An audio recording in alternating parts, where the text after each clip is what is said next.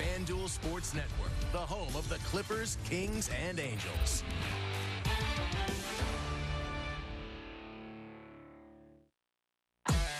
The Angels are no strangers to success in New York. In this latest coast-to-coast matchup, the Angels are led by their Hall of Fame star, Mike Trout. It's a multi-home run game for Mike Trout. Blended in with young elite talent, mixed in with clutch performances. Shallow with a line drive, shallow center, base hit. Say goodnight to the A's. Joadell scores, and Nolan Shallowell gets the last laugh tonight. In New York, the Yankees are still stocked with some of the game's biggest names and high-powered talent, and are undoubtedly led by the generation's most dominant hitter, Aaron Judge. Swing and a deep blast way out into left field. Judge can't stop, won't stop. Why would he? It's an East versus West showdown, which every baseball fan has circled on their calendars. The Angels take on the Yankees from the Bronx next.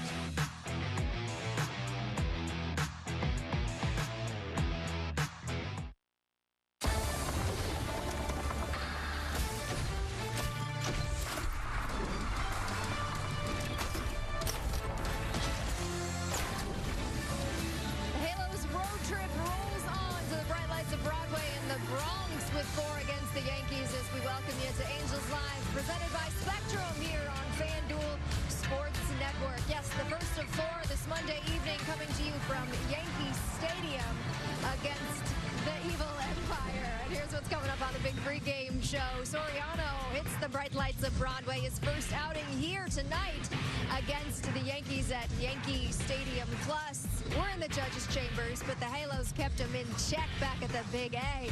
Let's see how they approach Aaron Judge tonight. Plus, if you hit it long ball tonight, chances are it's going to go pretty far between a couple of the sluggers on both of these rosters. We'll take a look at some of the big long balls this season from both squads as we welcome you inside Yankee Stadium here in the Bronx alongside Mark Gubiza, Erica Weston with the Gooby. The Angels look to get back in the win column. However, they've got a 2-game win streak here at Yankee Stadium. Look to make it 3 in a row here in the Bronx with a win tonight.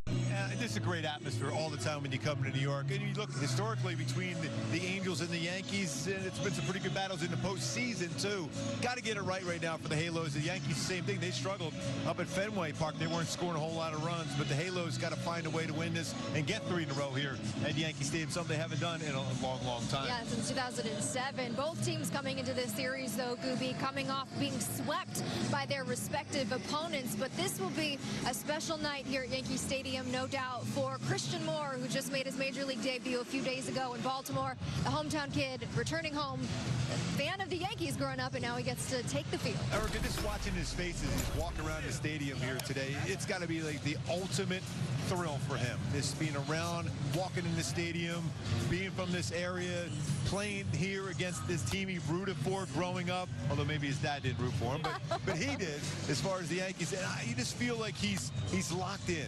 I mean, you're starting to see some good things. Defensively, he's done a nice job. He's starting to get his timing together. It's going to be a battle against Clarke Schmidt. He's got really good secondary pitches, but I just feel something special for him here tonight, being home here in New York.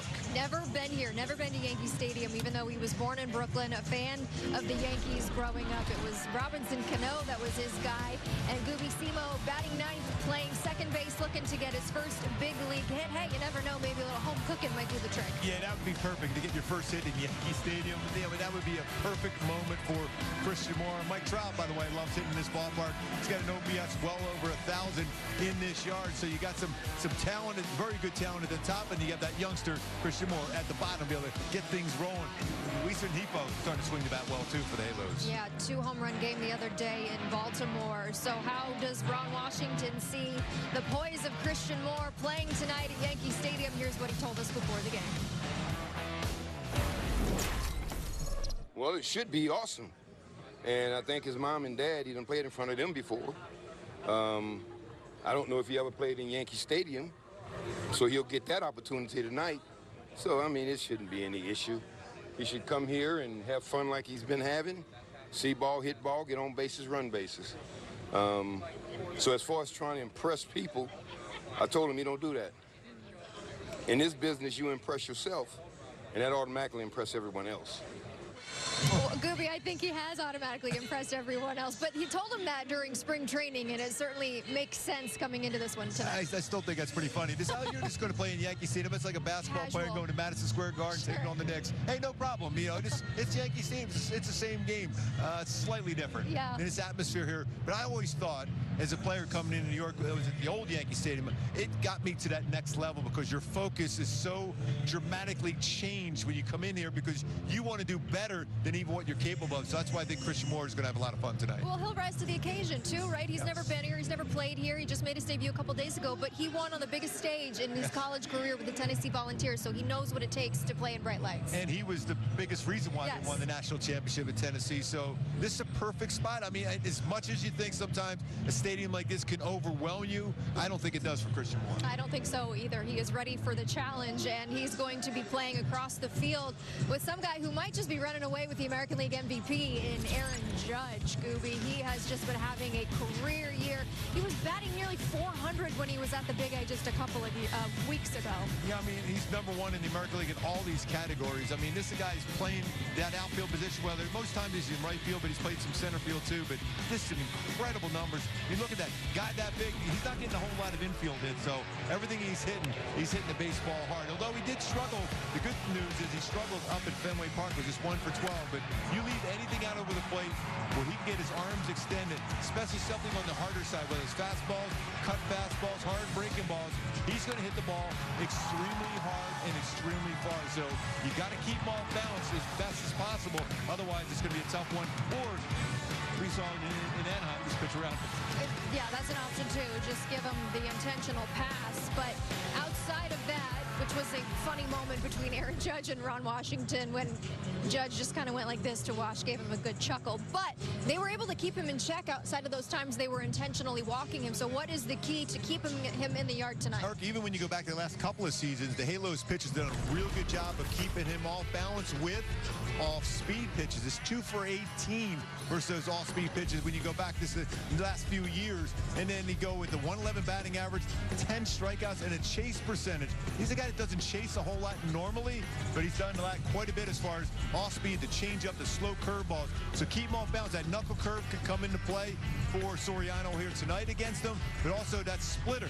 But that running fastball, though, I think that's a neutralizer everything he does. He's got such a good sinker, and I think Soriano should have a lot of fun out there today, too. Well, let's see if that sinker is playing like a bowling ball, like Mark Kotze described it last time out against the Athletics, which was perhaps his best start as a starter. He had ace-like stuff throughout that entire outing. 12 punch-outs in the game, 17 swing and misses, and it really is difficult to explain how you get that many swing and misses, how you get that many strikeouts when you're throwing a sinker. Most hitters make contact with the ball in the lower third of the strike zone, but that had such movement. He was free and easy, didn't overthrow the ball at all. He was 99 to 100 miles an hour, just relaxed and attacking the strike zone. That's what he has to do with his sinker. When he overthrows, it drops his wrist, it flattens out, then it becomes hittable. But when he stays on top of the baseball, sinks it down, he's going to get a lot of ground balls. 67.4% ground ball rate with 18 double plays turned behind him. You see that shot of him walking off the mound, Gooby? We both were talking about it. He just looked different, like a different competitor out there that game. He had those eyes, those looks, and that's what you want to see from him. You know, with his stuff, every time we see him and say this, he's got the best, some of the best assortment of stuff in all of baseball. He's got to have that mentality. My go-tos for him to have another really good game here today. Back it up with that game he has against the Athletics. It's trust that power sinker throughout the entire game. Don't vary away from that sinker, but also snap that knuckle curve. He gets a lot of swing and misses with that pitch. He's got about 17 punch-outs with that knuckle curve and a whiff percentage over 35%. What do you mean snap the knuckle curve? Just stay ready to go. There you go. There you go. Snap it. Snap. Yes. Snap the knuckle curve. But before we head into this one, when the Angels landed in New York last night, Gooby, oh boy, the plane was... There was some chaos, if you will, because of the Sunday night acquisition. acquisition by the San Francisco Giants. A shock that the Boston Red Sox traded Rafael Devers to San Francisco last night. That's amazing when you put it in perspective. The numbers he has put up as a Red Sox. He's the face of the Red Sox. Kenley Jansen was running up and down the plane going, what just happened? I mean, that is a huge difference maker for me, the San Francisco Giants. You put him in there in that lineup with the way they're swinging the bats. Their pitching has been really, really good. They just haven't scored a ton of runs. They've won a lot of one-run games. He's going to make a difference because he has 56 walks, which leads baseball as far as his patience at the plate. A doubles machine in that ballpark. There's a lot of doubles in that ballpark up at Oracle. Sure is. Yeah, just to give you some context, Kenley was in the back of the plane, ran up to the front of the plane, said, I'm going to make some phone calls. So everybody's jaws were dropped when we all heard the news when we landed in San Francisco yesterday. It'd be shocking to let everybody know it started to mist here at Yankee Stadium it's automatic as well. Yeah. All right, stick with us. We've got much more to come as we get you ready for first pitch here from the Bronx. Clarke Schmidt on the bump for the Pinstripes tonight. A rematch after we saw him back at the Big A. We'll take a look at his numbers next.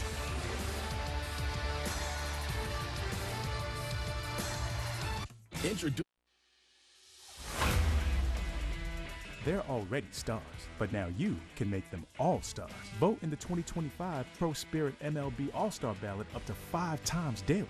Show your favorite players how much you want to see them play in Atlanta. And new this year, download and visit MLB Pro Spirit during Phase 1, and you can secure an additional vote per day for your favorite players. Submit your ballot today and add some shine to summer. Turn on baseball's biggest game changer, MLB Big Inning. Experience live baseball in a whole new way with up to 4 games on a single screen. He is on fire. MLB Big Inning, every game night on MLB.tv. It's a great night for baseball. This matchup features some of the best talent in the game. A lot of power, a lot of marquee names. Here we go. Buckle up, folks. There's a guy who wants to be in the spotlight. The bats have come alive. A showstopper. We're just playing Powerball. This place doesn't know what hit him. These teams are entertaining, are they not? The show continues. Experience game-to-game coverage of the night's biggest moments, live and commercial-free. MLB Network Strike Zone, Wednesday and Friday nights all season.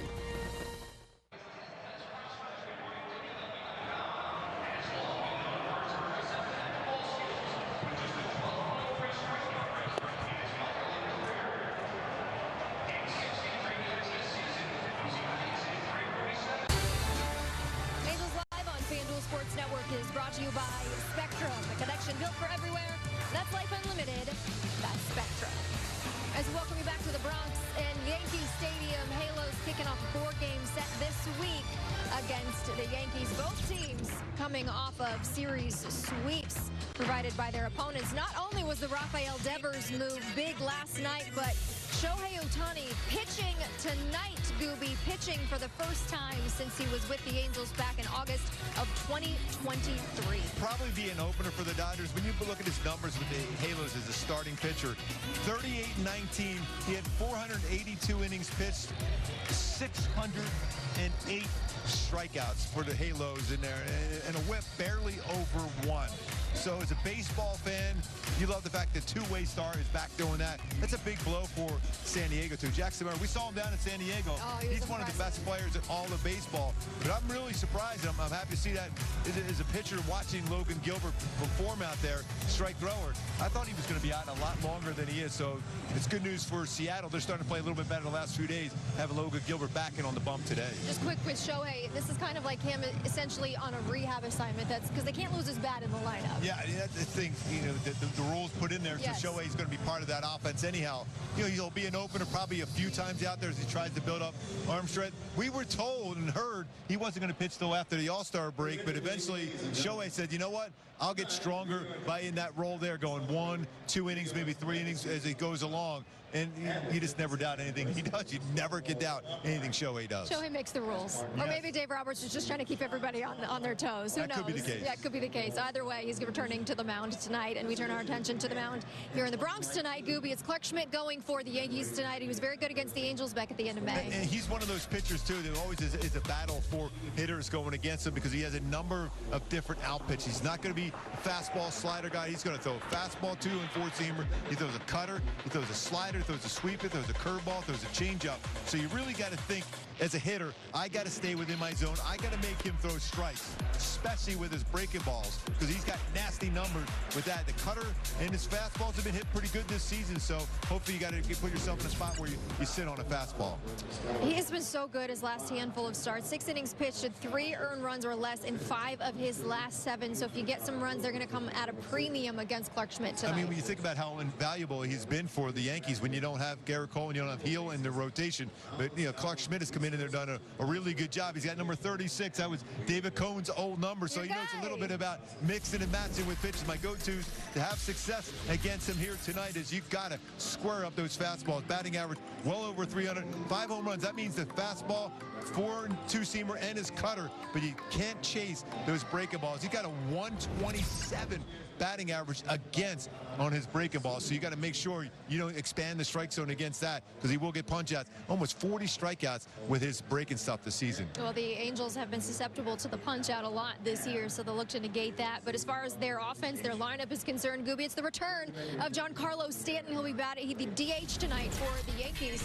This was kind of a surprise. I don't think anybody expected him back until July, but he's making his debut tonight against the Angels. And when you think of the lore of the Yankees, all the all-time greats, you look at Stanton, I mean, he's revered here for what he has done in the postseason. 7 home runs in the postseason for the Yankees last season. He's getting closer and closer, getting that 500 career home runs. He's always been a guy that crushes fastball. When he gets his arms extended, he's another one like Aaron Judge. If you can keep him off balance, you can get him to swing and miss. But when it's contact, he hits the ball as hard as anybody has ever hit the ball as far as exit velocity in all of baseball. Yeah, he's coming off some elbow tendonitis. Those 7 home runs in the postseason was a Yankees franchise record. As we take a look at the Yankees lineup, it's tough with Trent Grisham at the top end, right? Aaron Judge, Cody Bellinger out in left field. Way to go, Neto. Go get him, kid. But you had Jazz Chisholm. He wasn't playing last time. He's such a dynamic offensive player because he can run. He's got some power. He's very, very quick on the first pitch, so it's going to be important for Soriano to make quality pitches. But there's a lot of power in there. Ben Rice, he's had some pretty good swings against the Halos too. You always think of Aaron Judge, but you can't be preoccupied with him all the time. You got to think there's a lot of guys in that lineup, especially in this ballpark. I always feel it's a different ballpark for this team because they let the right-handed batters let the baseball travel a little bit more to hit the ball to right field, and the left-handed batters are going to cheat in the inside part of the plate. So that's why that sinker should really, really play well for Soriano tonight. Well, it's a little different looking lineup than we saw back at the Big A with the return of Stanton. Jazz Chisholm Jr. also in there as well. All right, stick with us. More to come as we get you ready for first pitch here from the Bronx, the Angels and the Yankees. If you see a homer, it's probably going to go a pretty long way tonight here from the Bronx. We'll take a look at some of the longest homers between these two teams next.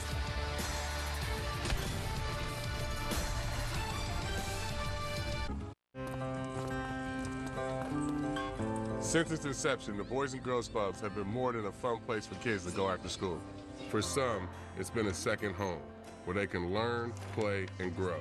Thanks to the partnership between Major League Baseball and Boys and Girls Clubs, children of all backgrounds have access to safe spaces. All right, let's go take a selfie. MLB Together and the Boys and Girls Clubs of America, empowering children and building futures.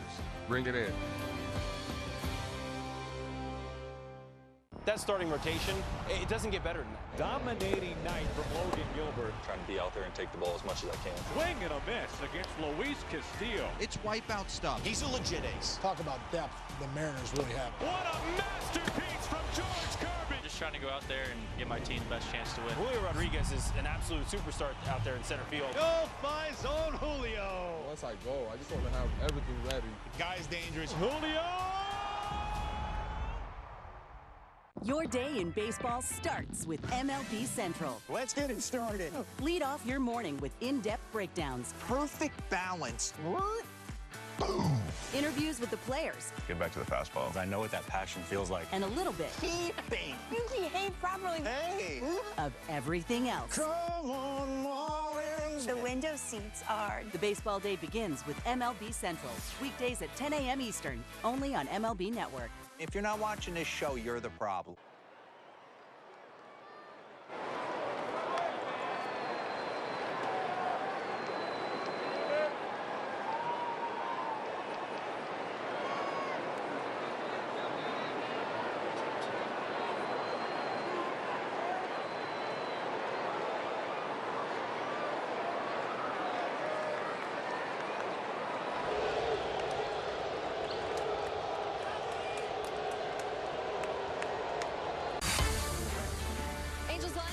Sports Network is brought to you by Spectrum, a connection built for everywhere. That's life unlimited.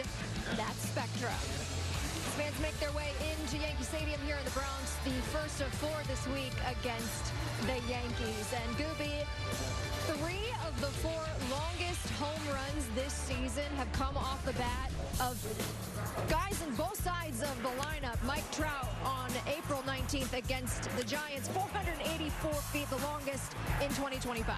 That's still, you almost laugh when you think of that. 484 feet for Trout.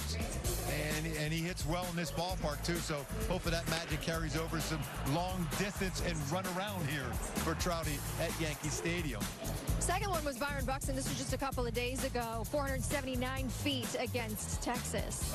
He's got so much talent. Just keeping him on the baseball field for baseball fans, that's so important because he can play tremendous center field, but he can run, but his power is majestic, and he can do a lot swinging that bat. Number 3 on the list. I'm still not convinced that this one has landed. Logan up in West Sacramento, 470 feet. I think that baseball was hammered a long, long way. Hammered. And then he had another one about 431, so he got some serious power. Speaking of power. Oh, no surprise. Yeah, just 469 for Aaron Judge. Hey, he might have knocked over my Hall of Fame flag. I'm mad at him right now. It was personal at that point. I think it was. I think it was. How dare he? How dare he? Well, let's see. Maybe Logan and Mike can be the 2 with the long ball in this one today. The importance for Logan Ohtani, and he's had his struggles here in this ballpark, is just relax and just use your hands, quiet hands, and be successful. All right, stay with us. More to come. We're going to hear more from the skipper, Ron Washington, on Christian Moore in the Bronx for the first time tonight. Let's talk Orioles, a powerhouse and getting better. They have a lot of young players, and you know they're going to take another step. High, deep, way out of here. That ball was barbecue. Leave it up to the kid to do something special. These guys are superstar players. Talk about smacking the opponent in the mouth from pitch 1. That's the day in, day out, and finding a way to win. They've done an incredible job of bringing up this homegrown talent. Take a bow, young man. The good vibes are back in Baltimore.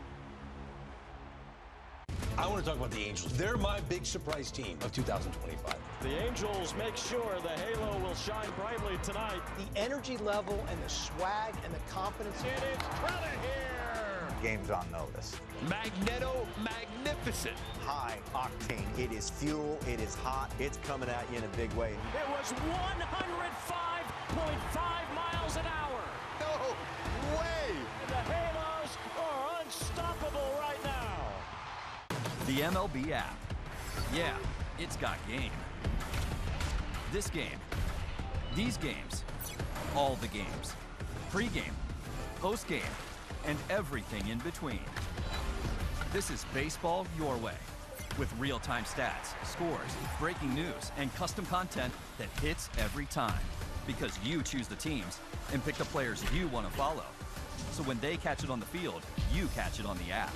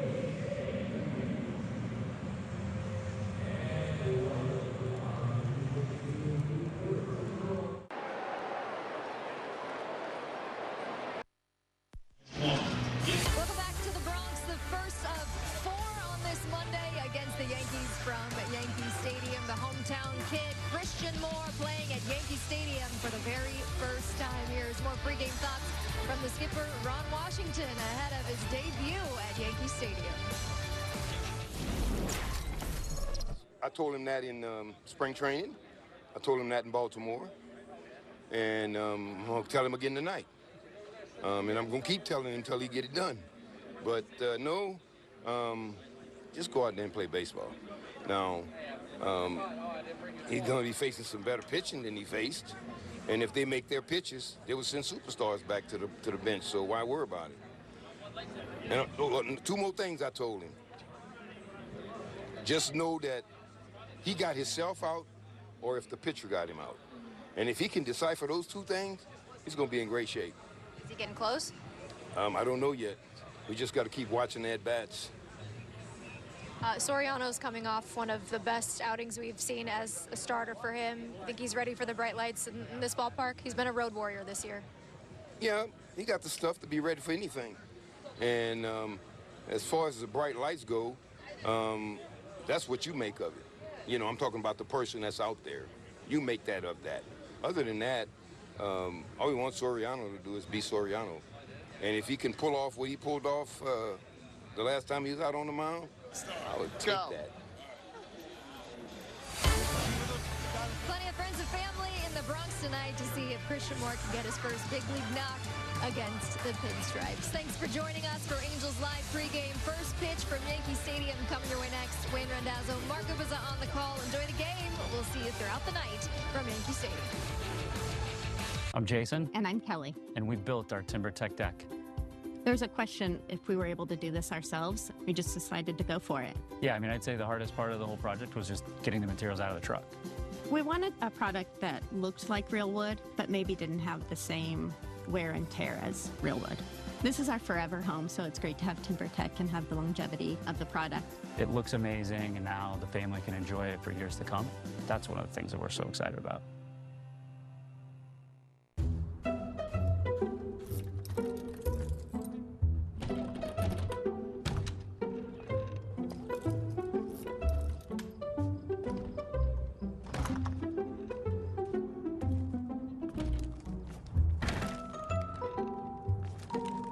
There's an easier way.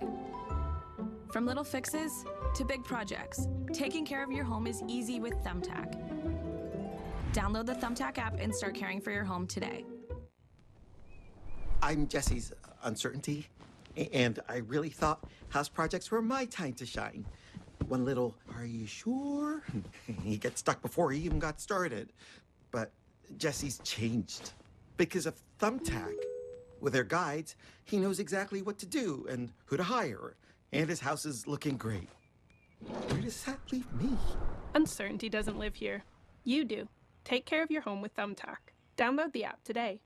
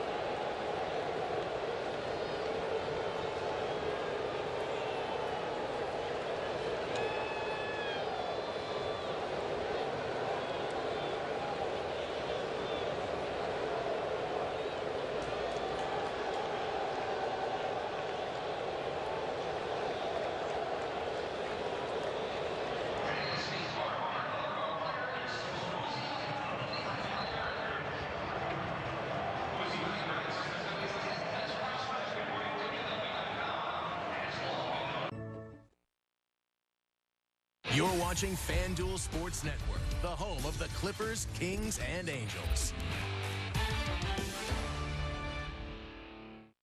The Angels are no strangers to success in New York. In this latest coast-to-coast matchup, the Angels are led by their Hall of Fame star, Mike Trout. It's a multi-home run game for Mike Trout. Blended in with young elite talent, mixed in with clutch performances.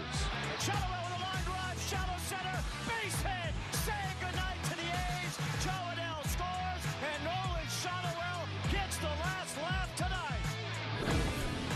In New York, the Yankees are still stocked with some of the game's biggest names and high-powered talent, and are undoubtedly led by the generation's most dominant hitter, Aaron Judge. Swing and a deep blast way out into left field. Judge can't stop, won't stop. Why would he? It's an East versus West showdown, which every baseball fan has circled on their calendars. The Angels take on the Yankees. From the Bronx, next.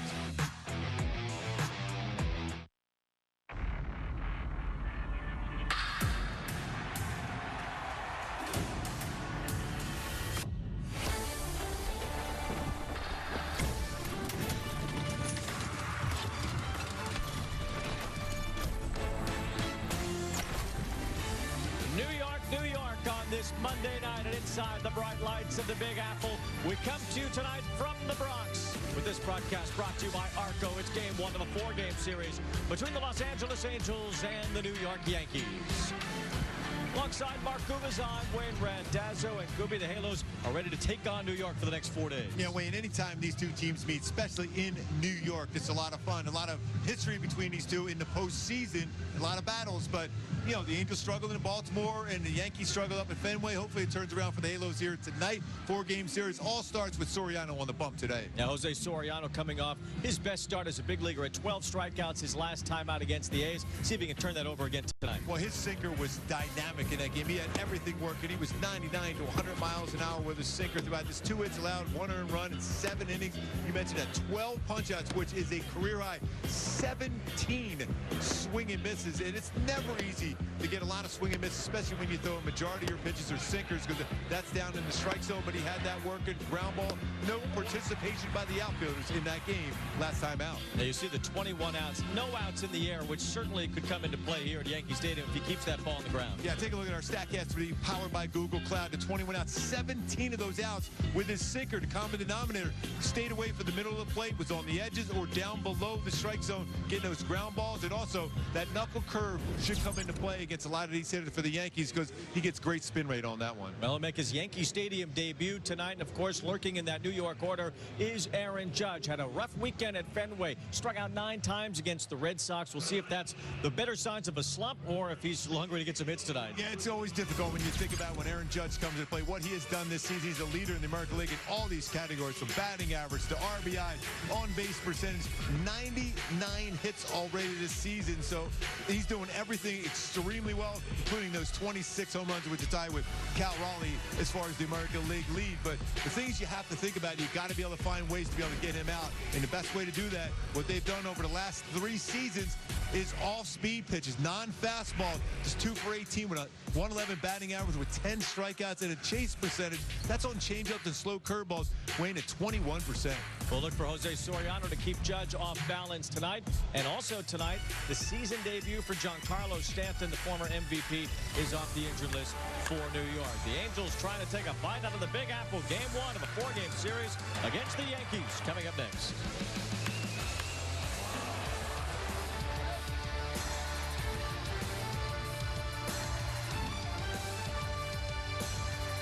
Kansas City's hot. They are relentless. And Bobby Witt Jr. is piping hot. One big swing from the Royal superstar. The greatest player on earth right now. You become like a massive, massive force. Salute indeed to El Capitan. You have to work more. You have to sacrifice yourself more. That's the type of baseball that wins come postseason. Just the team that we have, just doing things one pitch at a time, 1 inning at a time. It's just so much fun. Hey, Chicago, what do you say? Cubs are going to win today. This is their chance to have another run. This is their time. This is the Cubs division to lose this year. They need to be singing the song quite a bit this year. That's hammered. Kyle Tucker.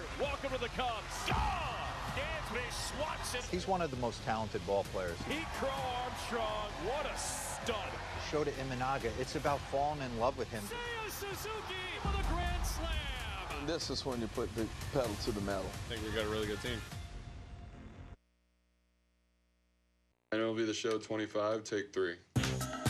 What's up, guys? I'm Eli De La Cruz. This is Paul Skeens. Gunnar Henderson here. I am super excited to be sharing the cover of MLB The Show 25. But we're gonna play for real? This is the fun part right here. It's a huge honor to be on the cover with 2 great athletes. Welcome to the show. That's a wrap.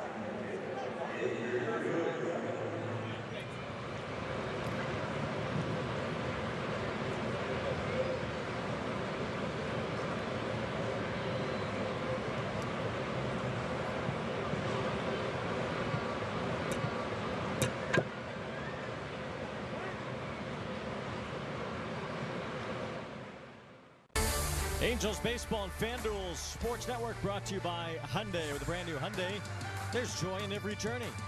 By the OC Healthcare Agency, navigate to a healthier you at angels.ocnavigator.org. And by Jack in the Box, get so much more in the new T-Pain Munchie Meal. Overlooking New York City in Central Park in the background, it is a nice night for baseball. Nice enough. A little cloudy, but we are ready to go. And Mike Trout's jersey on display everywhere we go.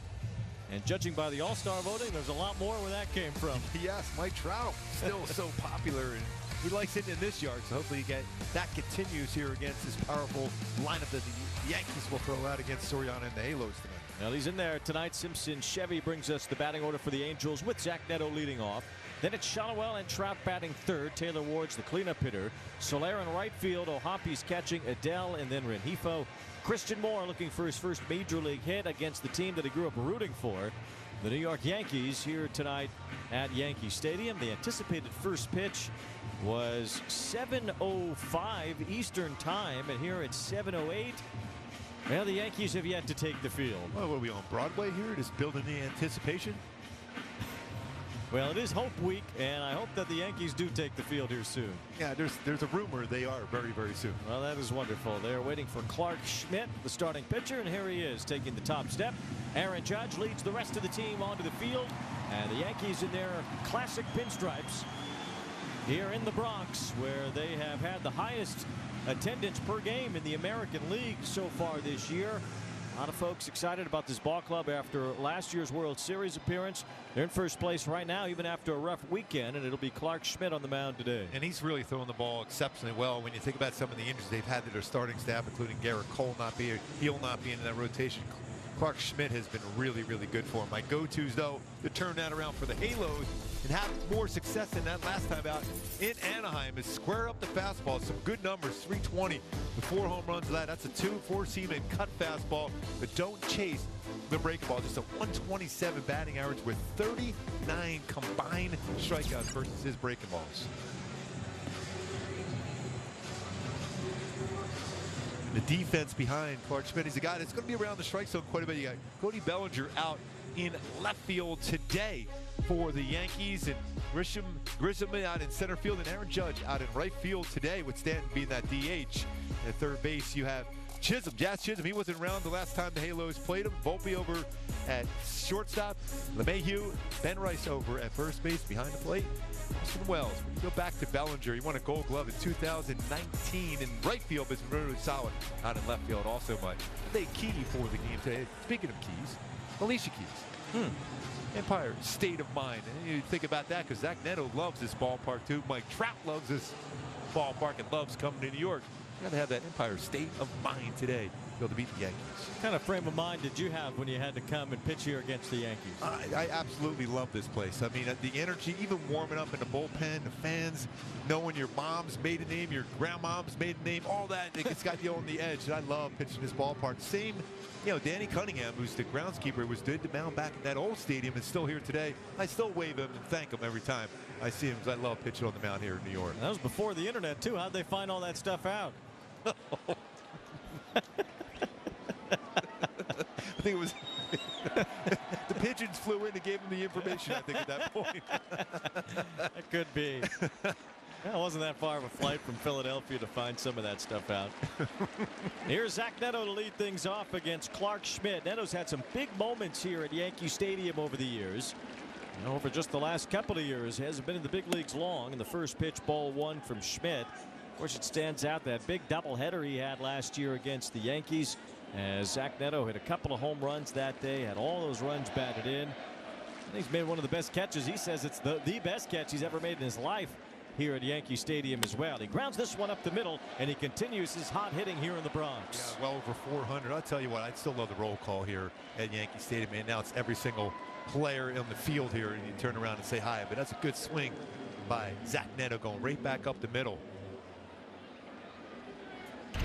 It's a cutter, stayed down, didn't try to pull it, back up the middle. Good short compact swing on that one. I think they were saying Wayne Randazzo. I think so. I thought I heard that. Neto is now hit. Well, hello. Neto is now hitting .435 here at Yankee Stadium, 10 out of 23. As Schmidt chases him back to first. He had his first career grand slam in that doubleheader last year. He had 6 RBIs, 8 total in the doubleheader. Not an easy combination to steal against for Neto here either. Wells throws the ball well. Schmidt's quick to the plate. Nolan Shonowell with a swing and a miss on a pitch in the zone. We've talked about how Shonowell has been one of the best hitters in all of baseball this year at making contact within the strike zone. So it was rare to see that swing and miss from there. I think, sometimes the left-handed batter, you're trying to turn on the ball, so he was out front a little bit more so than normal. There's Neto aboard, and now the count 0-2. That one clanging off the mask of Austin Wells behind home plate. What a run it's been for Nolan Shonowell, who even surprised his manager, Ron Washington, with how far he hit that ball yesterday in Baltimore. Yeah. Ball was crushed there, dead central. Wash said, I knew he had power. I didn't know he had that kind of power. He is Shonowell. That was big boy territory out there, well beyond the center field wall yesterday at Camden Yards. The Angels trying to strike first here in New York. They have Neto aboard. And Shonowell strikes out on a fastball cutter that ran in on his hands. Yeah, he throws a lot of cutters. Not a many 2- or 4-seam fastballs, but a lot of cutters. So one out. You don't really see a lot of swing and misses, really. That's a couple times during that sequence of swing and misses in the zone for Shonowell. That cutter really ran in. 96 too. A hard thrown cutter by Clarke Schmidt. Well, here's Trout, the designated hitter again today, who's enjoyed success in this ballpark, and he grounds a base hit to center. Continues to enjoy it here. The two guys that really enjoy it have 2 good swings right back up the middle. The table is set for Taylor Ward as Mike Trout continues to beat up on the Yankees in this ballpark. He has the 2nd highest OPS in this version of Yankee Stadium's history. He's only behind Jose Ramirez. He's even ahead of Aaron Judge, who's 3rd on that list. Taylor Ward coming to the plate, 2 for 6 in his career versus Schmidt. Not a lot of success in this yard, but he's hitting everywhere on the road this season.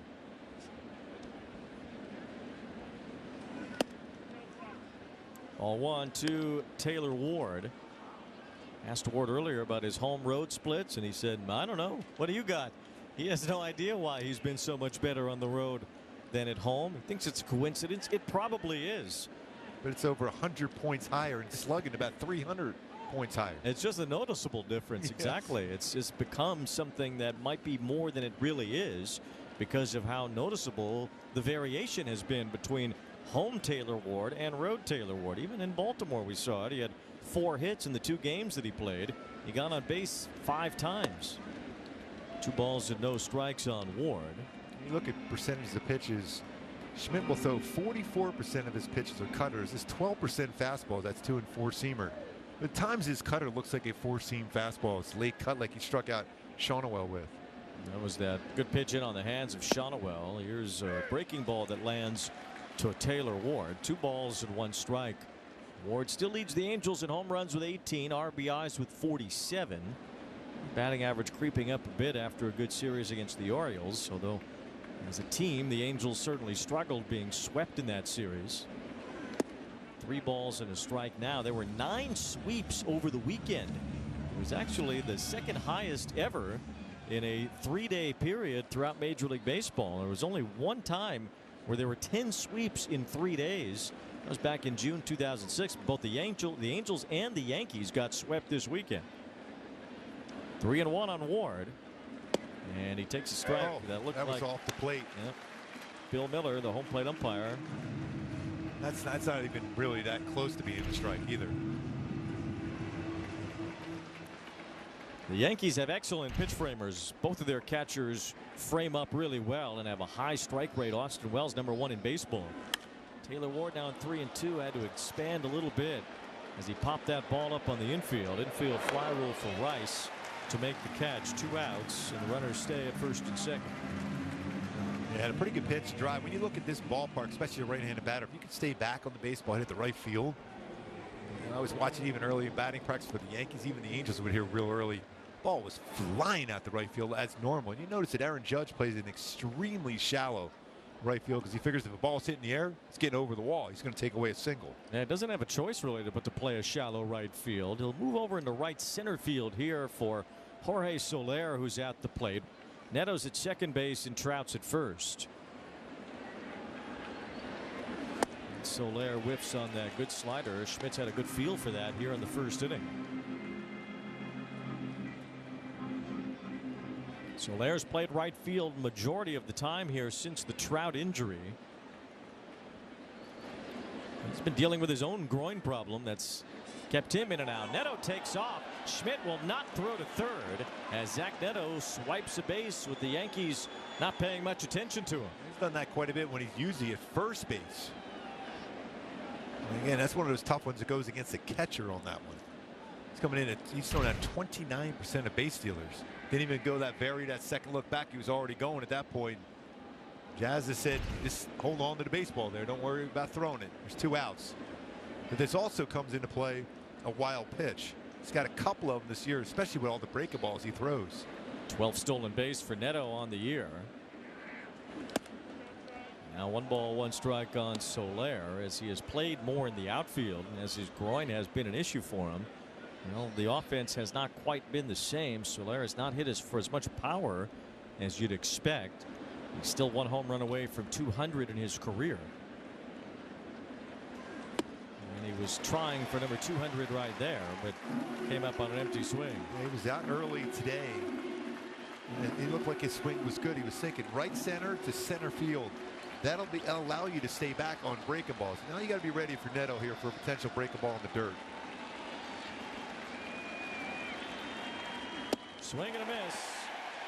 Clarke Schmidt works out of it. Angels leave a couple on here in the first.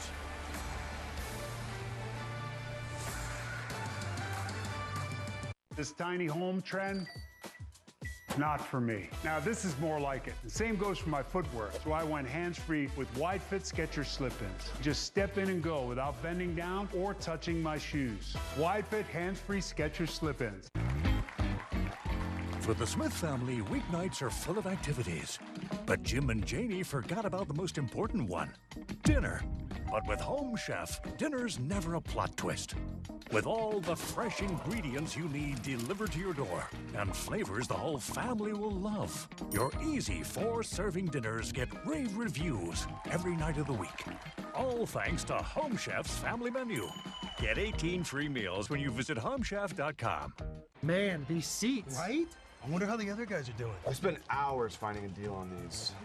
Trash. You should have used Game Time. The easiest way to find only the best deals for the best seats with their Game Time picks. What time is it? Game Time.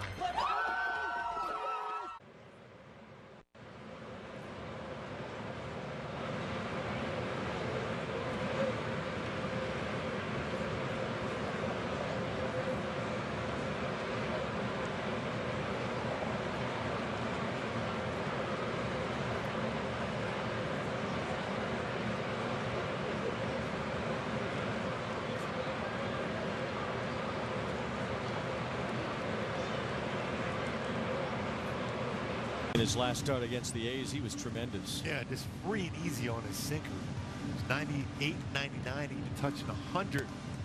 This outstanding stuff. He was a ground ball machine and punch out machine that day. My go-tos for Soriano to have an outstanding start here for his first career start here in Yankee Stadium is trust that power sinker throughout. Don't overthrow it, and then snap that knuckle curve. You can get a lot of swing and misses with that pitch, especially when they're looking for that sinker.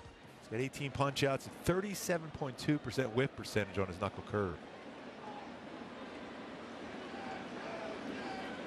Trent Grisham is the leadoff batter for New York tonight against Jose Soriano. And the first pitch in there at 96 on that big sinker from Soriano to Grisham.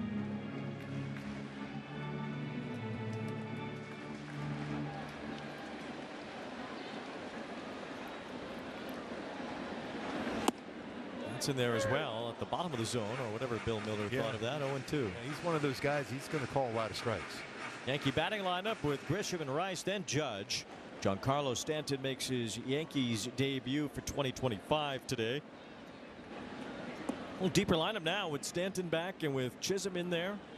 Anthony Volpe hitting 7. They only have Goldschmidt in the lineup today. That's a much better offense for the Yankees now. And Austin Wells batting 8th. Well, in theory it is. As Grisham fouls one back. They didn't hit much over the weekend, though. They only scored 4 runs against the Red Sox. And boy, Red Sox Nation was on top of the world at about 4 o'clock Eastern yesterday. And then by 6 o'clock Eastern, it was just one big thud. What a trade that was, with Rafael Devers going to the Giants. Grisham hits a chopper to first, and Shotwell has it near the bag for the out. Defense behind Soriano. You got to always be on your toes as far as an infielder. Christian Moore playing second base. First in the outfield, you got Taylor Ward, brought to you by Nissan, Joe Adell, Jorge Soler out in the right field. In the infield, at third base, you got Rengifo, Neto at short. Christian Moore getting that start at second base. The team he grew up rooting for, knowing Shohei, Logan Ohtani back behind the plate tonight. Big Yankee fan growing up too. Ohtani, as Ben Rice takes ball 1. Ben Rice finding himself up in the running for All-Star voting now, because he was listed as a designated hitter. He's playing first base tonight. And with Devers being traded to San Francisco, now he's got the second most votes of any AL DH behind Ryan O'Hearn. It was easy. Devers was going to be the AL starting DH, but now he's not even going to be the National League starting DH because of Shohei. I'm sure Devers will still make the team. He's been absolutely incredible this year, but now he's switching coasts and changing leagues. 2 balls, no strikes on Ben Rice. It's a doubles machine too, and that ballpark where he's going to be playing a lot of his game out in San Francisco, that plays perfectly for his swing. Now the Giants finally got their big star. Remember how close they were to signing Aaron Judge. They were close to signing Carlos Correa, but they finally got their guy now, and they did it via the trade with Boston yesterday to receive Devers. Rice hits a bouncer wide of first, foul. It's interesting for the Red Sox too. They've now traded Mookie Betts and Rafael Devers. They let Xander Bogaerts go. They have a new crop of young stars coming up, but how much commitment can you expect from them now? Especially a leader like Devers too. I mean, he's been the face of the franchise basically since Mookie Betts left and was traded. And a weird relationship developed this year when they asked Devers to move off third base for Alex Bregman.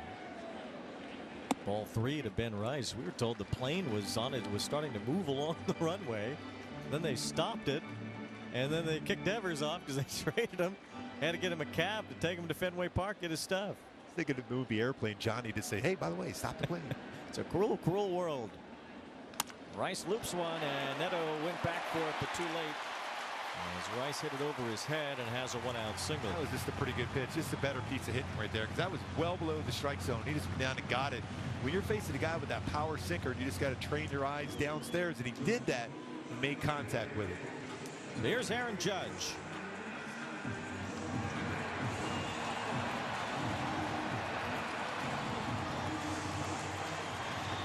One of the game's true superstars. Judge has become such a wonderful hitter.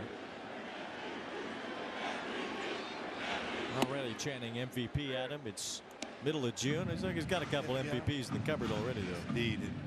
He's even a better person away from the field, too.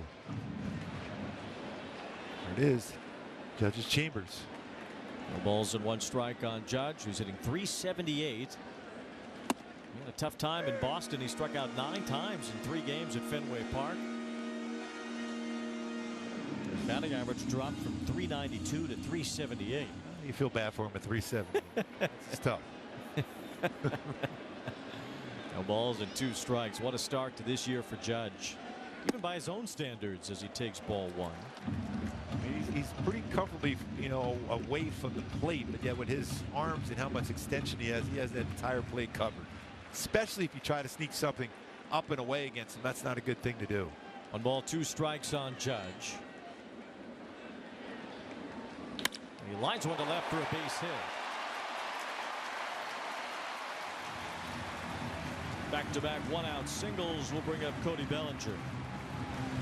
When fastball there, we talked about how well the Halos have faced him and got him to go after off-speed pitches. He stayed with the fastball and he hit that one hard. It was elevated enough where he got his arms extended. You can pitch him in. I think that power sinker plays in for Soriano, but you can't let that out over the plate. So here is Bellinger playing left field today. Giancarlo Stanton looking for his first at bat of the season on deck. So the exact same scenario for the Yankees that the Angels had in the first inning. First and second with 1 out. Taylor Ward popped out and Soler struck out to end that inning. We'll see how it goes here with Bellinger and Stanton. A couple more former MVPs on this Yankee roster. As Bellinger fouls one off. Once Stanton takes it at bat here, that will give the Yankees 4 MVPs to have played for them this year. And they'll be just the 3rd American League team to ever have that happen. The first was the 1982 California Angels. They had the 4 MVPs of Don Baylor, Rod Carew, Reggie Jackson, and Fred Lynn. It's a tapper past the mound, gloved by Moore, who gets the out at first, 2 down. Nice play by Moore, under control there too, because Bellinger runs extremely well. He'll put a lot of pressure on an infield just with his speed going down the line.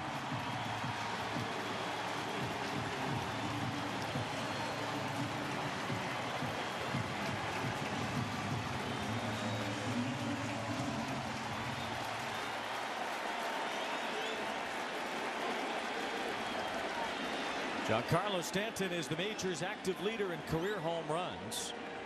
And he hits a grounder to third on the first pitch. A bit of a high hop, but Rengifo stays with it.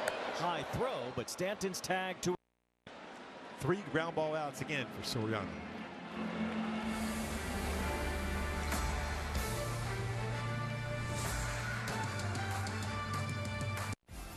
Everything about PXG totally changed my game.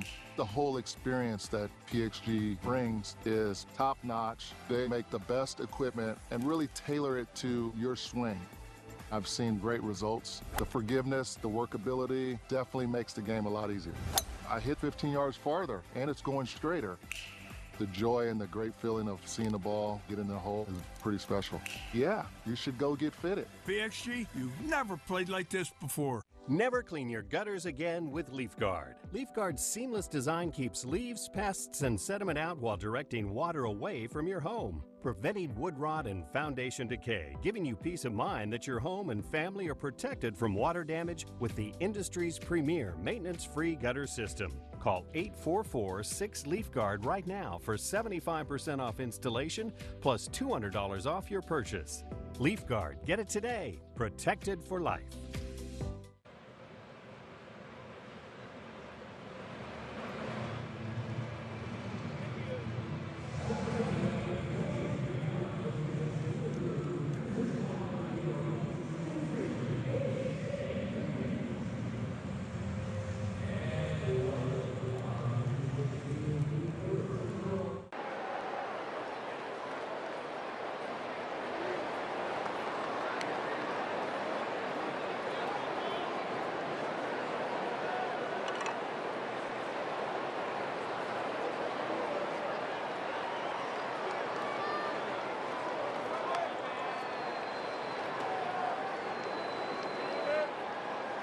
In Stadium allow. You really didn't get to pitch against the Phillies though, because interleague play hadn't quite gotten going yet. But can you imagine the thrill of playing in the ballpark you grew up going to? I guarantee I wouldn't have been able to breathe when I walked on that mound for the first time. Well, for Logan O'Hoppe and Christian Moore both, it is the case today. O'Hoppe's played here before, but Christian Moore could possibly get his first big league hit in this ballpark. It's been open since 2009, Yankee Stadium, this newest version of it. As O'Hoppe breaks his bat, floats one to the right side, kind of dies in the grass, but Schmidt picks it up and flips for the out. One away here in the second inning. Well, he got all the way inside on O'Hoppe. The key for O'Hoppe here in this ballpark, he's had some problems here hitting there because he wants to do so well. Is just try to have your hands relaxed. He chased that pitch well off the inside part, a little bit too aggressive on it. His couple trips here have been kind of covering over what has been a long slump for Logan O'Hoppe. It happened last year. And it's happening again now. Joe Adell fouls one off. O'Hoppe, just for whatever reason, 3-4 weeks will go by and he just can't seem to find a hit. But once he gets going, the bottom line is when you're struggling like that, you just want that base hit somehow to fall in, whether it's a blooper to right field or a line drive to right center. That'll get him going again. Joe Adell has been red hot lately. It's kind of funny looking at this Angel roster and the schedule and results so far, because we've seen a lot of long winning streaks. We've seen a lot of long losing streaks. And these players kind of individually go up and down all the time. There is not a lot of consistency amongst this group. As Joe Adell hits a pop-up to shallow right center, Judge comes over, and he's there to make the catch. I think everyone would get out of his way when he's calling for it, I would assume. They should put a siren on him or something. Make sure it doesn't run anybody over. 2 outs as Rengifo bats, but no, this team, there's players who get red hot, and they're the hottest hitters in the league. And then they get ice cold and they can't get a hit for weeks. You said it so often, Wayne. I think it comes down to, you know, they just assume that the pitchers are going to adjust to them. But you just got to stay with your strength is, and you don't vary from that. Because eventually they're going to throw a pitch in your zone, but you can't help them out and go out of your hot spots to chase a pitcher's pitch. No balls and a strike on Rengifo. Found some success in Baltimore on Saturday when he hit a home run from each side of the plate. He had only 1 homer in the first 68 games of the year. Then he had 2 in 1 game. On the right field, on the right side, he stayed on that one very, very well, but then he really turned on one, the right center bat and left-handed. Yeah, really, in a way, we have not seen him turn on a ball most of the year. 0-2, a very inviting short porch here at Yankee Stadium to the right field side. Would be perfect for a guy like Rengifo under ordinary circumstances. He can turn on the ball for power, hit some high line drives. See by the scouting report by the Yankees, Bellinger playing pretty shallow because it's a lot of baseballs that way with 2 strikes. He slaps one that way foul. The infield is doing the opposite. They're pulled all the way around to the right. But Chisholm as close to second base as he can be, and shortstop Volpe even closer than that. They could shake hands right now. Anything away, although he throws that cutter in a lot. Clarke Schmidt will do. He throws a cutter very effective. And it's a hard cutter too.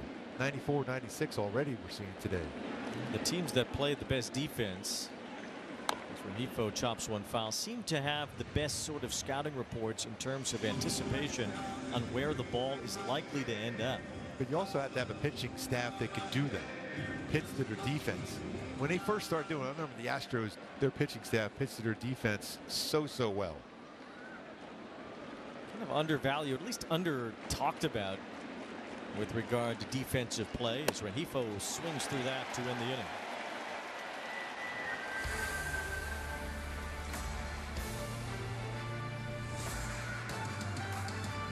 If you know luxury, it's not just award-winning, it's rewarding. Sadva Mattresses supports all types of sleepers. Luxury is handcrafted and assembled in American factories and brought directly to you with our complimentary in-home delivery and setup service. Which is why over 90% of customers would recommend Sadva to friends and family. Sadva, luxury mattresses made affordable. The true West has no fences. There's an edge, but you gotta find it. Find comfort from the traditions that help define it, and the confidence from having the courage to defy it. But being brave isn't about being different. It's about being yourself. Now, we might not need more people in the West, but would it hurt to have a little more West in the people?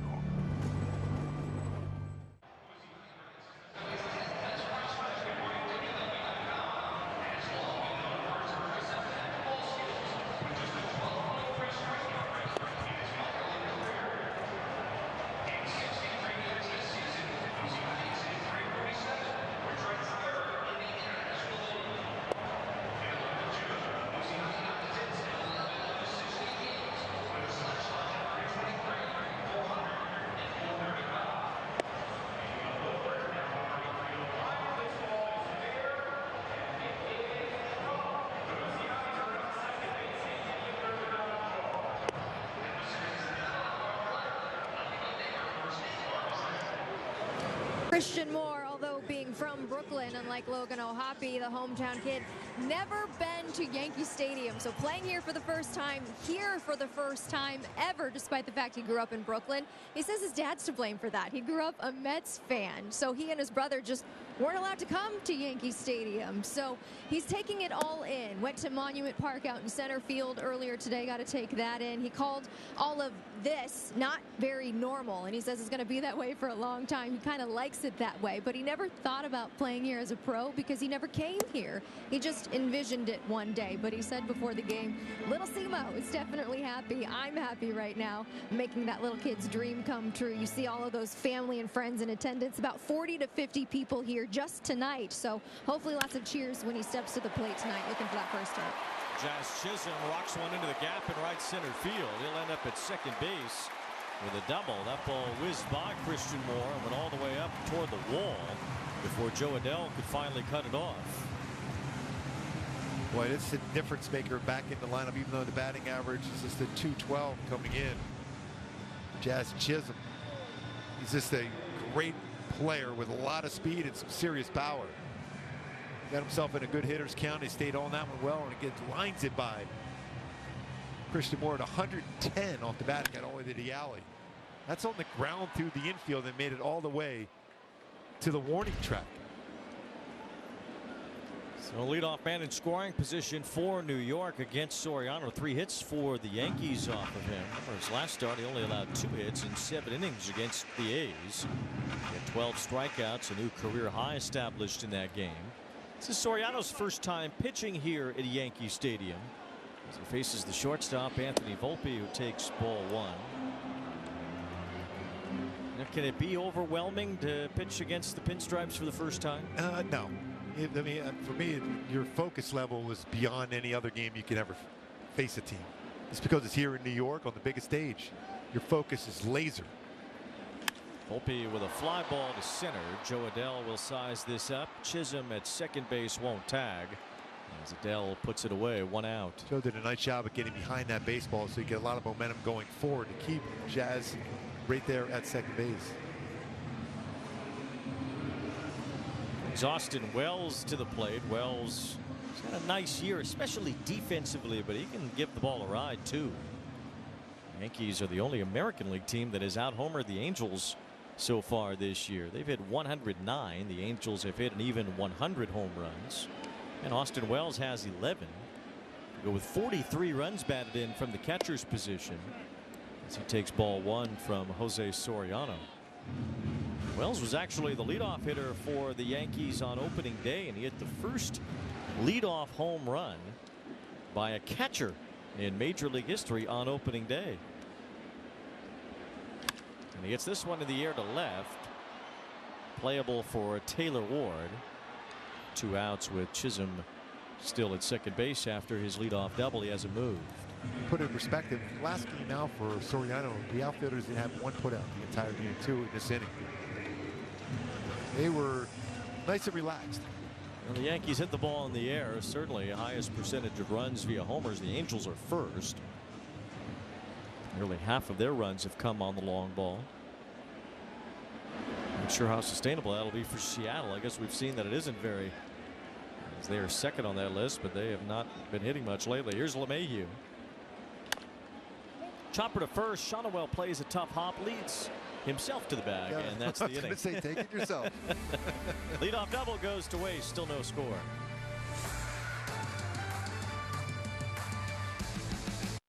I want to talk about the Angels. They're my big surprise team of 2025. The Angels make sure the halo will shine brightly tonight. The energy level and the swag and the confidence. It is Clarke here. Game's on notice. Magneto magnificent. High octane. It is fuel. It is hot. It's coming at you in a big way. It was 105.5 miles an hour. No way. The Halos are unstoppable right now. Did he do it? Oh my goodness, what a play! An absolute beast unleashed. You are unbelievable. Racking them up, all I do is win. Spot that hashtag like a boss. Yeah, that's how I roll. Keep on nailing and never miss it back. Enjoy the show. Relive the biggest plays from every game with Abby LeVar on Quick Pitch. Late nights and early mornings on MLB Network.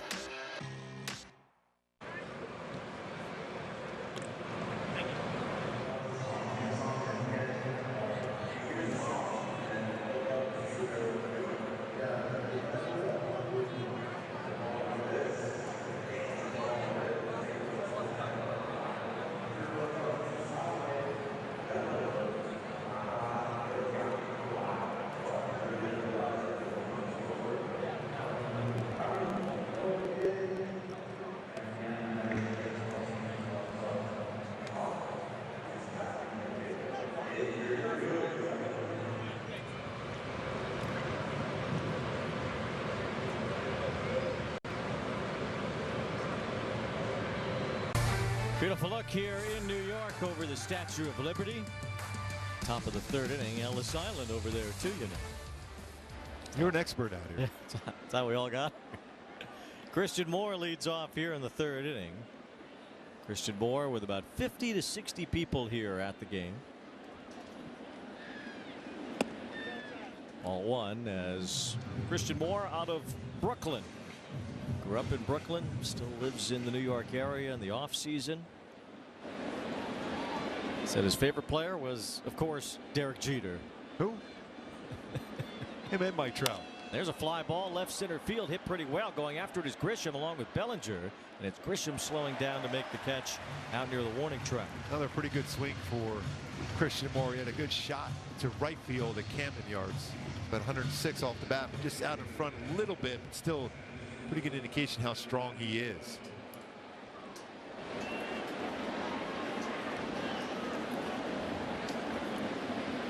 So one away here in the third inning. Zach Neto is at the plate.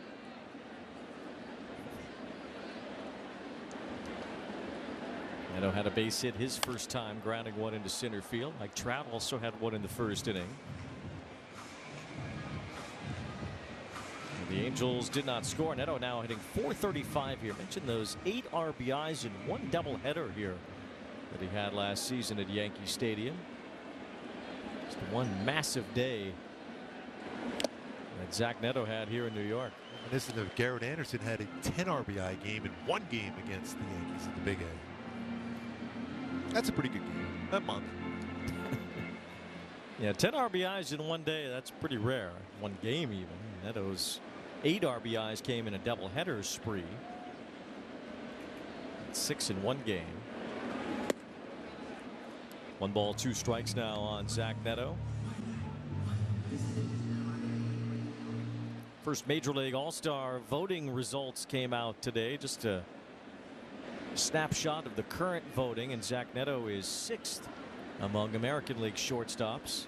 A little lower than I thought he'd be, to be quite honest with you. Here's a pop-up behind the mound. Volpe taking over as the captain of the infield, and he makes the catch on the back of the mound. 2 outs. Garrett Anderson had that 10 RBI game at Angel Stadium against the Yankees in August of 2007. Yeah, 2 home runs, 2 doubles, 4 for 6 grand slam in that game too. You talk about one of the sweetest swings in Halo history. That's GA. What a game They had some battles for a lot of years, too.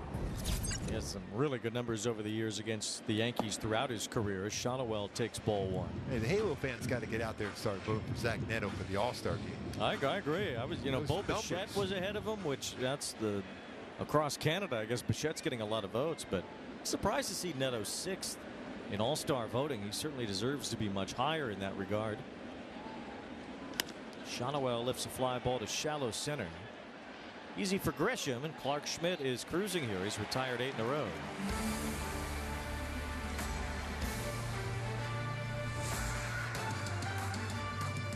Your day in baseball starts with MLB Central. Let's get it started. Lead off your morning with in-depth breakdowns. Perfect balance. Boom. Interviews with the players. Get back to the fastballs. I know what that passion feels like. And a little bit. Keeping. You behave properly. Hey. Of everything else. Come on, Marlins. The window seats are. The baseball day begins with MLB Central. Weekdays at 10 a.m. Eastern. Only on MLB Network. If you're not watching this show, you're the problem. The alpha dog among big league closers right here. Top of the food chain, Manuel Clase. Jose Ramirez, one of the most unsung great players in the game of baseball. Goodbye. That's why he needs his gamer. Swing! Cutter at 100 miles per hour coming at you. Home run, Jose Ramirez. Best power, speed, and run production is Jose Ramirez, and Jose Ramirez. He's a complete player. Bogey! Swing and a miss. Bucket. You get into the 9th inning, done deal.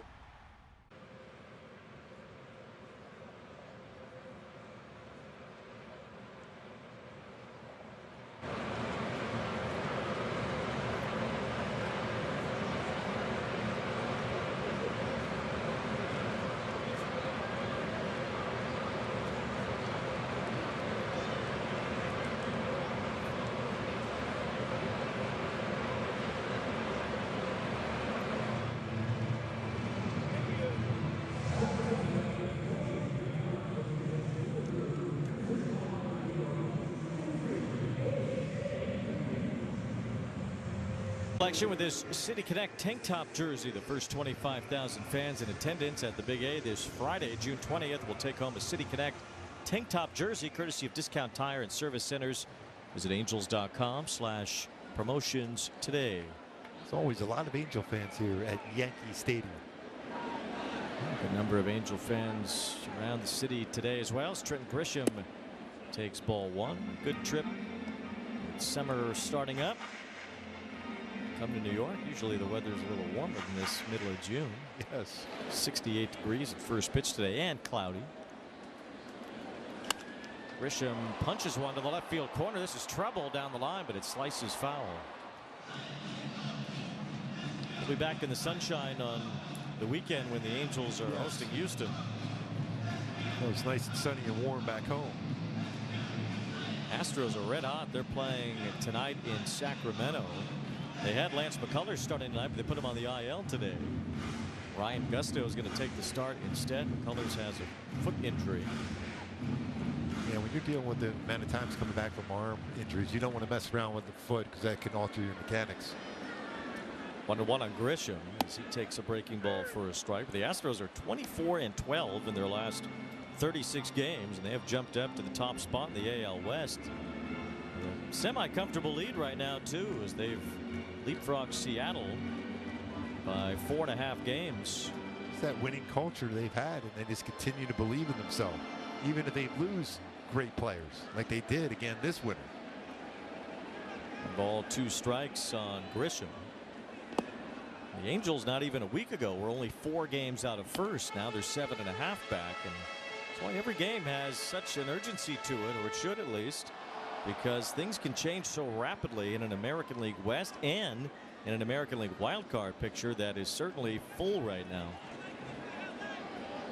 2 balls, 2 strikes. Just missed the inside corner. It's 3-2. The Angels are only 3 games out of the wild card, so there's a lot of time to do whatever the Angels think they can do here. But the bottom line is they have to win some ball games. To be more consistent too. Swing and a miss. Good pitch. It was consistently good on that knuckle curve. Another swing and miss on the first punch out of the game for Soriano.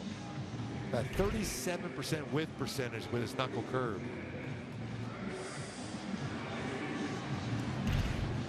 One out, the batter will be Rice. Rice with a base hit his first time up, followed by Aaron Judge here in the third inning. It feels like Ben Rice is the perfect hitter for this ballpark. He's more of a pole guy. So that was a really good pitch he made Soriano on him the first time when he got the base hit. He went up the middle with it. Not hit extremely hard. We made good contact with it, but staying away is important. Going to have to find more at bats for Rice other than DH now with Stanton back. Rice has certainly earned an opportunity to play, but the question is where. He does have a catching background. Aaron Boone has floated that he might go back to that a little bit. Went too far on that swing. 2 balls and a strike. We'll play first base some against right-handers, but Goldschmidt certainly for now will have a lot of that playing time, especially against lefties. Goldie will be in there almost automatically. 24 extra base hits this season. Lifts this one out toward the left field corner. This one is troubled down that line, but it also floats foul. 2 balls, 2 strikes. We talk about the right field porch here. It's only 3:18 to left, too. Yeah, when it gets hit high enough, that wind will start pushing that closer to going back to fair territory also. Everyone always talks about, how the baseball carries it. It does carry extremely well the right field, the right center, but when it's hit high enough, it's pushed back towards the fair territory at left field, too. Swing and a miss, strike 3. Backdoor slider. I've seen a lot of that from Soriano. He usually throws the slider a lot more to right-handed batters. Now Aaron Judge proven by this graphic that he's good. He's really, really good. Yeah, there's a pretty good rumor of that, and I think it's true. Highest WAR since 2022. He's on there. A big surprise. 2 out, nobody on. Here's Judge. And he launches one straight away center. Joe Adele is back out near the wall. He's got it in front of the fence. And just a way to get him out that center. Rocket toward the 408 sign, but Judge makes the 3rd out of the inning.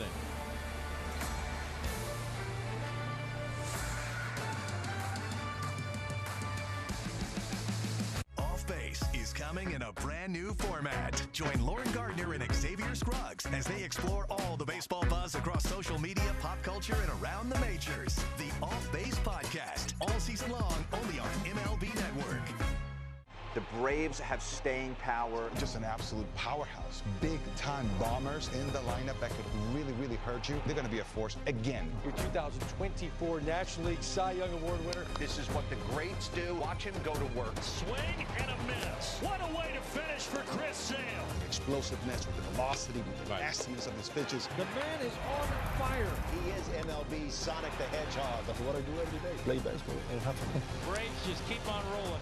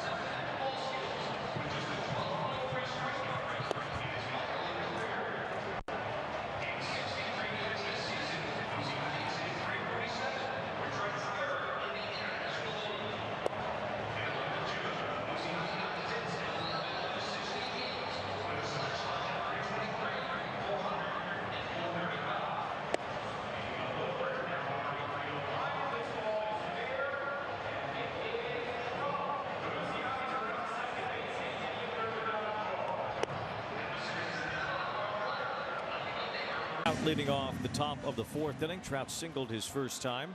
Mentioned earlier, the 2nd highest OPS here at Yankee Stadium, only behind Jose Ramirez, even ahead of Aaron Judge.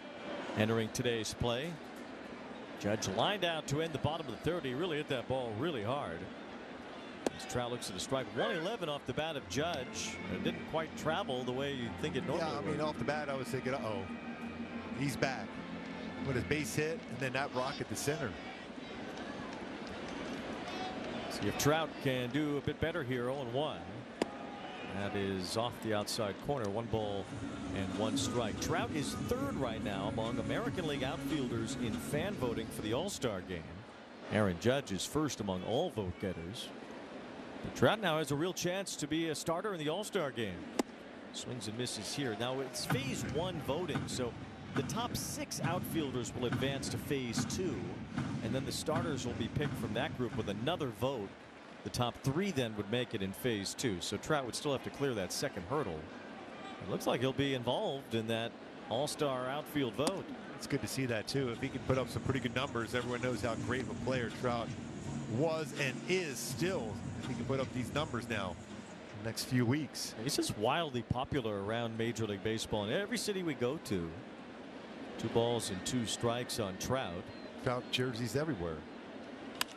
Pops this one up toward Judge and right. Potential all-star teammates this year. Judge retires Trout, 1 away. Team USA captain last time around, hits to the captain this time around. And Trout will also be part of that next year in the World Baseball Classic on Team USA with Aaron Judge. Here is Taylor Ward, who popped out his first time today. Facing Clarke Schmidt, who's only thrown 40 pitches here in 3 1/3 innings. Both pitchers very economical.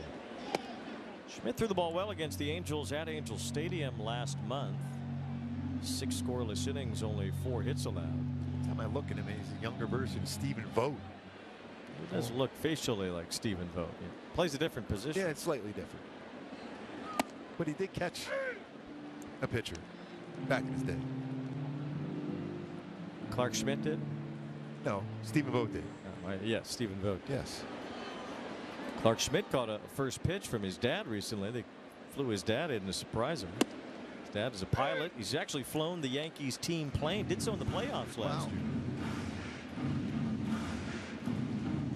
1 ball, 2 strikes on Taylor Ward.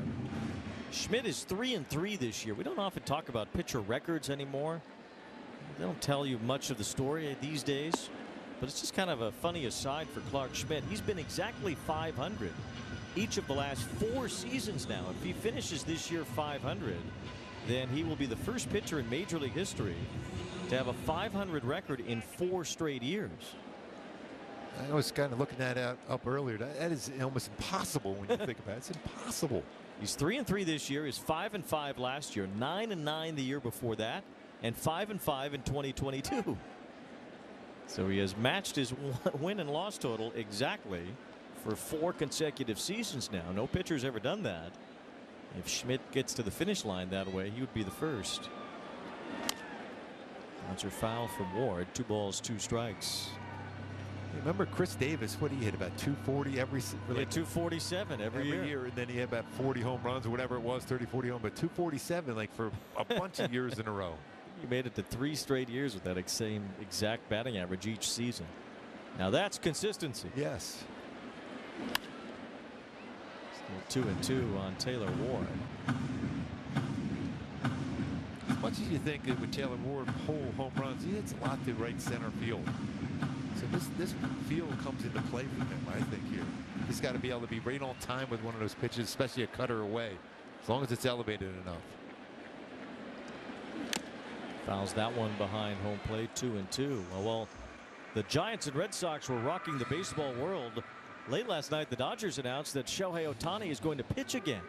It'll be his first pitching appearance as a Dodger, his first since early September in 2023 when he was still with the Angels. Yeah, he was 38-19 in his career with the Angels when he already just over 3. But the crazy thing, he had 481 or 82 innings pitched, 608 strikeouts as a pitcher. Taylor Ward pops this one up as LeMahieu will wait for it. And that's the second out of the inning. Now Shohei will pitch about 1 inning or maybe 2 tonight against the Padres with Dylan Cease starting for San Diego. They're trying to build him back up. They can't send him to, Rancho Cucamonga or whatever. They've got to keep him on the major league team in the lineup. So they got to build him up just as a major league pitcher. Remember that last time he faced San Diego was what, 4th of July in 2023. They hit him pretty good, including Cronenworth hit a home run off him, as I remember. Here's Jorge Soler lifting a fly ball to left field as Cody Bellinger is coming in for it, and he's got it to end the inning. That's now 11 straight retired by Schmidt.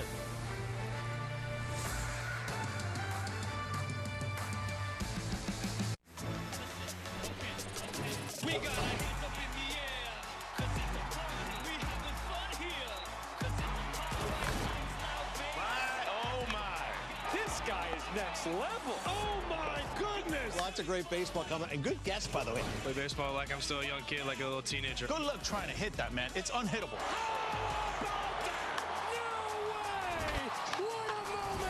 This is the show that never ends. This tiny home trend, not for me. Now, this is more like it. The same goes for my footwear. So I went hands-free with wide-fit Skechers slip-ins. Just step in and go without bending down or touching my shoes. Wide-fit, hands-free Skechers slip-ins.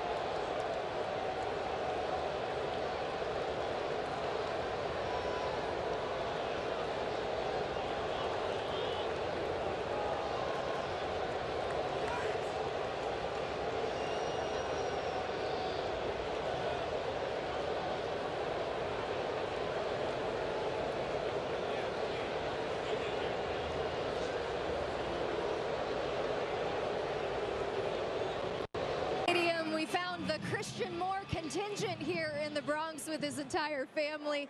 Dad Charles, Mom Lizette, brother CJ, his two sisters here with us as well. Charles, I got to start with you because Christian told us before the game today, because Dad grew up a Mets fan, he never came to the Bronx. What's that all about? This is my first time in Yankee Stadium. It's unbelievable. Yeah, I'm a Met fan, but I'm here to support my son. Above all else, you are a Christian Moore fan. What is it like watching your son take the field in the Bronx? It's like a dream that came true. It's like my dream. I wanted to be out there when I was younger, you know. But I'm so happy for him, you know, and he's doing well. He's going to be okay, you know. I just want him to, you know, get that first hit. I'm itching. It's okay. You know, he's been in the show for about 5 seconds. Mom, what was your reaction when Christian called you and said, I'm going to the show? I said, what? Right now? Right now? Right now, Mom. I was like, how long? He said, like 3 hours, I got to go. I said, I'm so proud of you. I actually hung up. He called us all together on the chat, on family chat. I hung up and then called him back and told him how proud I was of him, how happy I was for him, and I love him. And just go out there and do your very best. What does it mean to you to see him? I know you guys were in Baltimore as well. What's it like watching your son play in Major League Baseball? Nah, I'm with him. Like, it's like unbelievable. It was like surreal. I could not believe that he made it to his dream. This was his dream. As a parent, you always want to see your kids reach their dreams. So I'm very happy, very pleased. Now, CJ, I got to get you in on this conversation because Christian was telling us about how you never came here because Dad was a Mets fan. So why did you and Christian become Yankees fans, even though Dad was a Mets fan? Well, we like the Yankees because the Yankees were actually good at the time, and I feel like we just wanted to go against our dad a little bit, right, and go for the other team. They had Derek Jeter, they had Alex Rodriguez, a lot of players that we looked up to. So, yeah, we were Yankee fans, and he was a lone Met fan in the house. Well, you were in professional baseball as well, a center fielder drafted back in the day. What's it like watching your brother now in the majors? I always liked watching him play. Ever since he was a kid, I knew he would be special. He just plays the game with a different type of passion and a different type of love than a lot of people that play it. And I'm super proud of him, just watching him. Now I get to watch him every night play for the Angels, and that'd be great. You know, I'm just proud that all the work that we put in, you know, that he put in, it got to display on a big field. The whole family is really well-spoken. Well said, CJ. Charles, last one for you, and then I'll let you guys enjoy the rest of the night. Father's Day was yesterday. You got to see your son debut in Baltimore. How special was that on Father's Day weekend, getting to see your son in the show? This could have been one of the best Father's Day gifts I ever got. You know, it was yo, he called me that, when was it, Friday, Thursday, when he was coming up, and that was it. I don't need nothing else, you know. I mean, it's like a dream. I'm like living a dream right now. You know, I can't believe it. And you know, my family, my daughters, and my son. You know, we all are very proud of him. We are all very, very proud of him. You know, I mean, he just got to put work in. He works hard, so he deserves everything he gets. You know. We're very glad to have him in Angels Red. We better see you decked out in Angels Red in August when we're at Citi Field, all right? Excuse me. We better see you in Angels Red in August when we're at Citi Field playing the Mets. How about that? You'll be in Christian Moore, in your Christian Moore finest. I might wear an Angel cap and a jersey and a Met jersey. I think Christian might have a problem with that. Thank you guys for the time. Enjoy it. Really appreciate it. Congratulations. Now that's a fan right there. That's a real fan. 3-2 here on Giancarlo Stanton. Oh. And he lasers one through the left side for a base hit. Well, he hits the baseball as hard as anybody's ever hit a baseball in baseball history. 111 on that swing, 1-out single for Stanton. Imagine being such a fan of one team in town that you won't even step foot in the other ballpark unless your son is playing in the major league game that's happening there. That's incredible. Yes, that's a true fan. That really is. I often wondered, you know, when you have two teams, if you could possibly be both a Mets and a Yankee fan, or a Cub and a White Sox fan. It seems to be you can't. No, you can't. That would be terrible. Well, did you root for the Phillies and the A's? Oh, there you go. No. Yeah, when they were in Kansas City, I did. No balls and a strike on Chisholm. 1 ball, 1 strike. That was so cool to hear them. They're so proud of Christian. That's awesome. Yeah, as they should be. First round pick. He's put himself on the baseball map. Won a College World Series last year. This time last year they were in Omaha. The College World Series going on right now. We hit for the cycle too in that College World Series. There's a kid who threw a no-hitter in the College World Series today. Gage Wood from Arkansas struck out 18. He pitched a no-hitter against Murray State today at the College World Series. Pretty cool moment. And Christian Moore knows all about celebrating on that field what he accomplished last year. 1 ball, 2 strikes on Jazz Chisholm. He doubled in his first at bat tonight. Grounds this one foul. I hope Erica's not at Citi Field in August. We're supposed to go there in July, so she's there in August. We got a miscommunication. Yeah, right after the Phillies series. Yeah, right after the All-Star break, the Angels will have a road trip with 3 in Philadelphia and 3 in New York against the Mets and Queens. Bouncing ball toward the middle. Moore has it. Flipped to Neto for 1. Over to Shotwell 2. A double play. Right there. You have conversation with the family and you turn a double play.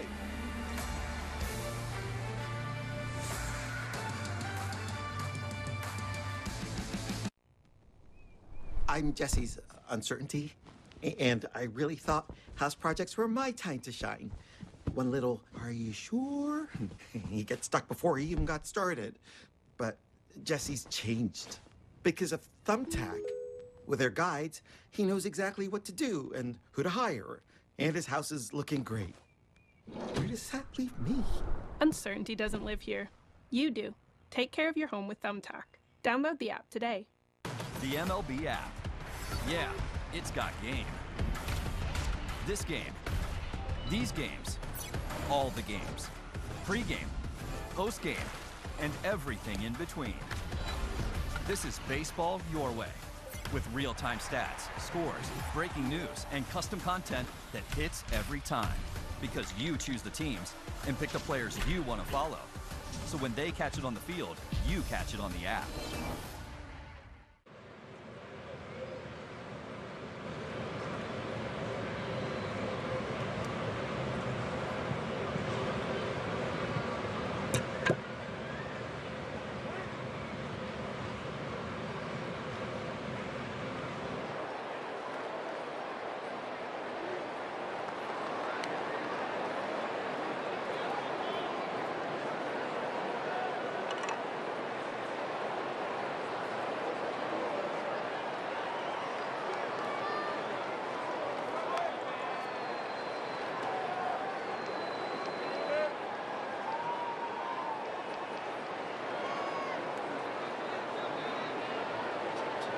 June 21st, as we'll have the second bobblehead of the year. The first 25,000 fans in attendance will receive a Nolan Shotwell bobblehead courtesy of Circle K.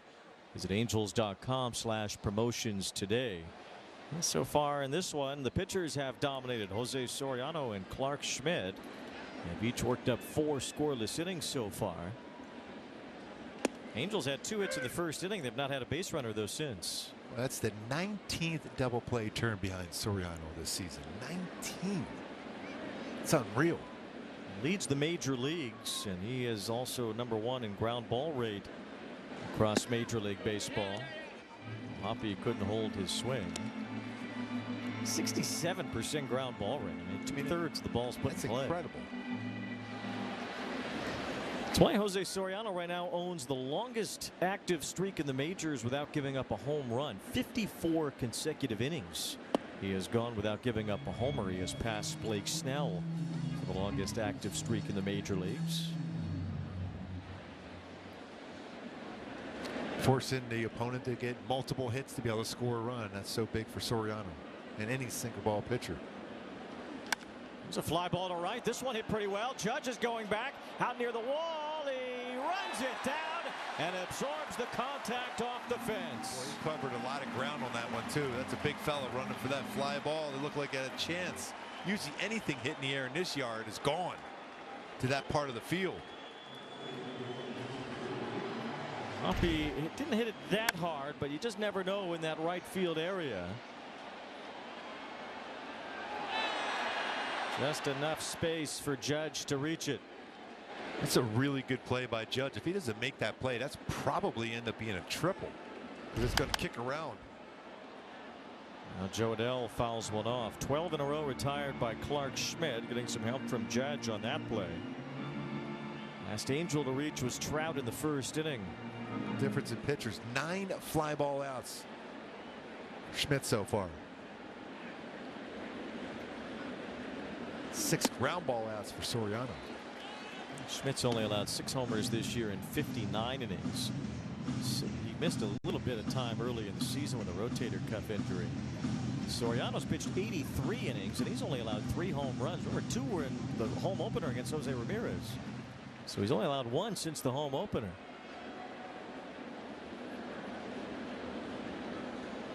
Oh, 0-2 on Adell.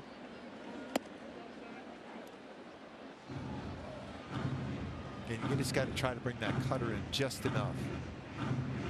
He's given up a couple home runs on his cutter, a .268 batting average against him.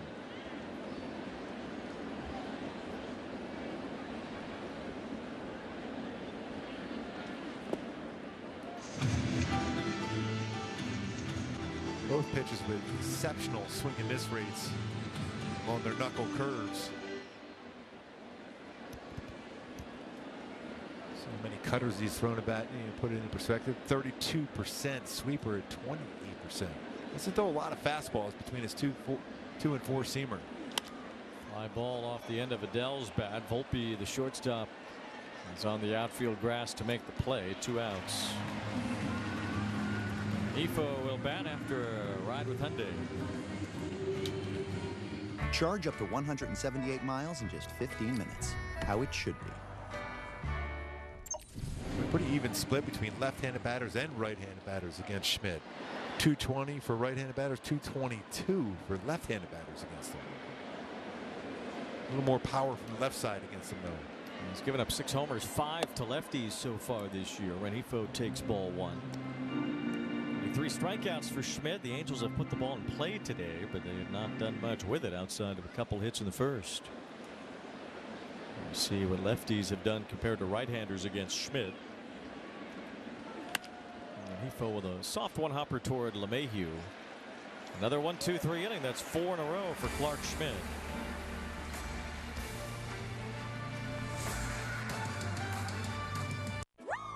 Want the effects of Viagra, but faster? Meet Rose Sparks. They contain sildenafil and tadalafil, the active ingredients of Viagra and Cialis. But Sparks dissolve under the tongue. Dissolvables work faster than old school pills. Plus, tadalafil, the active ingredient in Cialis, stays in your system for long-lasting results. Faster acting and long-lasting? We got you. See if Sparks are right for you at ro.co/sparks. Right this second at some convenience store somewhere. Man, I'm thirsty. Someone really wants a soda. But that same someone's stuck between something with too much buzz or something way too boring. What if there were a better soda? Hey, yo! Read the sign. Weird policy, but okay. Get a poppy. Okay, that's what's up. A soda with 5 grams of sugar? Drink it, you buy it. Dude, yes. Guess I'm buying it.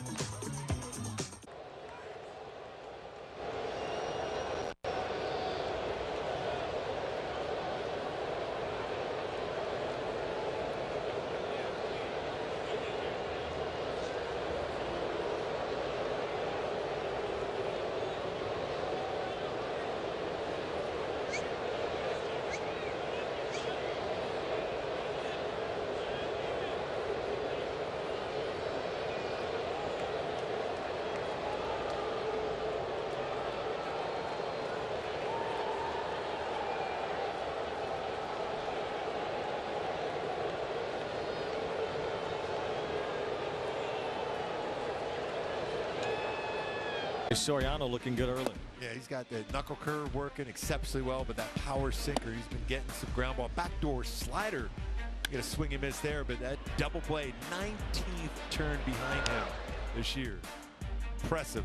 Soriano, 6 ground ball outs today. Strike one, a perfect pitch on the outside corner to Anthony Volpe. Longest current streak in the majors for Soriano without allowing a home run. 54 and a third innings entering this bottom of the 5th. Last time was against Pittsburgh on April 22nd. Who got him in that game, do you remember? It was McCutcheon. I don't know if I can even read my own writing. That was Andrew McCutcheon. Yes. It was a 3-run homer in the 4th inning. I thought it might have been McCutcheon.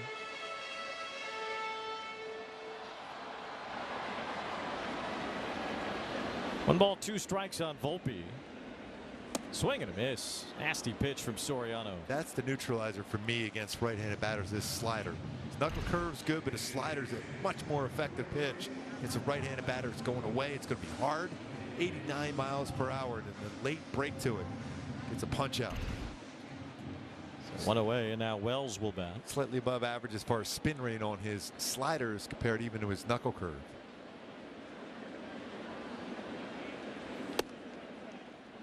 Ball 1 to Austin Wells, who flied to left field his first time. That free and easy delivery at 98 just runs and explodes just a little bit off the outside corner.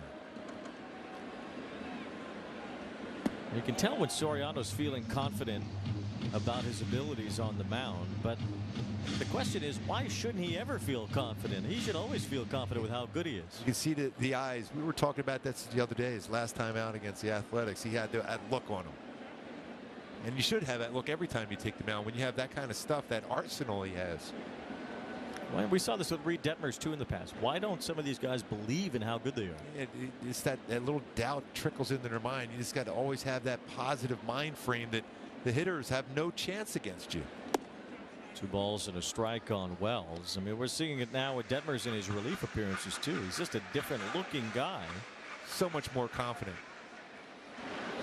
But his stuff is as great as it's ever been. Not like he's gotten better in terms of his stuff. Same with Soriano. Their stuff's not getting better. They're just more confident in it for whatever reason. And for whatever reason, it dissipates sometimes. And that's why Yogi always said 90% of the game's half mental or whatever he said. Bouncing ball behind second base. Zach Neto has that. 2 outs. That's the kind of math I can do.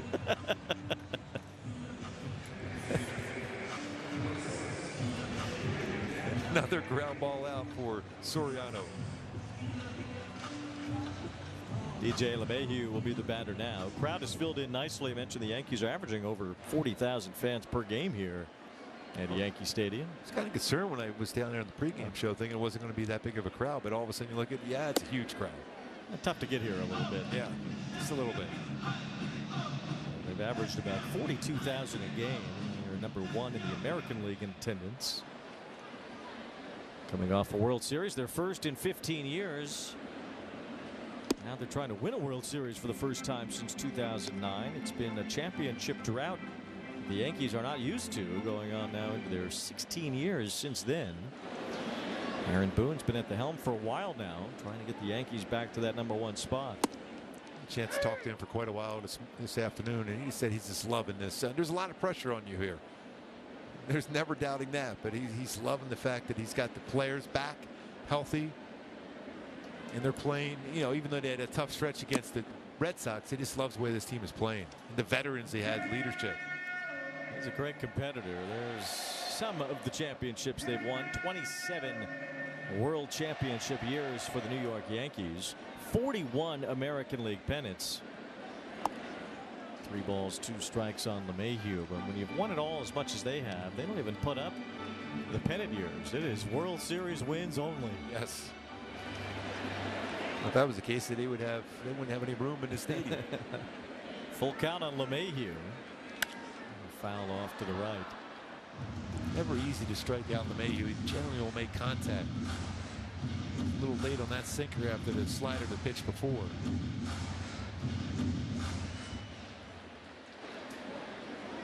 LeMahieu bounced out his first time tonight.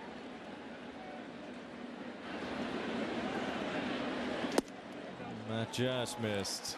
Barely. Ball 4. Soriano trying to paint that outside corner. It's his first walk of the game.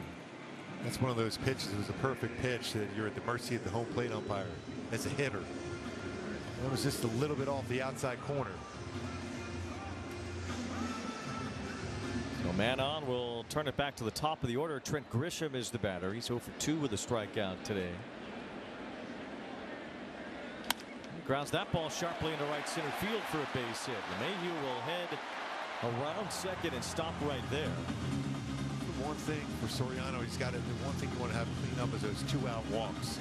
Now all of a sudden you're into that tough part of the lineup now coming up for the Yankees. It'll be Ben Rice with 2 outs. Feel like there's not a lot of room for error here tonight, as Clarke Schmidt has whipped through the Angels lineup, retiring the last 14 in a row. Soriano to this point has gone inning for inning with Schmidt tossing up zeros, and needs one more out here against Rice before it gets really hairy with Judge due up next. Got 2 pretty good swings already tonight against Soriano. Both baseballs were hit 110 plus, one 110, the other 111 off the bat. A pat on the back for Soriano from his catcher Logan O'Hoppe, and now it's back to work with a big batter here. Ben Rice singled his first time, struck out in the 3rd inning. You want to avoid the Yankees taking the lead, period, but you really want to avoid a big inning. The offense not doing anything here in the first 5 innings tonight. Usually aggressive on the first pitch, too. Takes that one for a strike on the curve. Got a break on that one. There's Judge looming in the on-deck circle. His shadow bigger than most, hovering near home plate. Strike 2 on the inside corner. What a pitch that was. It's a jump ball between Batista in Baltimore and Judge. Yeah, good luck. Good luck to the ball. Yes. No balls, 2 strikes now on Rice. 2 on, 2 out here in the 5th, a scoreless game. And a chopper foul as Soriano left that curveball in the zone. Yeah, the only thing that saved him was the separation of the speeds of the pitches. So it was the middle of the zone, but it was a separation of about 11 miles per hour between the pitch before and that one. What do you want to see here? 0-2. I still think he can right back to the knuckle curve, but this time just trust Ohtani to keep it in front and bounce it. Try again. 0-2 to Rice. Swing and a miss. Strike 3. Big out for Soriano. 2 strikeouts in the inning, and he keeps the Yankees off the board here in the 5th. Nasty knuckle curve. Another punch out for Soriano.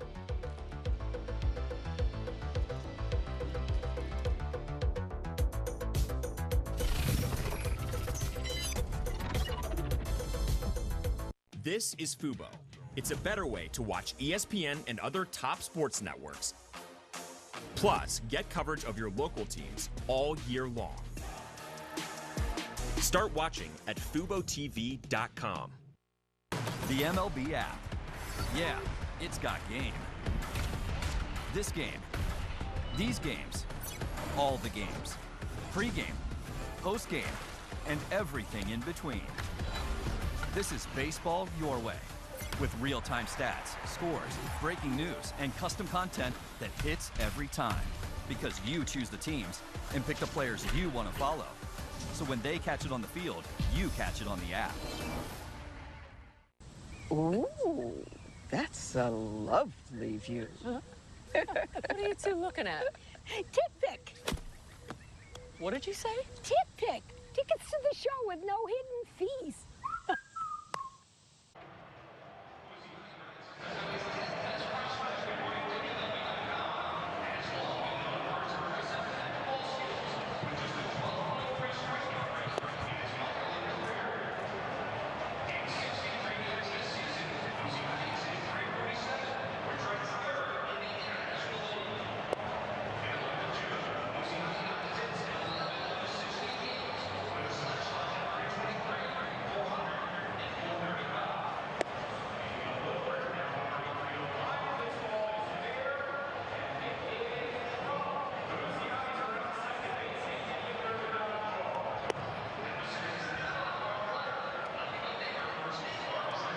Back looking for his first major league hit in his home city. Dragged his dad to Yankee Stadium and everything. Takes strike one from Clarke Schmidt, who was not allowed to hit since the first inning. Ready to celebrate here. How about giving him that chance there? Christian Moore, family on hand. Fly to center his first time. Hit the ball pretty deep out toward left center field. Pops this one up off the end of his bat, and it's out of play. Moore is 0 for 7 now to start his major league career. It's to feel like that first one has to be such a icebreaker. There's his dad Charles up on his feet, trying to will a base hit here. Even a little flare into the outfield will work. It'll look like a line drive. Angels will take whatever they can get to. It's been a while since they've had a hit in this game. No balls, 2 strikes on Moore. Christian Moore got into 79 minor league games, spending only a few weeks at AAA. He was dominant there at Salt Lake. Quickly earned a promotion to the major leagues, not even a year after being drafted last July. 1-2. Takes ball 2. A little flinch with Bill Miller behind the plate there. That was out of the strike zone.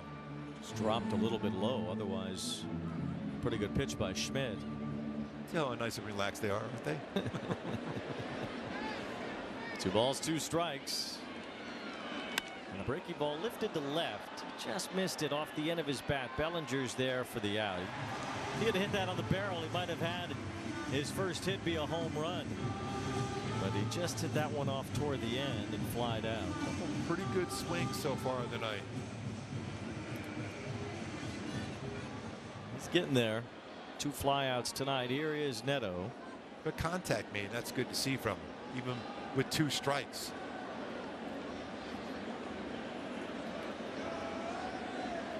Neto with a base hit his first time. Angels only have had 2 base runners against Schmidt. Fires in strike 1. Now getting to the 3rd time through the order here for Clarke Schmidt. It's actually better the 3rd time through than he is the 2nd time through. 167 against the 3rd time through. Balls and 1 strike here on Neto. One thing for Schmidt is that he has not been allowed to go past 6 innings this year. He has gone exactly 6 innings in 5 of his last 7 starts, but he has not had an out recorded in the 7th this season. He's been so economical today. Seems like Aaron Boone will let him go a little bit deeper if he can continue at this pace. 2 balls and a strike on Neto. It's real good balance on the pitch and rubber. He's had a lot of really quick innings. A lot of pitches thrown. Even in the first inning, we gave up a couple hits. Still only 16 pitches thrown. First round pick back in 2017 out of the University of South Carolina. Now hits this one sharply toward right center. Grisham's on the move though and gets there. Grisham's so smooth in the outfielder. He's won a couple Gold Gloves in center field. He is really a wonderful center fielder. And that play looks so easy. That ball was hit pretty well for Neto too. And a right-handed batter is going to fade away from you as a center fielder, but he was able to track that down easily. So now 2 down and Shawnuel bats. Angels only with 2 lefties in their lineup today between Shawnuel and Rengifo as a switch hitter. Lefties do a lot more damage against Schmidt than righties do. There's not many options for Ron Washington to take advantage of that platoon. I think right now for Shohei, he just got to try to cheat in on a cutter. He throws his cutter a lot. So he's trying to get that barrel out and lift that if it's anywhere near the inner half of the plate. 0-2 on Shohei. Tampa Bay leads Baltimore tonight 3-1. That game's in the 4th inning. A couple of teams have been playing well lately, squaring off at Steinbrenner Field today. Tampa just continues to play well. All of a sudden, I mean, they were on fire. They've won 18 of their last 24. Swept the Mets over the weekend. 0-2 on Shohei.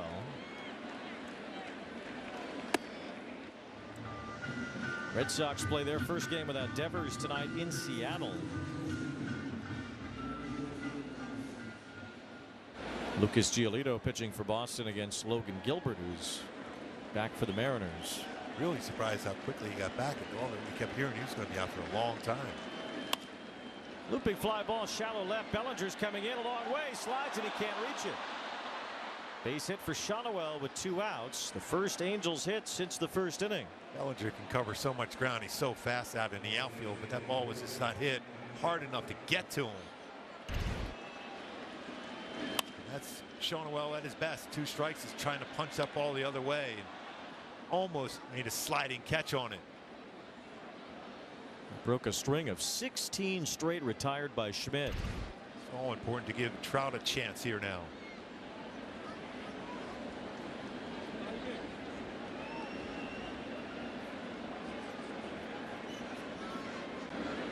Trout had a base hit his first time. He flied to right in his last at bat.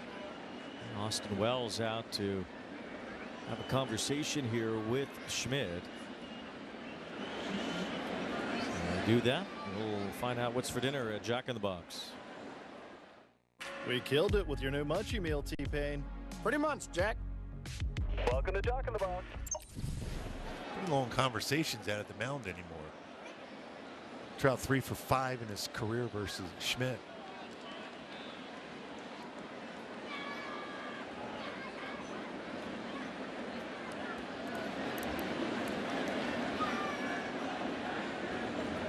Angels and Yankees scoreless in the 6th. Mike Trout can change that with 1 swing. He homered in the first inning in Baltimore the other day. He's 11 now from 400 in his career.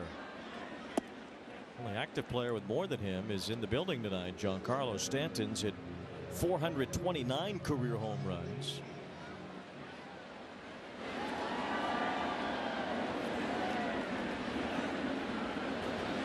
That's 40 more than Trout.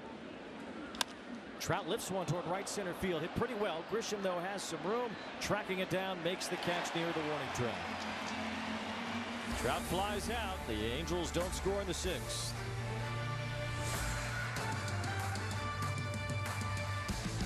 Step up to the plate and get ready to play ball. The baseball show for kids where you can learn about batting, fielding, and everything in between from the real pros. Every swing is a big hit on Play Ball. Saturday mornings at 10 Eastern on MLB Network.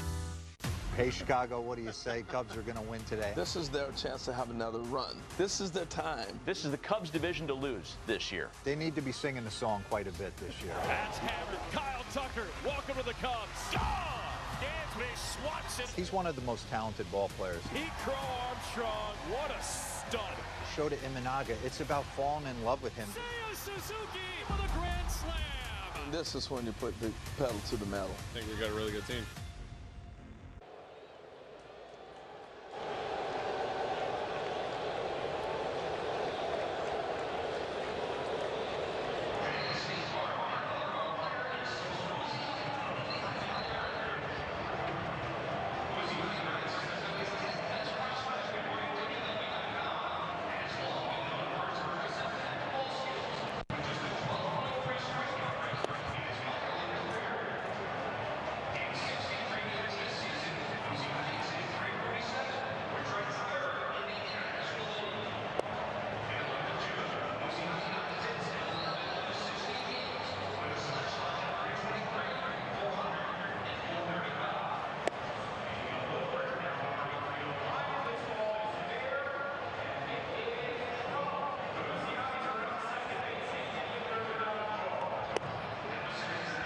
Bottom of the 6th inning against Jose Soriano. Judge into his 30s now and showing no signs of slowing down.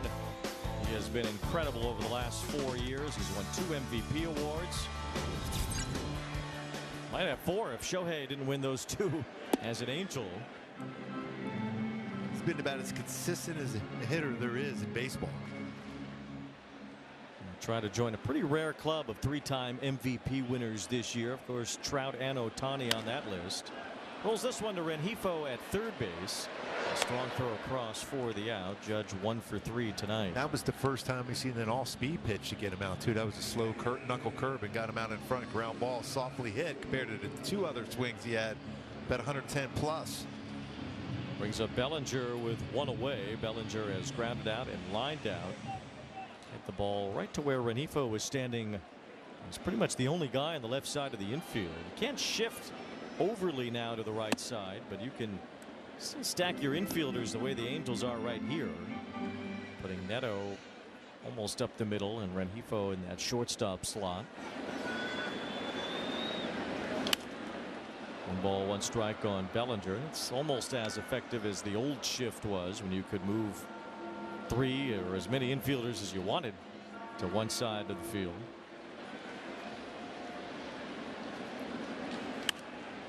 So good life on his fastball. Even that ball was down the middle of the plate. He was late on him because that's some late movement right at the dish. 97 miles an hour. We'll have our Arco game break coming up after this half inning. 1 ball 2 strikes on Bellinger. Followed by Giancarlo Stanton, who hit the ball sharply his last time up.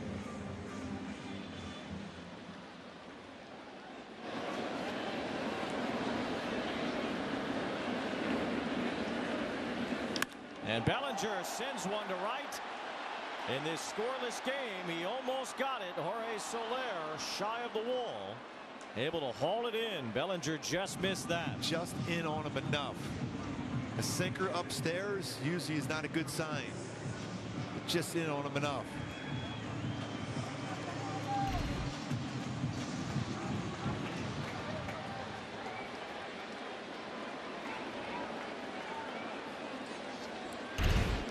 Now Stanton, he looks at strike 1. 0-0 here in the 6th. Stanton was dealing with what they described as tennis elbow in both of his elbows. Kept him out for most of the first half. Oh, wow, that was nasty. It'd be worth trying that again. Yeah, why wouldn't you? Just for fun. There's no need to set up a pitch. You try it again. Right back to that spot. Have your way into the 7th. 0-2 on Stanton. And there it is for strike 3. Just a little further off the plate. Soriano, a 1-2-3 inning. He's been brilliant tonight in his first game at Yankee Stadium. Time now for our Arco game break as we send you to our nation's capital, where James Wood has continued to be impressive. His 18th home run of the year. An opposite field shot at Nationals Park tonight as the Nationals try to break an 8-game losing streak facing the Rockies. They now lead 4-3. Colorado's got their own problems. They are 14-57, on pace for 130 losses. Around the majors, we talked about it earlier, the shocking trade of Rafael Devers to the San Francisco Giants. The Red Sox did not get a lot back. They unloaded the contract, but in some ways Devers could be worth every penny to San Francisco. He has had a tremendous year so far this year, and Shohei Ohtani back on the mound tonight since his last appearance as a pitcher was with the Angels.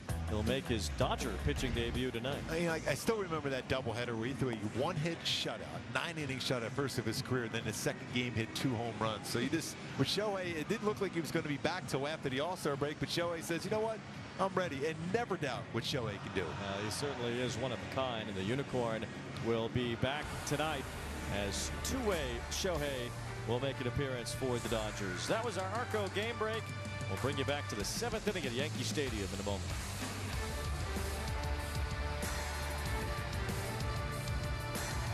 Kansas City's hot. They are relentless. And Bobby Witt Jr. is piping hot. One big swing from the Royal superstar. The greatest player on earth right now. You become like a massive, massive force. Salute indeed to El Capitan.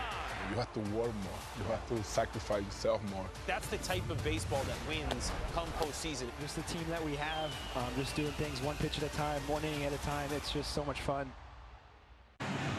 0-0 game here at Yankee Stadium, already the 7th inning.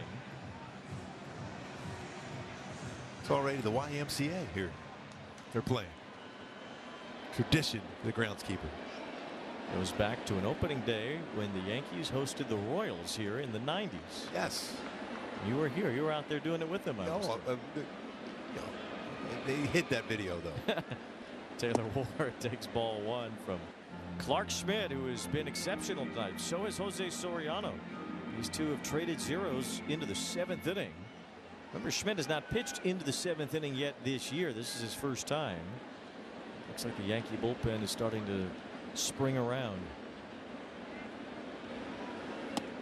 2 balls, no strikes. Still, even with these two pitchers going toe-to-toe here through 6 innings, you miss the days when they wouldn't even think about having the bullpen get up. No. As a starting pitcher, you would glare in at the bullpen and then glare right in at the manager. Saying, hello, do you not see the score? 2 balls and a strike. Ward expanded his zone there. That would have been ball 3. It looks like the Yankees bullpen is getting ready. There's Mike Harkey, the bullpen coach. He's glaring at somebody. And you always look the other way when he's glaring at him. That's a big guy. All 3 on Taylor Ward.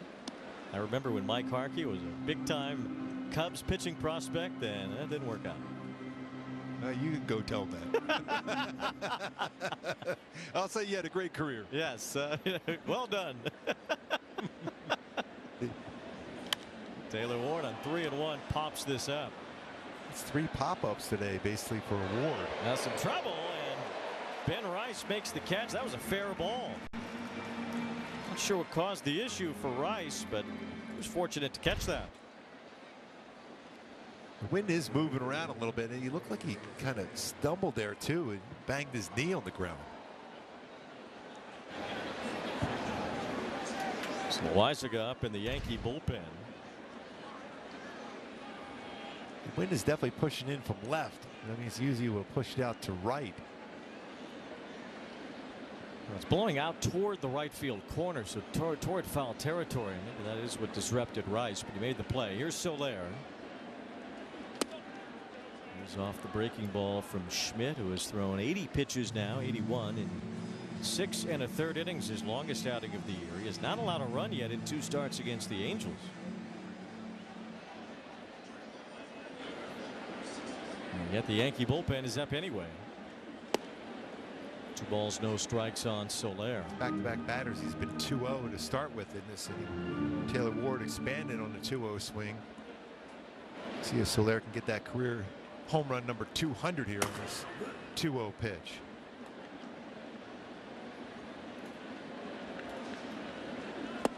Swings through that sweeper. I mean, stuff still looks fine for Schmidt. You wish they just let these 2 starters go until someone cracks. It's been a well-pitched game through 6 innings. Schmidt's only allowed 1 base runner since the first. Ball 3 to Jorge Soler. I mentioned how good Wells is behind the plate. You can see how quick he brings that baseball up. It almost presented as if it was a strike, even though it was well below the strike zone. Some real good hands behind the plate. No catcher has been better at framing pitches this year than Austin Wells. And he framed that one up for strike 2 at the bottom of the zone. In terms of strike rate, J.C. Escara, the other Yankee catcher, actually gets a higher percentage of strikes. There was a lot of 3-2 sliders. His fastball has been pretty good in his cutter. There's 3-2 slider a lot. Full count.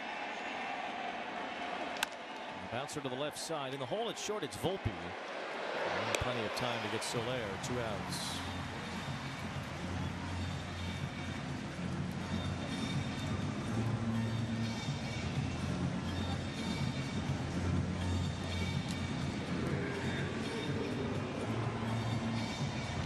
Austin Wells and Escar, the two Yankee catchers, are both really good at getting strikes in the lower part of the strike zone. That area just underneath the knees. Wells gets that call to strike about 60% of the time. So Hoppy hits one straight up. DJ LeMahieu has it. And Clarke Schmidt continues to perform in a big way tonight. 1, 2, 3 in the 7th.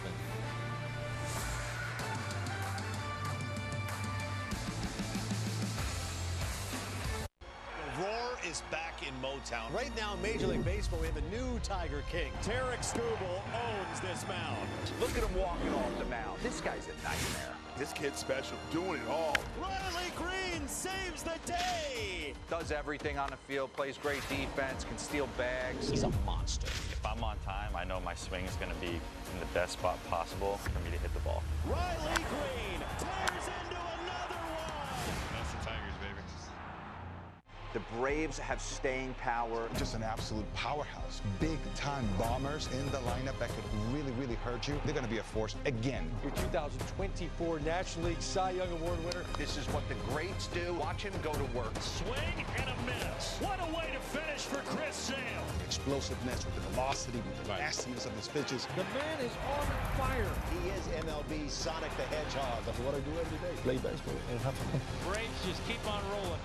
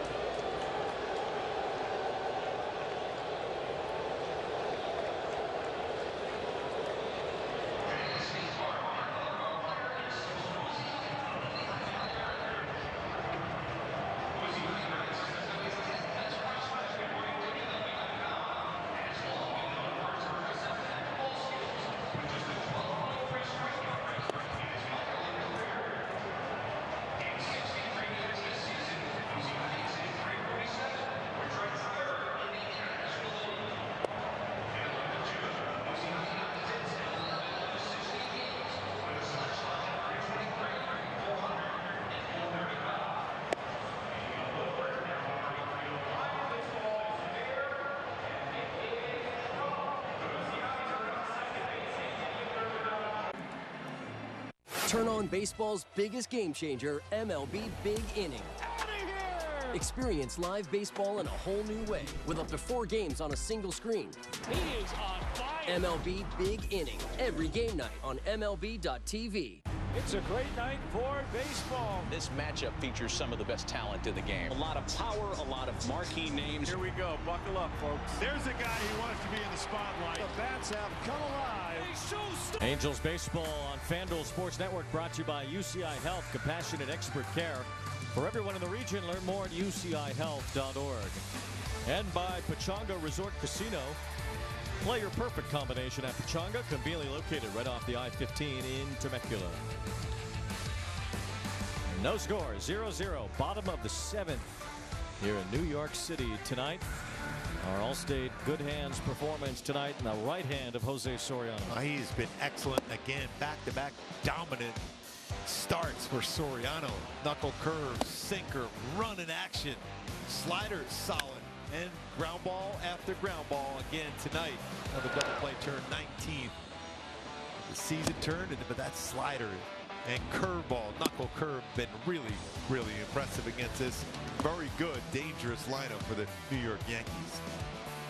Take a look at our StatCast 3, powered by Google Cloud. 17 outs today through 6 innings, 8 on a sinker, knuckle curve with 6 up, slider, very, very good. To mix in a 4-seamer above the strike zone.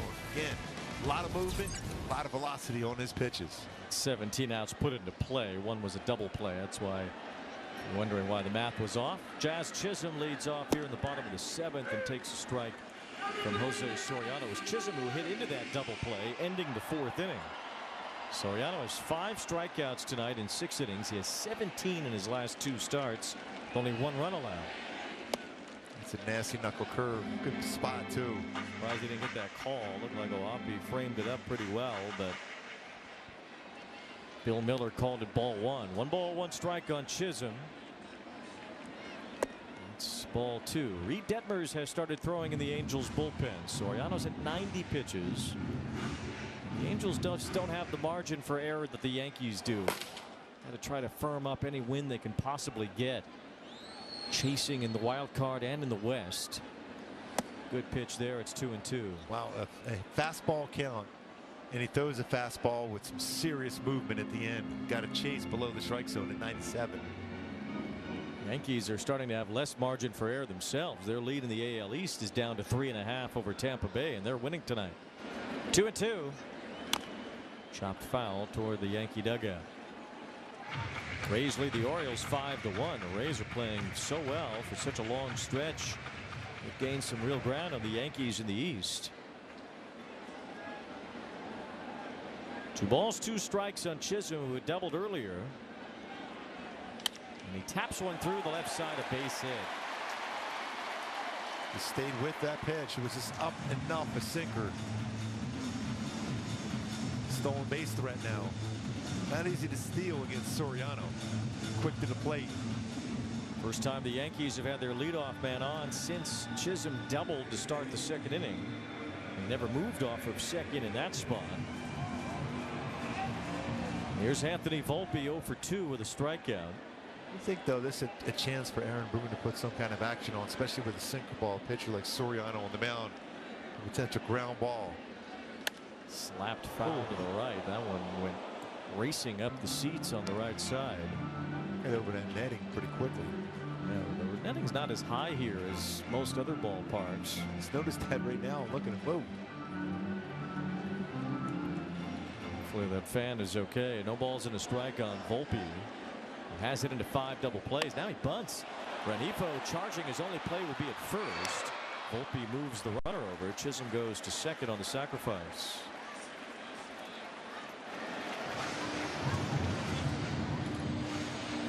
Felt like he was doing that on his own.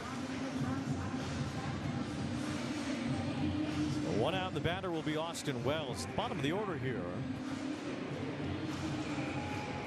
We do have the lefty up in the bullpen. Detmers. Soriano is not allowed a run here in 6 1/3 innings tonight.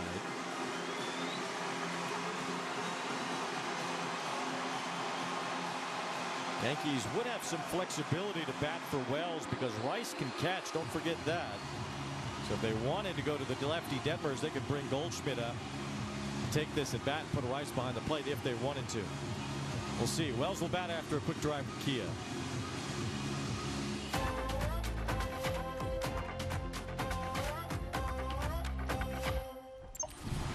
The damage done by Wells in the first pitch. 4 home runs in the first pitch put in play. Batting average just under 400 coming into the game. Big spot here with Chisholm at second in a scoreless game. Strike 1 on the outside corner. A bullet at the knees. You can't place a baseball any better than that. And at 97. Chisholm at second. He was stranded there in the 2nd inning.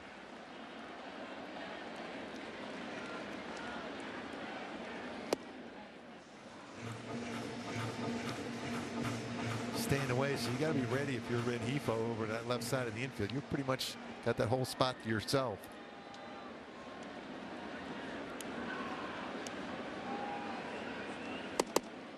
It's just off the corner. 2 balls and a strike. When Mayhew is on deck. In the top of the order, Grisham and Rice, both left-handed batters. And Goldschmidt's presence on the bench as well.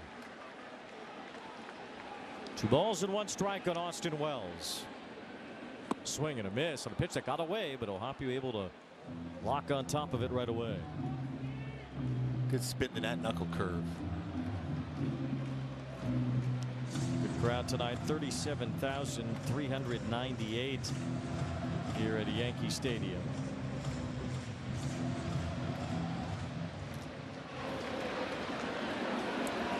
Two balls, 2 strikes on Wells. Swing and a miss. Strike 3. 99 upstairs for the strikeout. He had him thinking knuckle curve, and he threw 99. Agent 99 for the punch out. four-seam fastball. It's a good sequence by Logan O'Hoppe and Jose Soriano. Now 2 outs. Chisholm at second. DJ LeMahieu walked his last time. Guy who puts the ball in play pretty frequently. It's a bouncing ball to second, right at Christian Moore. Jose Soriano, excellent in his Yankee Stadium debut tonight. What a job. This is not an easy place to make your debut at it in this ballpark in New York, Yankee Stadium. What a job by Soriano.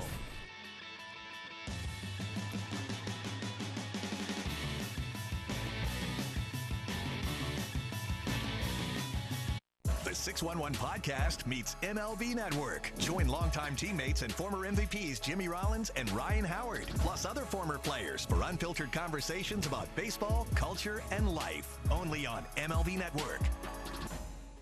Let's talk Orioles. A powerhouse and getting better. They have a lot of young players, and you know they're going to take another step. High, deep, way out of here. That ball was barbecue. Leave it up to the kid to do something special. These guys are superstar players. Talk about smacking the opponent in the mouth from pitch one. That's the day in, day out, and finding a way to win. They've done an incredible job of bringing up this homegrown talent. Take a bow, young man. The good vibes are back in Baltimore.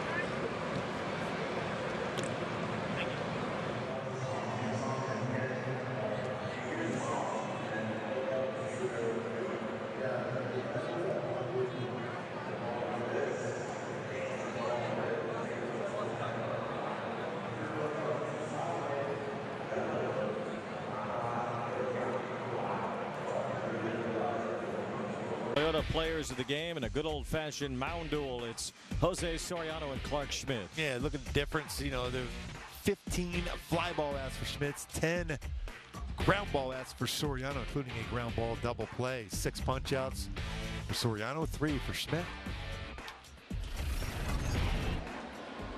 7 innings from Soriano, scoreless here in the Bronx. The Yankees now have not had a lead in their last 35 consecutive innings. Schmidt's still in this game, too. Takes the mound here in the 8th inning. He's only allowed 3 hits, only 3 base runners. He has not walked anybody. Very well pitched game on both sides. Joe Adell looks at strike 2 from Clarke Schmidt. Schmidt did work 8 innings in a game last May in Minnesota against the Twins. That's his longest career outing. He threw 103 pitches in that game. He's only needed 89 to get to this point into the 8th inning tonight. Soft bouncer to short. Volpe charges quickly, gets in position, and throws out Joe Adell. With both managers doing this game, they're seeing how well their starters are pitching.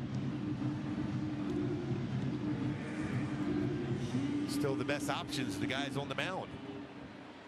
See if that's the case for the Angels in the bottom of the 8th with the top of the order up. You have the 2 left-handed batters, Grisham and Rice, and then Judge, and then another lefty, Bellinger. As Reed Detmers continues to get ready. Yeah, I think Reed's coming in the game.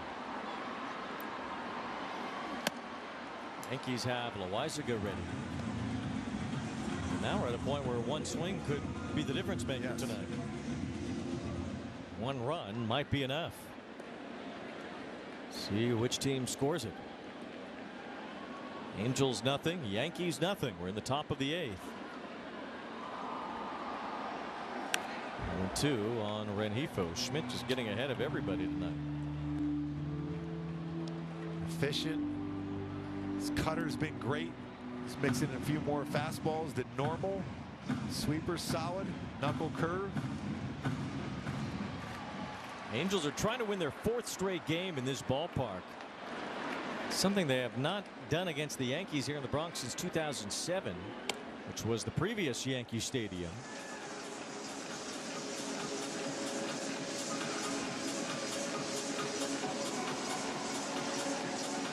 See if Rengifo can keep that power stroke together he had in Baltimore. Rip one into the right field corner. 2 balls, 2 strikes now on Rengifo. Angels have actually played better in close games this year than the Yankees have. The Yankees are 15-19 in 1- and 2-run games this season. 2 balls, 2 strikes. A pop up. Wells will not have a play. I think if Rengifo reaches base, I think Aaron Boone will go to the bullpen for sure.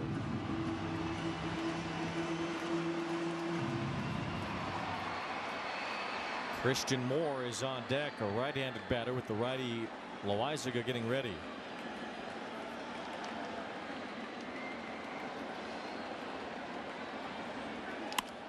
Looper towards center. Grisham got a good jump. He makes the catch. Kind of snow-coned it.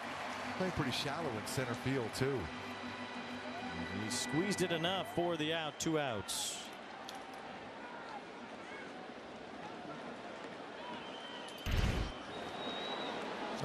Not quite the weather for a snow cone out here yet. It almost looks like a first baseman's made it so big. How about getting your first hit right now? What a time for it. No time like the present. The Angels have only had 3 hits, all singles against Clarke Schmidt today. And Moore lines one to right center field. There's his first major league hit. It skips by Judge and it rolls to the wall. Moore's flying around second. He's trying for a triple at Yankee Stadium. His first major league hit.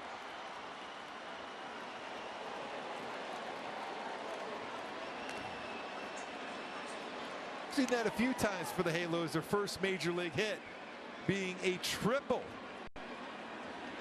Start off with, I remember David Fletcher in Seattle. Just like that. What a moment for the Moore family.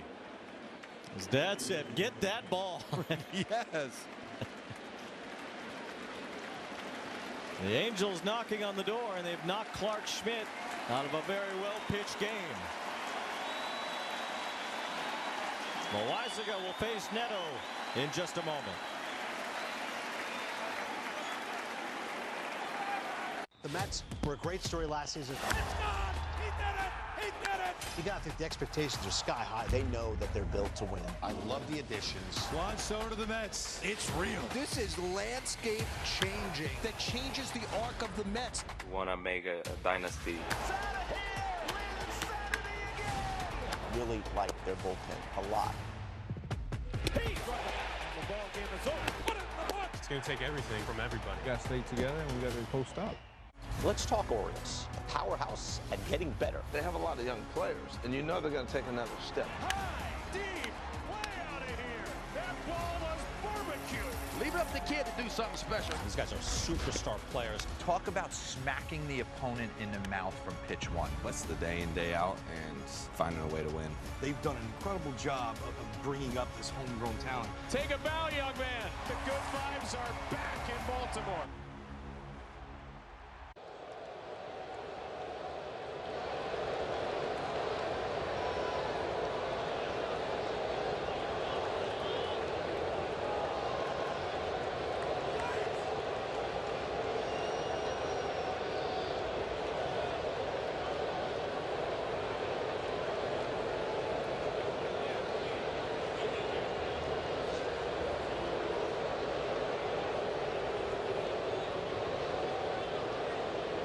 Top tier play. What a moment for Christian Moore, a lifelong Yankee fan, coming to Yankee Stadium for the first time and delivering his first major league hit. Skips by Aaron Judge, and it turns out to be a triple. And he was motoring Sister Christian. Motoring. As soon as you saw that ball get by Aaron Judge, he would turn on the afterburners. His first major league hit is a triple. Like Lugo earlier this season for the Halos and like David Fletcher.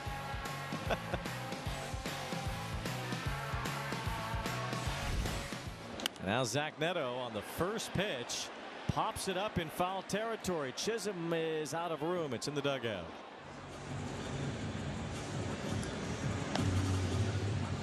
This is the first time the Angels have had a man in scoring position since Neto in the very first inning of this game. Trying to cut through this scoreless game. It's Fernando Cruz in the game for the Yankees. 93-96. Throws a slider and a splitter, so you got to be ready for Christian Moore for anything close to hitting that dirt.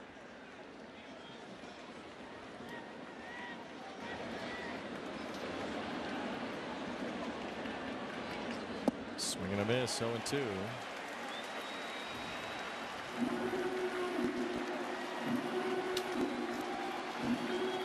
There's the list of triples for first career hits as Angels. 2 of them this year. Only 6 in franchise history. Nothing in the 8th. Angels trying to break through. Christian Moore's at 3rd. And Neto looking for an RBI in a big spot.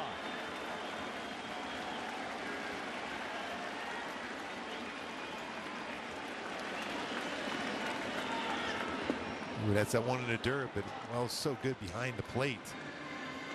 Wells able to keep it in front, keep Moore at 3rd.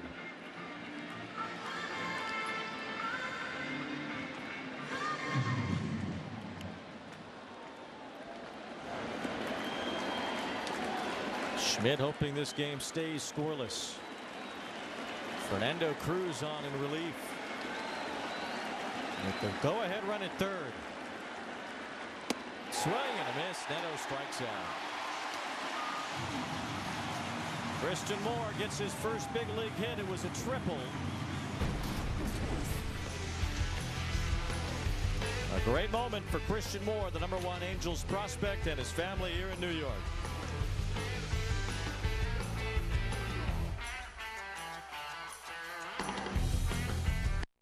Ooh, that's a lovely view. What are you two looking at? Tip pick. What did you say? Tip pick. Tickets to the show with no hidden fees. For the Smith family, weeknights are full of activities. But Jim and Janie forgot about the most important one, dinner. But with Home Chef, dinner's never a plot twist. With all the fresh ingredients you need delivered to your door and flavors the whole family will love. Your easy 4-serving dinners get rave reviews every night of the week. All thanks to Home Chef's family menu. Get 18 free meals when you visit homechef.com. Man, these seats. Right? I wonder how the other guys are doing. I spent hours finding a deal on these. Trash. They should have used Game Time. The easiest way to find only the best deals for the best seats with their Game Time picks. What time is it? Game Time.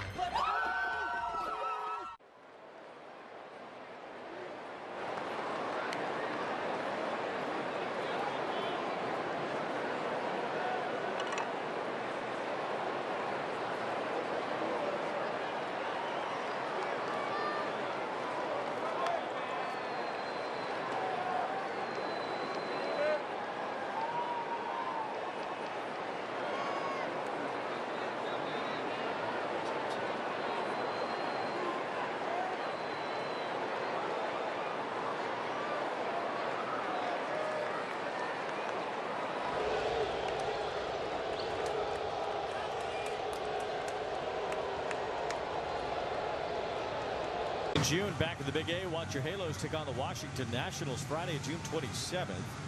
And stay after the game for a Christmas post-game drone show featuring 800 drones presented by OC Navigator and OC4 Vets. Visit angels.com/promotions today. It's the bottom of the 8th. Here's Reed Detmers, who has been the Angels' best reliever of late. Ball 1 against the top of the order here. 2 lefties and then Aaron Judge. Although that's who is due up. Goldschmidt is in the on-deck circle to bat for Ben Rice. The important batter right here for Reed Detmers. Get that first batter. The curveball has been such a go-to pitch for him early in counts. He gets the first strike on Grisham here. There's Goldschmidt. Detmers has been spectacular out of the bullpen lately.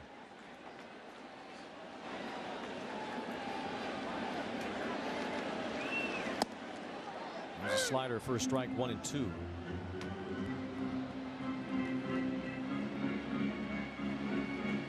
span of 14 games, Detmers has pitched 15 innings, allowing just 1 run while striking out 23. Really able to run that fastball, that four-seamer, above the strike zone to get chases at 97 plus. Swing and a miss, this time on a hard slider from Detmers. And that was nasty. It was wicked.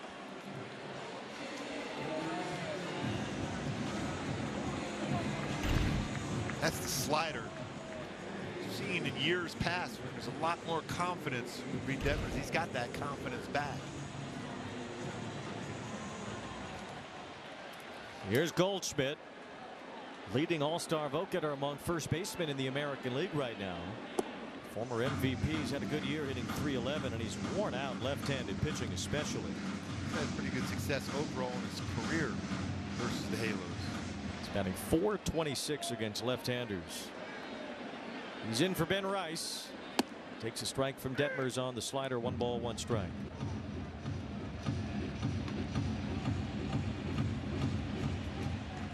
Soriano 7 scoreless, 6 strikeouts, an excellent performance. Now Detmers trying to keep it tied, keep it 0-0.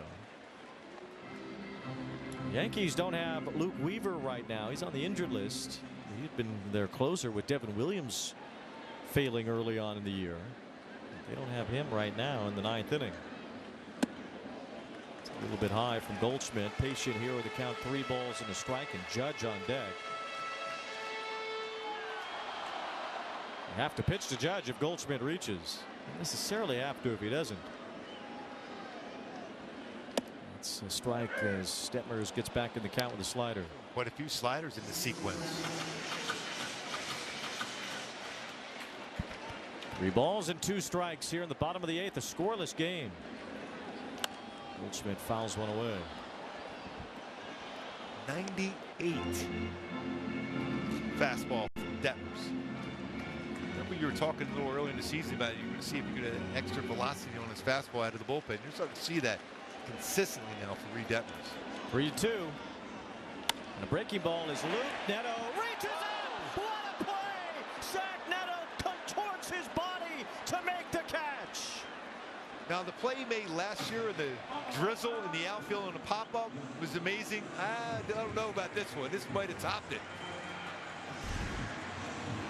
This might have topped it. Wow, what a play. And controlling the baseball. That's an intentional walk now, the Judge. What an incredible play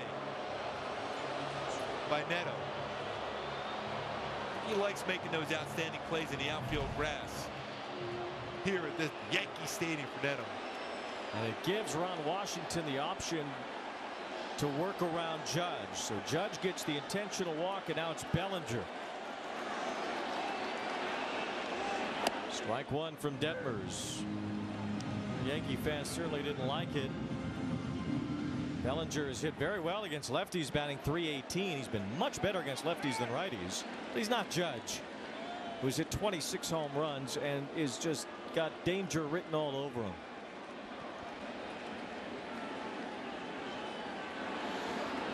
No balls and 1 strike. Bellinger breaks his bat, pops it up, shallow left. Taylor Ward is there, and this game remains scoreless after 8.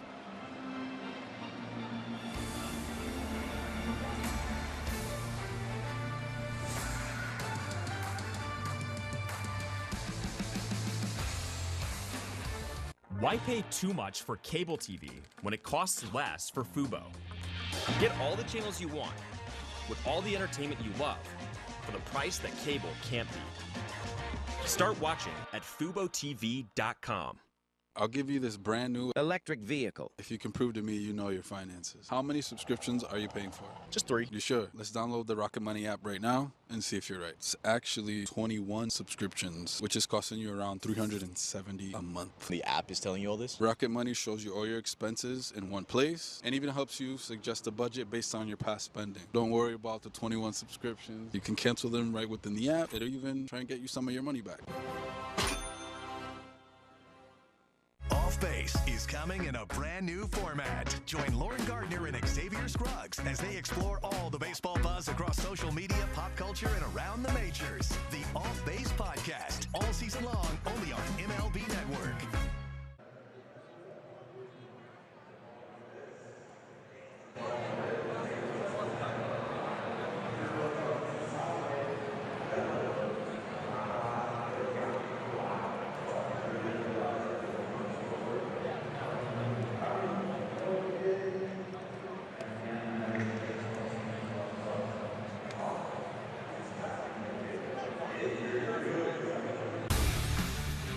Last year, Zach Neto made what he said was the best catch of his life on a pop-up in shallow right center field with the rain falling, with Neto racing back and sliding, somehow keeping his eyes on the baseball long enough to make that catch. And tonight, one that was maybe almost as good as he bent his body around, twisting up in the leap. I don't know which one I like better, really. I mean, obviously the importance of making that play, especially you have to probably face Judge if that ball falls in. That was a great catch by Neto to rob Goldschmidt of a base hit. Goldschmidt stays in the game to play first base. And now Devin Williams is back in the closer's role for the Yankees after the injury to Luke Weaver. Williams has been a lot better lately after a really rough start to the year. Swing and a miss by Nolan Shonowell. Williams had an ERA over 10 in his first 14 appearances, but in his last 15 he's only allowed 3 runs with an ERA of 1.98. Got that great changeup. A Trout on deck hits changeups really well. Cost him in the playoffs. It was Pete Alonso on that changeup hitting an opposite field home run, effectively ending Devin Williams' career in Milwaukee. Williams in his free agent year traded to the Yankees, trying to fill a role in the back end of their bullpen. Traded for Nestor Cortez and Caleb Durbin. And overall numbers still look pretty gaudy, but he's been better over the last month and a half. Shonowell fouls one off. It's still 0-2. Fights so well in the batter's box.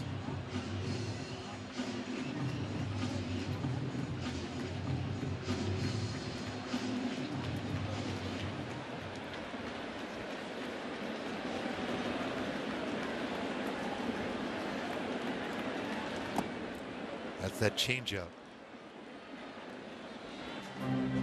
One of the best changeups in the game. Kenley Jansen readying himself for potential work in the bottom of the 9th. Feel like we'll see him whether it's tied or whether the Angels have the lead. Shonowell bloops one toward LeMahieu on the infield. That's the first out here in the 9th inning. The Angels have been shut out on 4 hits. The Yankees no runs on 6 hits. Still think it's a good matchup for Trout.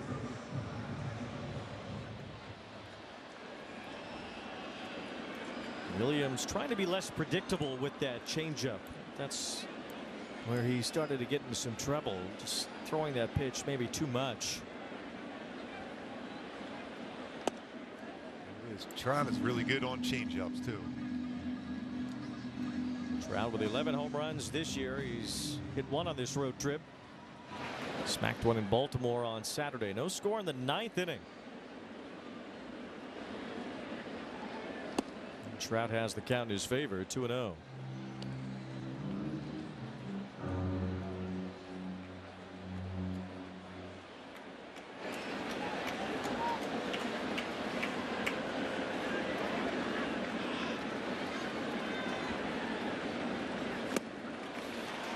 Helped him out on that changeup 3 in a row. Just looking for that changeup with the inside part, middle down, middle in. Trout's hit as many home runs in his career as Johnny Bench did in his Hall of Fame career. It's ball 3, but it looked like a strike. Got a break on that one. Next home run for Trout will tie him with a pretty good Yankee in his day in the 70s and 80s, Greg Nettles.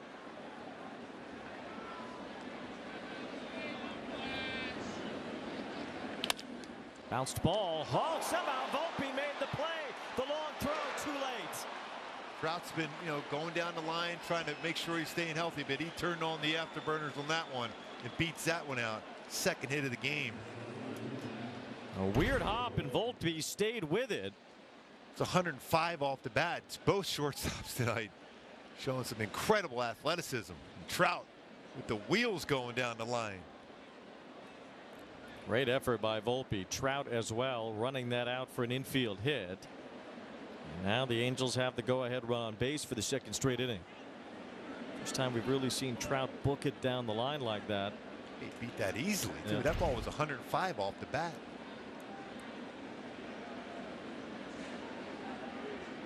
He was at 29.5 feet per second down the line. That is just a hair short of elite speed. Even at Trout's age, even 29.5 is still pretty fast. But to do so with that knee soreness he's been battling, even more impressive. Ward flips one foul to the right. It's 0-2.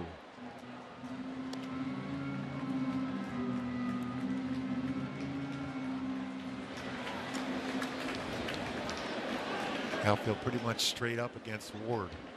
Infield pretty close to straight up against him.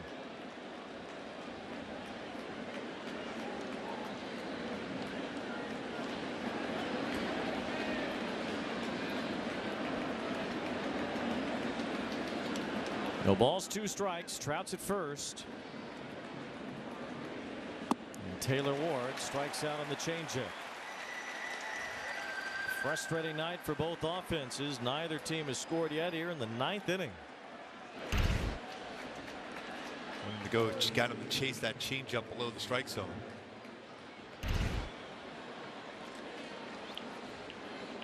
So 2 outs, and now Soler will be the batter.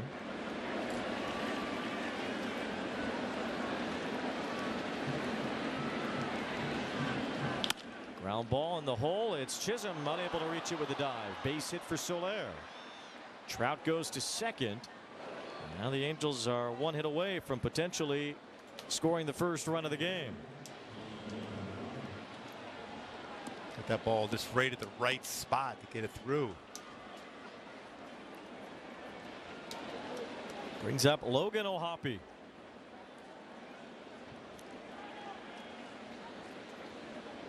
Hoppy mired in a tough stretch here in his home area, the Long Island native. Long Island a lot closer to Queens, but he grew up a Yankee fan.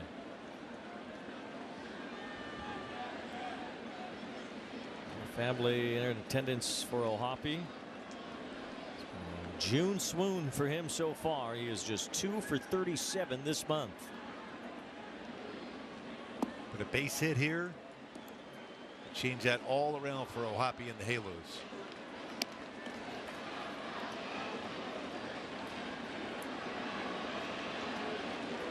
Trout at second base. He can still motor when he needs to. Some real good arms in the outfield here for the Yankees also. And all the way around, especially Grisham in center. 2 balls, no strikes on O'Hoppe. Angels trying to score first.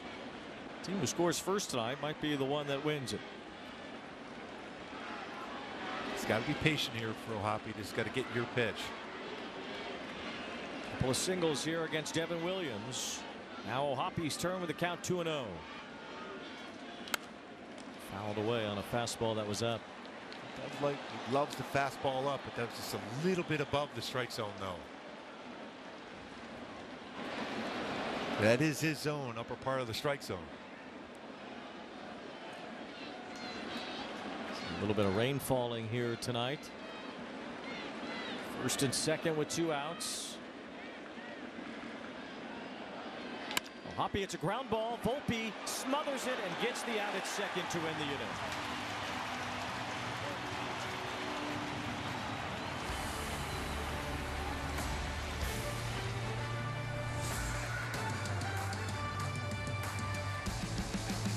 Never clean your gutters again with LeafGuard. LeafGuard's seamless design keeps leaves, pests, and sediment out while directing water away from your home, preventing wood rot and foundation decay, giving you peace of mind that your home and family are protected from water damage with the industry's premier maintenance-free gutter system. Call 844-6LEAFGUARD right now for 75% off installation plus $200 off your purchase. LeafGuard, get it today. Protected for life. Let's talk Orioles, a powerhouse and getting better. They have a lot of young players, and you know they're going to take another step. High, deep, way out of here. That ball was barbecue. Leave it up to the kid to do something special. These guys are superstar players. Talk about smacking the opponent in the mouth from pitch one. That's the day in, day out, and finding a way to win. They've done an incredible job of bringing up this homegrown talent. Take a bow, young man. The good vibes are back in Baltimore.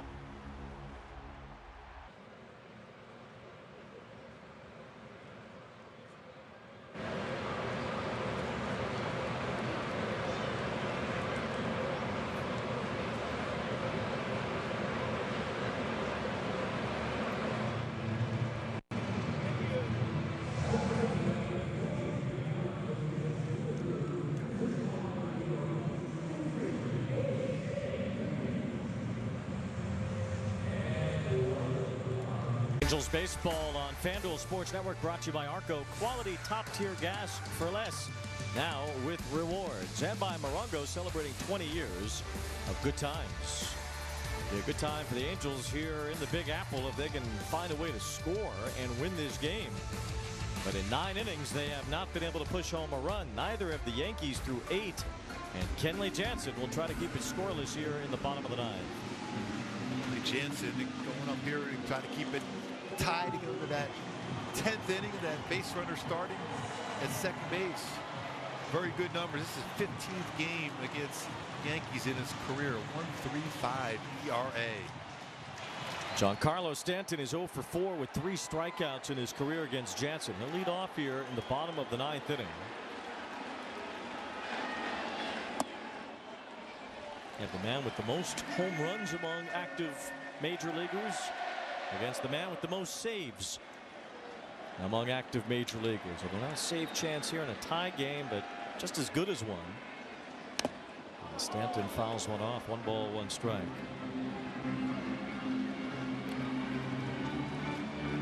Tense game here.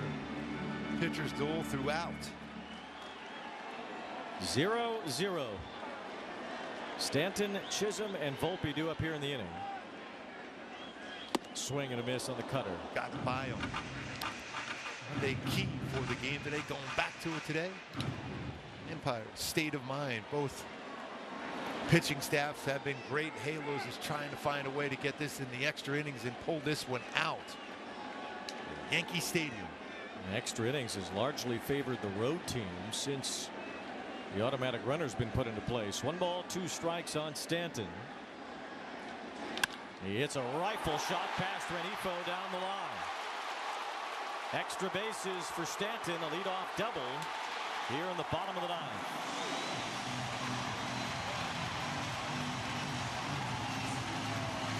Pinch runner was inside. He brought his hands in on that one. Gets it by Renifo at third base.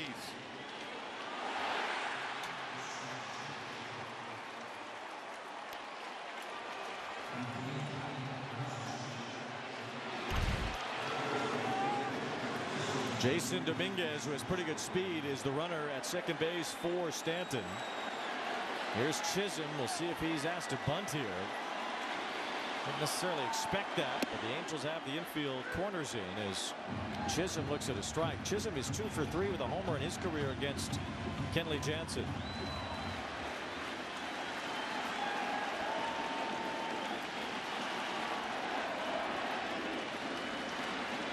Swing and a miss. It's almost like extra innings already, considering that a run wins the game and there's a man on second with nobody out. That ability to get the punch out is the difference maker for Kenley Jansen, especially if he can get that cutter above the strike zone. No balls and 2 strikes on Jazz Chisholm, who has 2 hits tonight. He's doubled and singled. The Yankees have a couple of walk-off wins this year, including a walk-off home run that Dominguez hit. Swing and a miss, strike 3, a big out for Jansen. Upstairs with that cutter, he backdoored it. Big strikeout.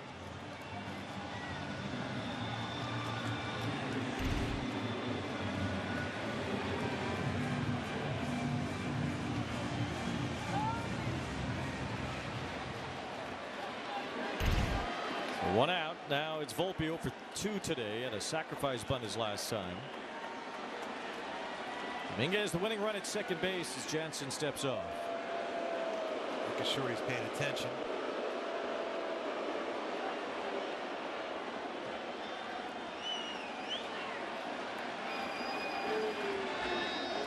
Nine stolen bases for Dominguez. And a lot in the minor leagues. No balls and a strike on Volpe.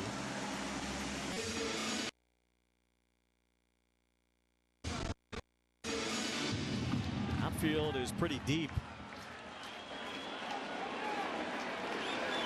But the base hit to the outfield would end the game. 1 ball, 1 strike on Volpe. And with the guys playing as deep as they are, there's almost no way any of them would throw out Dominguez from where they are. No. Even Soler playing deep and right. Volpe a line drive hitter, not really a guy with a ton of power. He has some. 2 balls and a strike, but you feel like most of the time if Volpe's going to get a hit here, it's going to be in front of the outfield. Yep.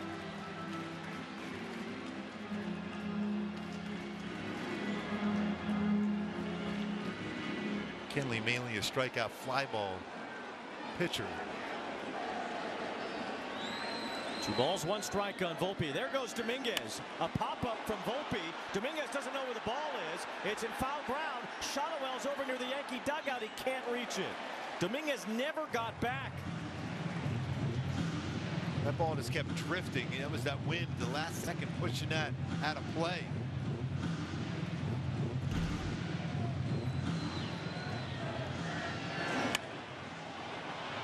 Doesn't Dominguez hear the crack of the bat in that scenario? You would think so. There's that sound. We heard it up here.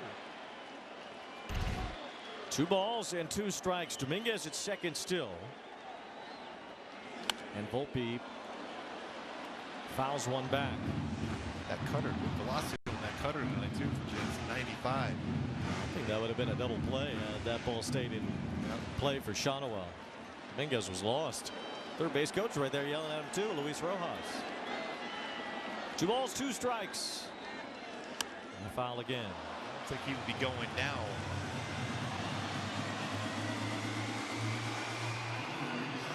Winning run at second. No runs, 6 hits for the Angels. No runs, 7 hits for the Yankees. Both teams have had chances, especially in the last couple of innings. Yankees have one here after a leadoff double by Stanton. The ball that was smoked to left. Dominguez running in his place. Volpe at the plate. 2 balls, 2 strikes.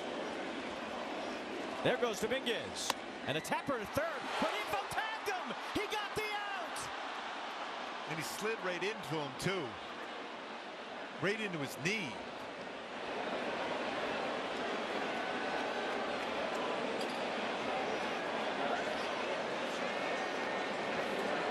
We're checking to make sure there was a tag applied.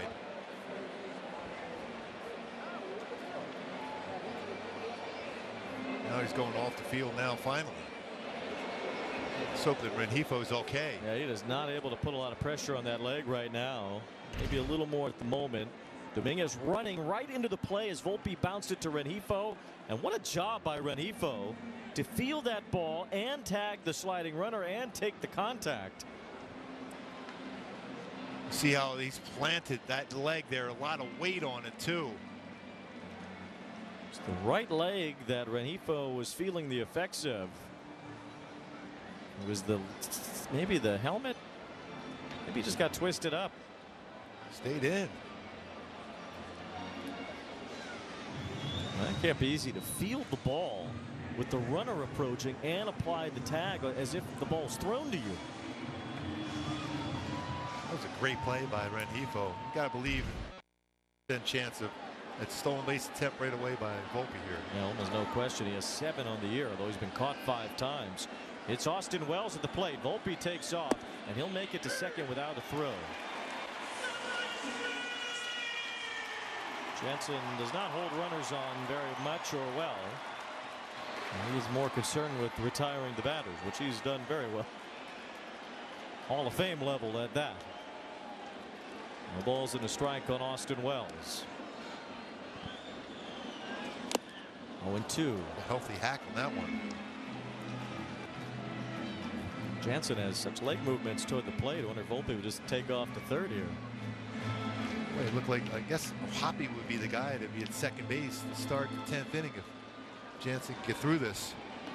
Or a pinch runner if they wanted. The ball's 2 strikes, 2 outs. Volpe at second. No score in the 9th inning. Wells rips one foul. Just slightly out in front of that one. Does that tell you anything as a pitcher? Yes. He was trying to be quick on the cutter. It means you can throw that backdoor cutter. If you keep it down and away, you'd be at a tough time to make contact with. He's, like I said, so often a hitter tells you what they're looking for. He's trying to be quick inside on the cutter. It's 0-2 on Austin Wells with 2 outs. A roller foul in front of that off-speed pitch, so Jansen did try to slow him down with a slider.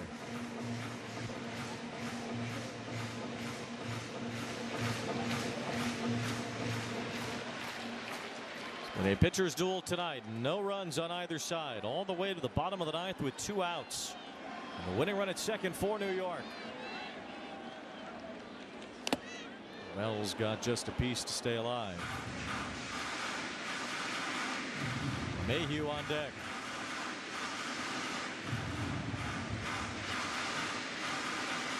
That baseball got the mask of Hoppy again. He's been hit a couple times.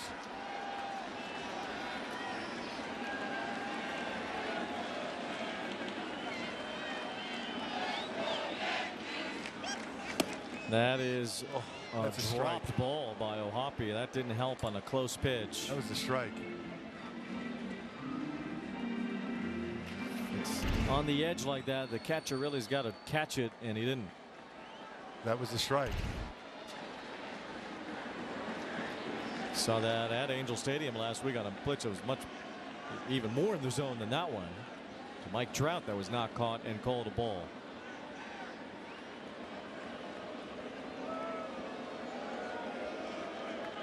One ball, 2 strikes on Wells. Leadoff double in this 9th inning. Jansen's had a man on second to deal with ever since.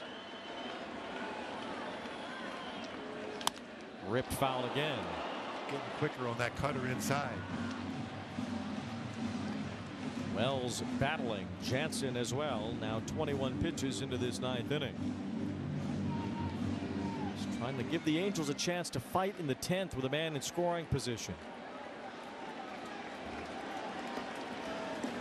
1 ball, 2 strikes on Wells. Swing and a miss, strike 3. That's nasty. He went sinker upstairs for the cheese and the punch out. Kenley Jansen. What a play by Rengifo. But Kenley Jansen dominated the Yankees once again. Climbed the ladder and waved the finger. No, no, no in the 9th.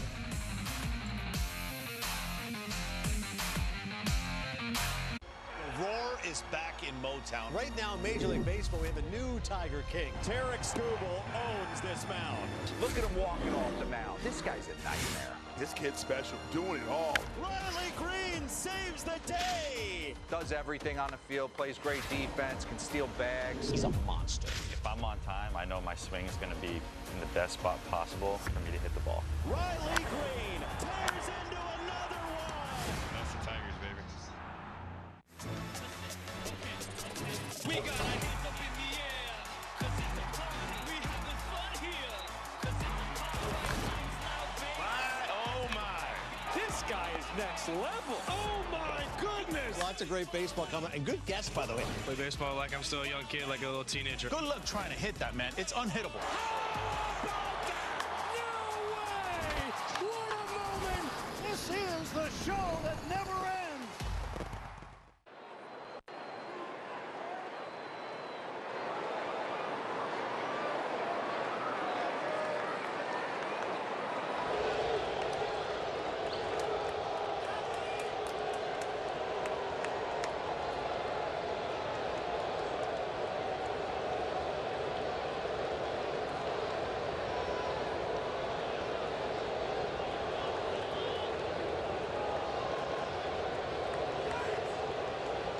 Game summary here tonight. Won't see much offense during this game summary, that's for sure. Yeah, a lot of great pitching, solid defense, but nasty stuff.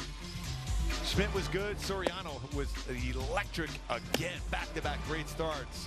99 on his fastball, and that play right here by Rengifo on the ground ball, able to apply the tag to Dominguez and control that ball, even slid in too hard. Getting that out at third, and then Kenley Jansen with the punch out to finish off, keep it tied. Rengifo absorbing that contact too to make that play. As Jonathan Loaizaga is now on the mound for the Yankees. Scott Kingery has gone in to pinch run for Logan O'Hoppe at second base. Big at bat here for Joe Adell.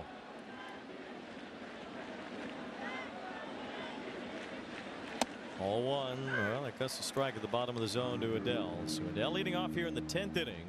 0 for 3. He's got Rengifo behind him, then Christian Moore. The veteran Loaizaga finally healthy this year and throwing the ball well for the Yankees. Whip just barely over 1.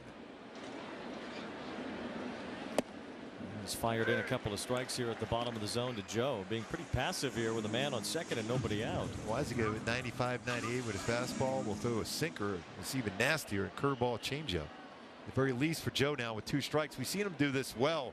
Go the other way, hit the ball to the right side. 0-2. Was able to swing at that one and fouled it off. Like he was trying to punch that ball to the right. Contact has to be made here. You got to be able to get Kingery over at the very least, if not in. That's why it's tough to take 2 strikes, 2 fastballs that were in there. No balls, 2 strikes on Adell. No score in the 10th inning. All zeros tonight at Yankee Stadium, and Adell strikes out on a pitch that wasn't in the zone. That's not a very good at bat for Joe Adell, who took 2 strikes to get into a big hole and expands his zone for strike 3. 1 out. See if the guy who made an outstanding defensive play can come through here offensively.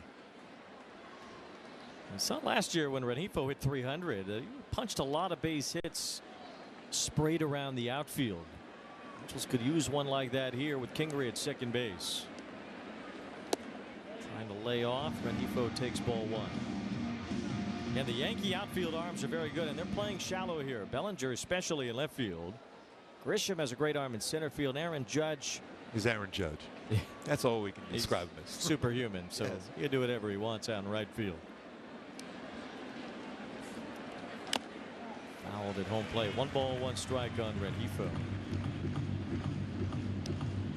Christian Moore on deck had his first major league hit in his last at bat, tripling past Judge. So the bottom of the 10th, the Yankees will get their own man at second base. It'll be Wells, although they could be a pinch runner as well. Loaizaga throws a lot of 1-1 changeups to lefties as Christian Moore looking on.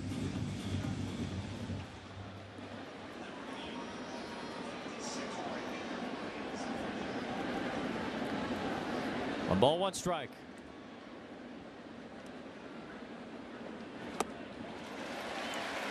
There's that changeup.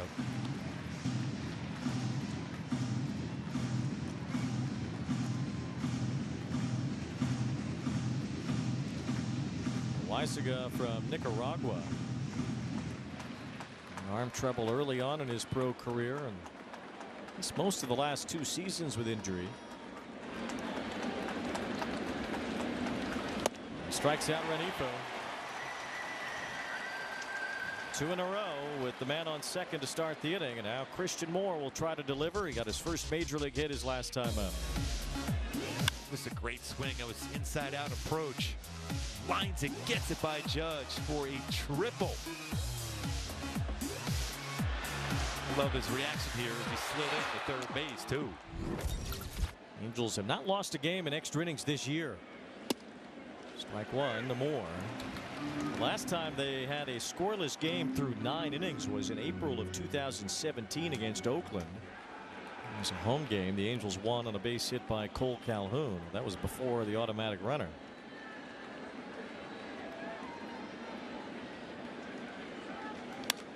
Cut by Moore, and it's 0-2. Last time the Angels and Yankees had a scoreless game through 9 was 2004.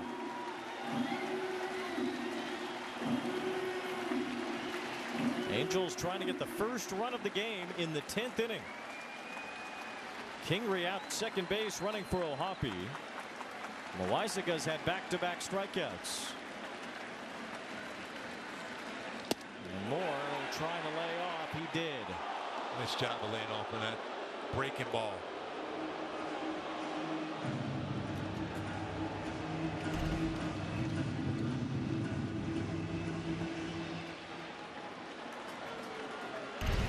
One ball, 2 strikes. Moore tripled his last time up.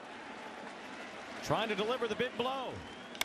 He lifts one to right center field. Aaron Judge is under it. And the Angels don't move the automatic runner in the top of the 10th.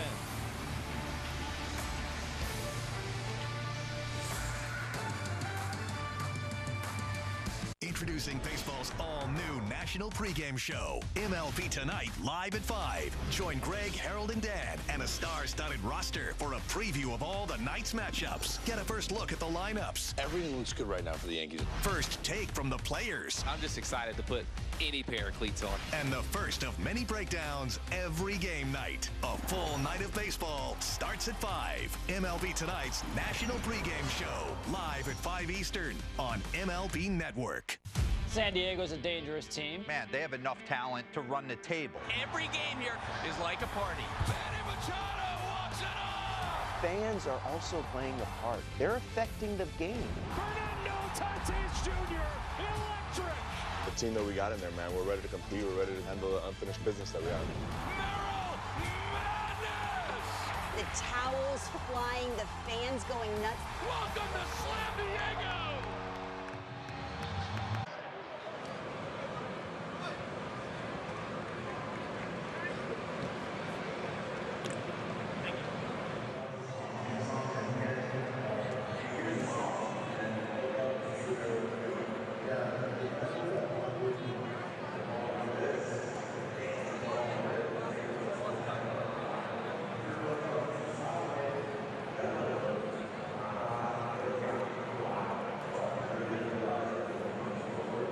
Season MLBshop.com. Check out the largest selection of authentic jerseys, caps, hoodies, t-shirts, and more. Visit MLBshop.com, the official source for your Angels gear.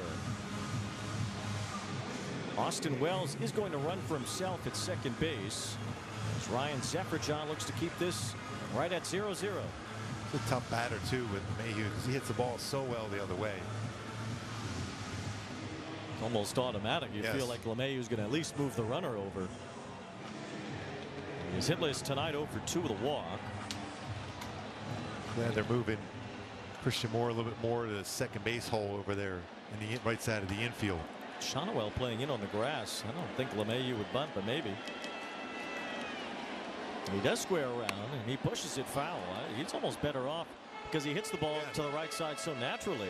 Why would you bunt him? He's about as good as any hitter that I've ever seen hit the ball the other way. Yeah, it doesn't make any sense to bunt LeMahieu here, considering that all you need is for him to hit a ground ball to the right side. He can do that. He probably hasn't bunted a whole lot in his career because of the fact he was a batting champ and everything. Yeah, he was a number 3, number 4 hitter for a while.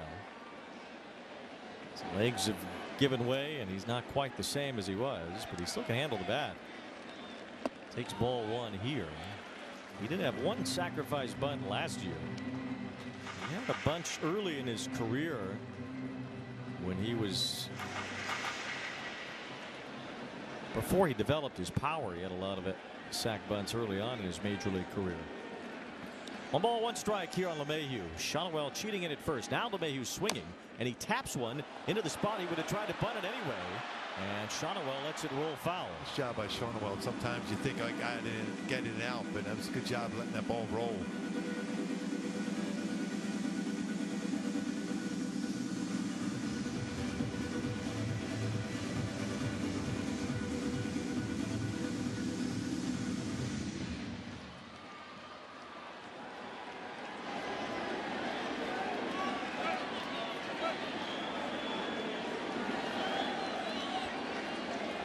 Ball, 2 strikes on DJ LeMahieu. Then it's Grisham and Goldschmidt due up.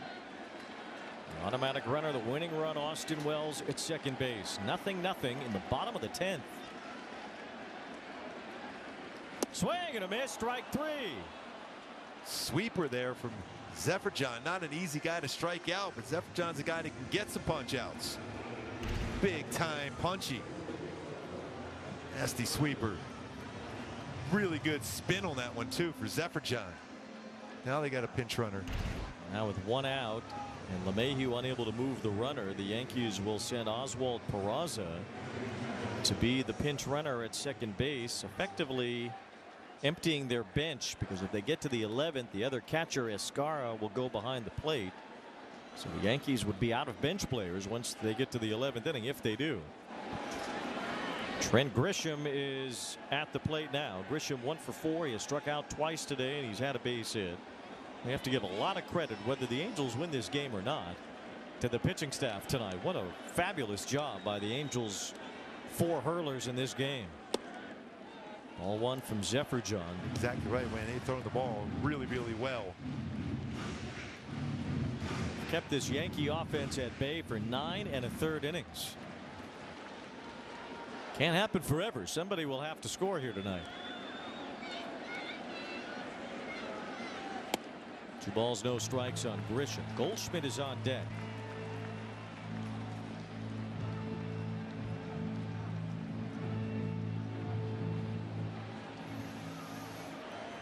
Game 2 of this series tomorrow night. Kyle Hendricks against Will Warren.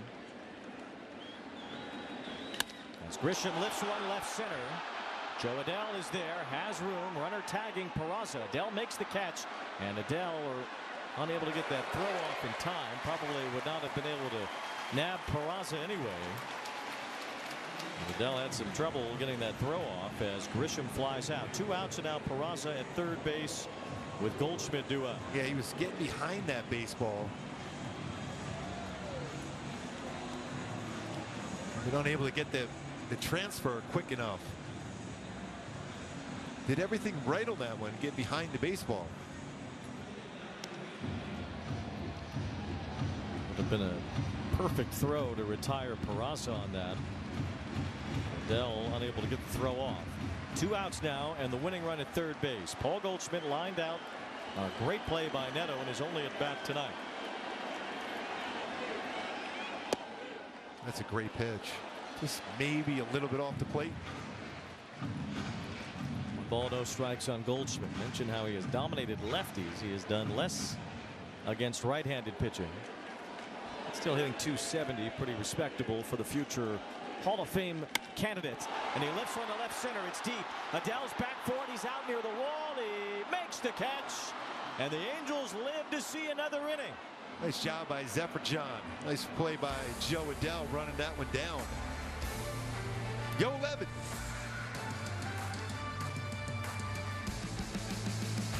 Yordan Alvarez is just becoming this consistent hitting machine. The big man who wears 44 is 4 for 4. Face of the franchise, everything that is Houston now. He's top 5 in every category for the Houston Astros historically. Always just assume they're going to play in the ALCS. There's no effort. Boom. And you can kiss that goodbye. That's a game winner. Late inning heroics once again. He's a legend. Unbelievable. There's certain players in every lineup that make the lineup go. Speed, power, he is a difference maker. Ketel Marte, he's done it one more time. The best second baseman in the game, that's Ketel Marte. There goes Corbin. Just incredible speed. He wants to bury people. He just doesn't want to beat you. He wants to drive you into the ground. Goodbye, Snakes alive. They're tearing the cover off the ball. We play to win. We've played that way all year. I guess this is just another example of that. We know what's in that locker room. We know the heart we have.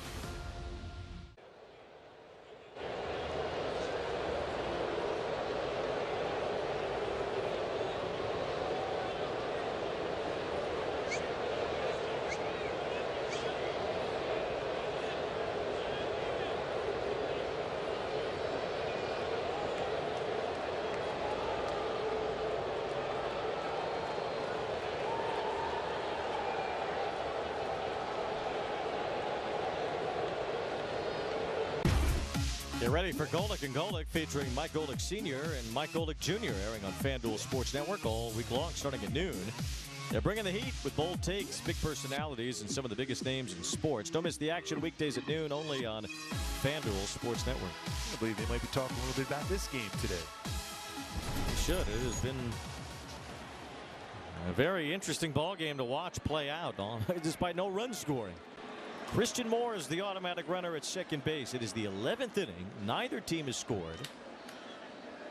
Good speed out at second base now. The top of the order due up for the Angels against Jonathan Loaizaga in his second inning of work. Neto bunts and he's out. Unbelievable.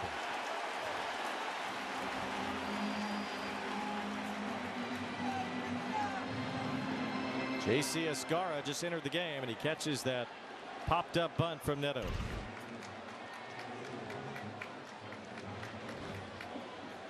Bunting a curveball off the outside part of the plate.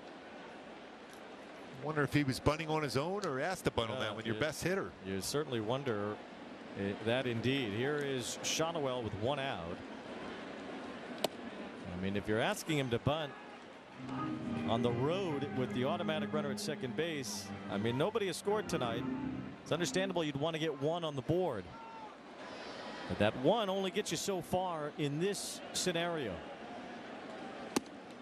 Shotwell takes a strike. 1 ball, 1 strike. Giving up an out with your best hitter. Yes. Aaron Judge leading off the bottom of the 11th, but more likely with the open base probably be walked, but still. Judge is not going to swing the bat unless the Angels get at least 3 runs here. Starting to rain a little bit harder, by the way. Here's a poke, fair, down the left field line. Shotwell's going to give the Angels the lead. Christian Moore scores. Shotwell's at second, an RBI double. That's showing a wow to you, Wayne. That's just well placed. Another double RBI, making contact off the plate. That pitch was. Just slipped it right by Chisholm down the line. That's off the plate. Just punching it. Change up. You have a better chance to punch that ball the other way and the change up elevated. And that's all he did. Didn't try to pull it. Shorten his swing. Just like that, Halos with the lead. Got to keep adding on here. Trout almost got hit. 1 ball, no strikes. Before, I see so much of Mark Grace. Yes, that's a Shotwell. great comparison. Everybody could talk about the home run ball. No, it's the contact made all over the field. Just flipped it down the third base side. Now that run at second is huge. 2 balls, no strikes. You get the 1 run, that's good, especially in a game where neither team has scored. But with the automatic runner at second, it's that second run for the visiting team. It's huge. That's really big. And now Trout will be on his way to first with an intentional walk. On base 3 times here tonight for Trout. It's that you're exactly right, Wayne. This is where you got to just think, go for the juggler. You got to go and add on here. First time the Angels have played a game that was 0-0 after 10 innings in almost 10 years. They have the lead now. It is 1-0, and Taylor Ward is the batter with runners on first and second.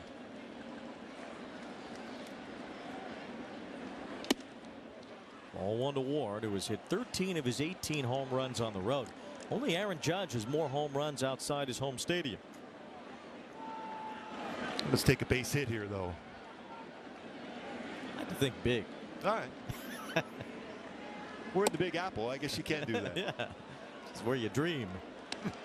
2 balls, no strikes. The Angels have hit 22 more home runs on the road this year than they have at home. Although those numbers are a little skewed, they've played so many more games on the road, and they have Taylor Ward's home road splits to deal with on top of it. 3-0. All of a sudden, Loaizaga can't find the strike zone. That movement he has on his fastball sometimes is tough to control. And yes, I would swing away here. Yes, without a doubt. First and second, a run is in. Finally. And there's a strike. He took all the way. It's kind of that zone he crushes too.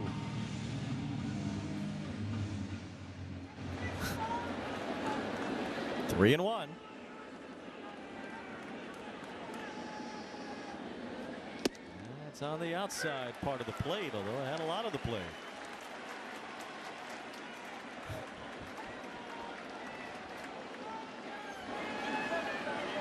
Three and two now. Ward's taken 2 strikes in a row in a big spot here. And that's ball 4. So he does end up working the walk, and that keeps the line moving. The bases are loaded, and here comes big Jorge Soler. Brings out the Yankee pitching coach too. Game's been pitched so well, we haven't seen any pitching coach visits. Not getting their steps in today. Oh, well, ladies and gentlemen, here's Matt Blake.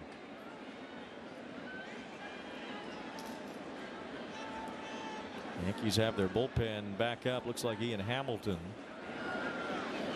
His birthday is today.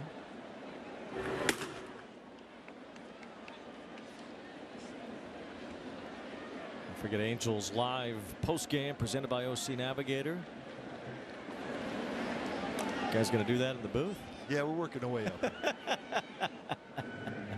Starting to rain. It's supposed to rain for a little while here tonight, so could be a continuing issue if this game continues much longer. One swing of the bat here by Soler could really help that. Yeah, it certainly could. Bases are loaded here. 1 run is in. Here's Soler against Loaizaga.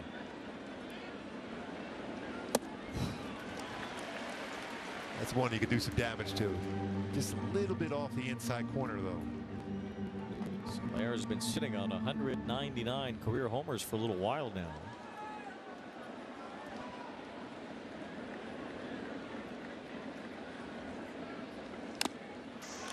0-2.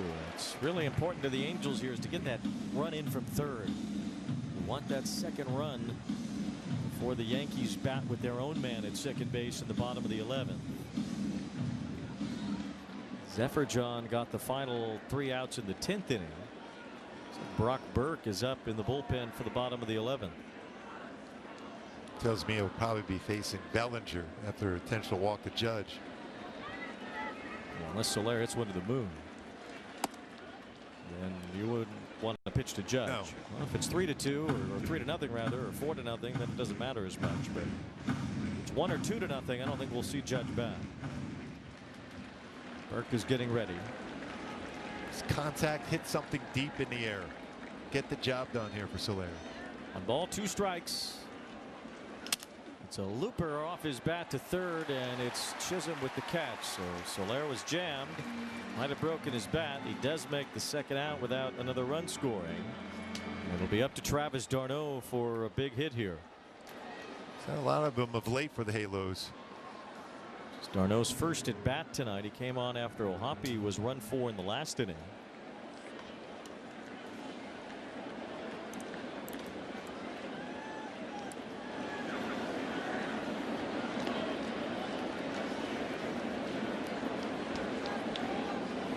He hits it right back to the mound, and Loaizaga caught it to win the inning. So the Angels settled for 1 run. Loaizaga stomped the ball there. He spiked it. Nolan Shotwell with the go-ahead hit. The Yankees will have the go-ahead or the tying run at second in the bottom of the 10th. It's just 1-0 here for the Angels.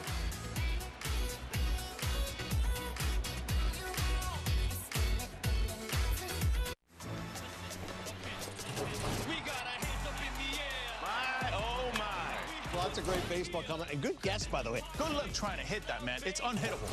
This is the show that never ends. There's certain players in every lineup that make the lineup go. Speed, power, he is a difference maker. Ketel Marte, he's done it 1 more time. The best second baseman in the game, that's Ketel Marte. There goes Corbin. Just incredible speed. He wants to bury people. He just doesn't want to beat you. He wants to drive you into the ground. They're tearing the cover off the ball. We play to win. We've played that way all year. I guess this is just another example of that. We know what's in that locker room. We know the heart we have.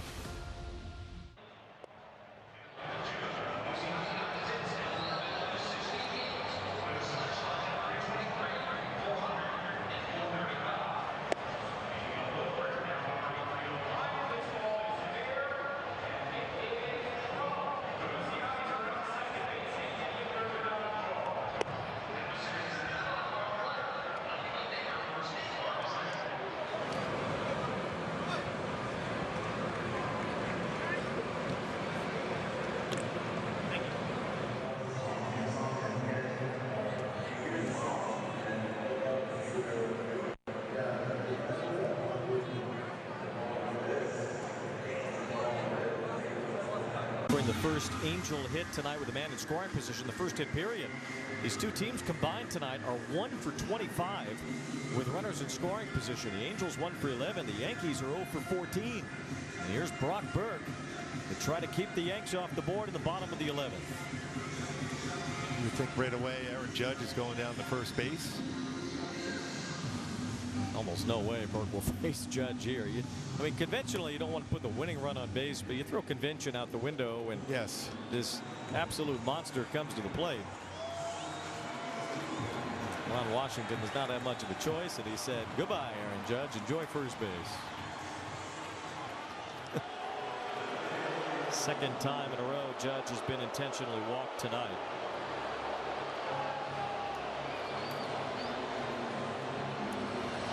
It's happened now 16 times this year to Judge. It's his own fault, really. That's too good. Now here's Bellinger, then Dominguez, then Chisholm. First and second, nobody out in a 1-0 game. All 1 to Bellinger. He is 0 for 4 tonight. Stanton was pinch run for back in the 9th inning after his double. So Jason Dominguez would be the next hitter behind Bellinger. Stanton out of the game. Goldschmidt, a really good base runner at second. Bellinger can fly. Wait, you really can't be missing the strike zone here if you're Burke. 2 balls, no strikes. Goldschmidt at second, Judge at first, placed there with the automatic runner. Bellinger had a good cut but fouled it. 2 balls, 1 strike. A little late.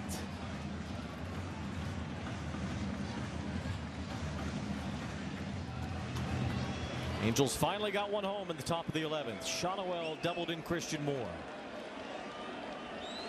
Present and big parts of the future.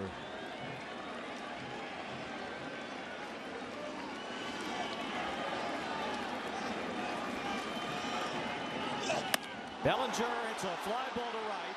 Soler backs up. He has room. He makes the catch in front of the wall. Goldschmidt goes to third. Judge holds it first, and Bellinger, for the second time tonight, flies out to the wall in right field. Well, you got a pitch to hit too. It was a sinker right down the middle of the plate.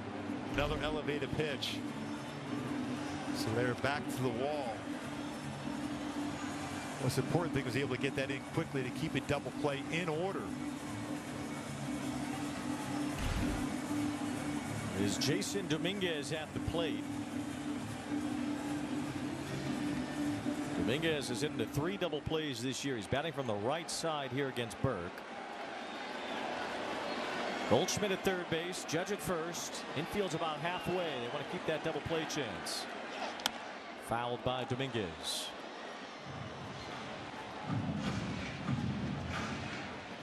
'65 strikeouts, so for Dominguez in 194 at bats. So there's a punch out in there. He's got to get to that 2 strikes to try to get that punch out. And there's strike 2.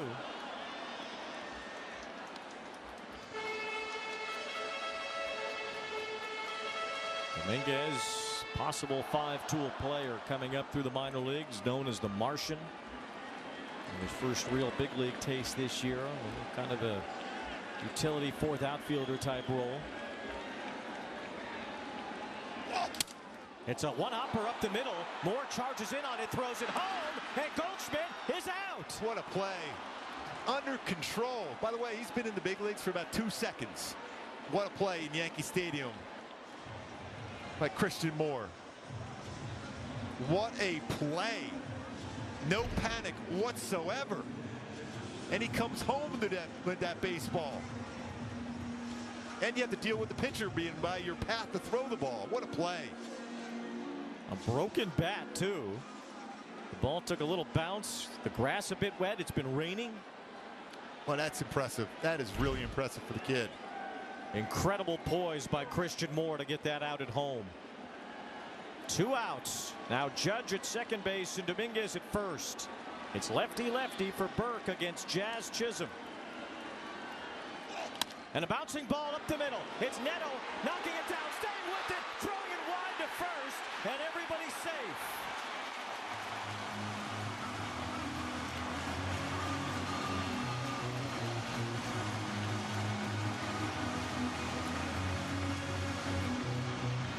that speed. Chisholm.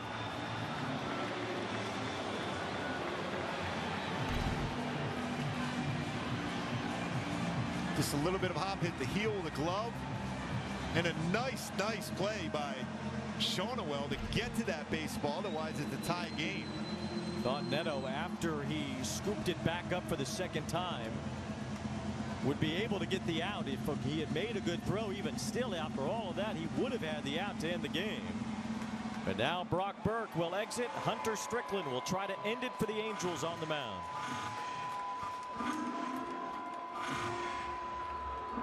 I'm Jason. And I'm Kelly. And we built our TimberTech deck.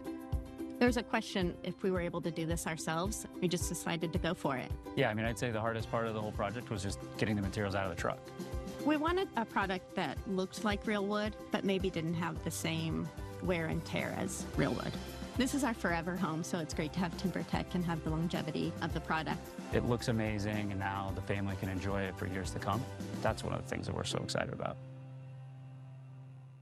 Your day in baseball starts with MLB Central. Let's get it started. Lead off your morning with in-depth breakdowns. Perfect balance. What? Boom. Interviews with the players. Get back to the fastball. I know what that passion feels like. And a little bit. Keeping. You behave properly. Hey. Of everything else. Come on, Marlins. The window seats are. The baseball day begins with MLB Central. Weekdays at 10 a.m. Eastern. Only on MLB Network. If you're not watching this show, you're the problem.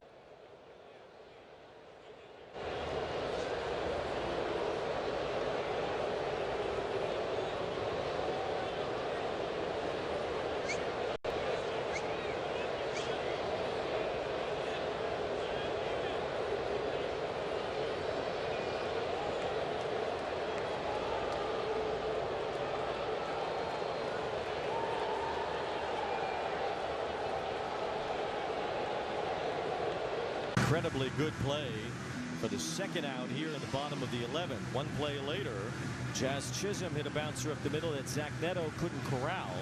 It was ruled an infield hit, and it loads the bases with 2 outs as Hunter Strickland, who's been very reliable out of the Angels bullpen, tries to get 1 out to end this game against Anthony Volpe. Boy, what an intense game this is.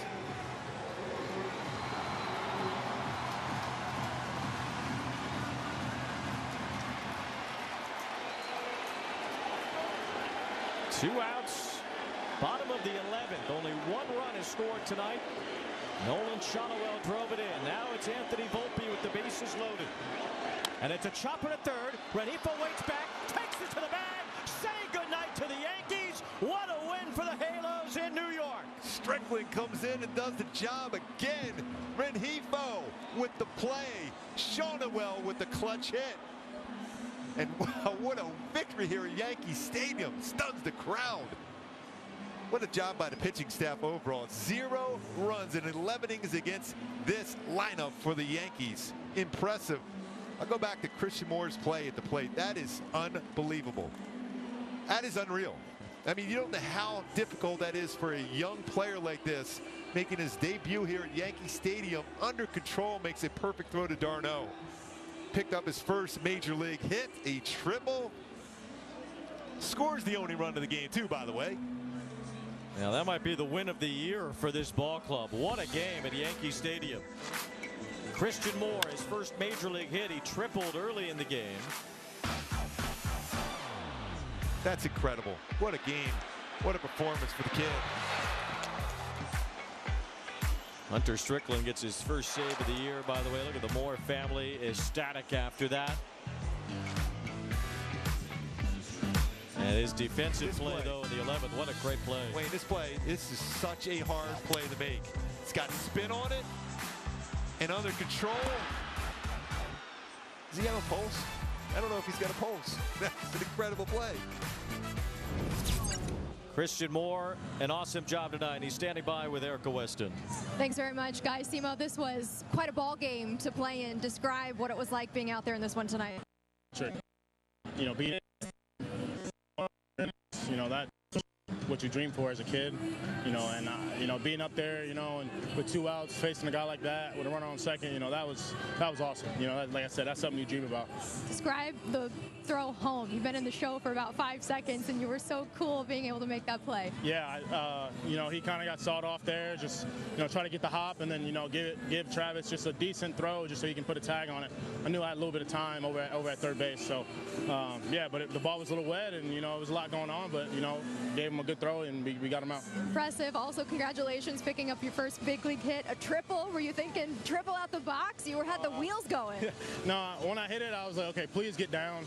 Once I saw it get past Judge, I was like, all right, just keep running as fast as you can, and, you know, might be a double, might be a triple, and I looked over, saw Bo, you know, waving me on. I'm like, all right, here we go. You got to keep going. No, don't slow down now. And then, you know, slid in there and got the boys going in the dugout, so it was good. So you slide into third, you look up, you see your family all up here seeing your first big league hit. What did that mean to you? That meant everything to me, you know, to look up and see them going crazy for me. You know, it's the world to me. You know, those people up there sacrifice everything for me, you know, just to be here, just to be able to, you know, put this jersey on. So, you know, that moment, you know, is special for them, just as special as for me. Congratulations. Enjoy this one. Thanks for the time. Nice job. Thank you. All right, guys. I mean, think about this. Put into perspective, you said that was, you know, the baseball was a little bit wet. Yeah. He stayed under control in that one. You think about some of the best wins for this team this year. They've come at Dodger Stadium and Yankee Stadium. Oh yeah, against the 2 teams win the World Series, I think. Angels win a wild one, and it was 1-0, but it was wild nonetheless. In 11 innings, we'll be back to wrap it up.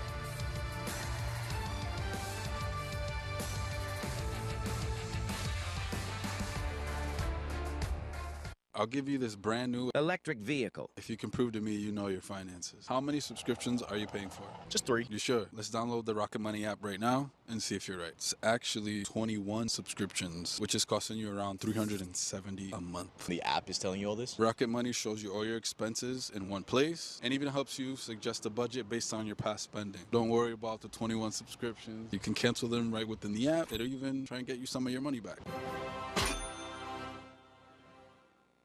San Diego's a dangerous team. Man, they have enough talent to run the table. Every game here is like a party. Manny Machado walks it off! Fans are also playing a part. They're affecting the game. Fernando Tatis Jr., electric!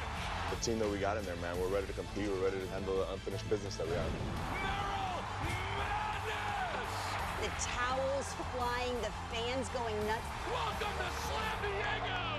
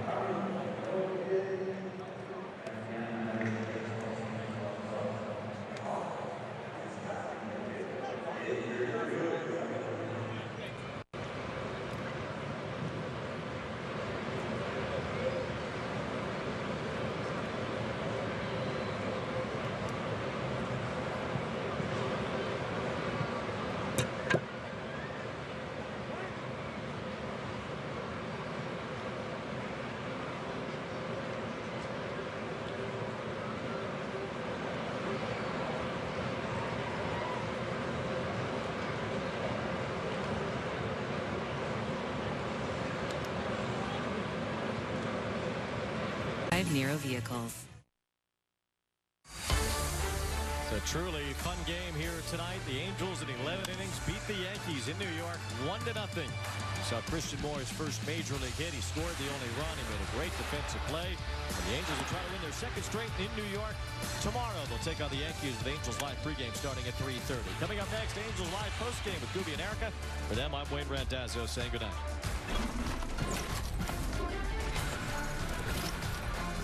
Since the face of the game of baseball is running through this guy right here. That dude has electricity coming out of his pores.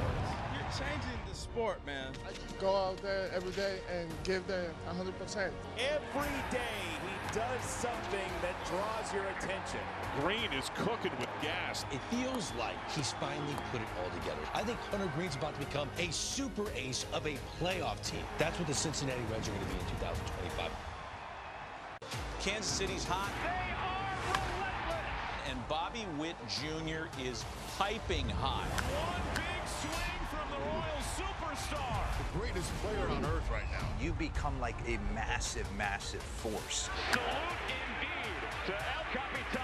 You have to work more. You have to sacrifice yourself more. That's the type of baseball that wins come postseason. Just the team that we have, just doing things one pitch at a time, one inning at a time. It's just so much fun.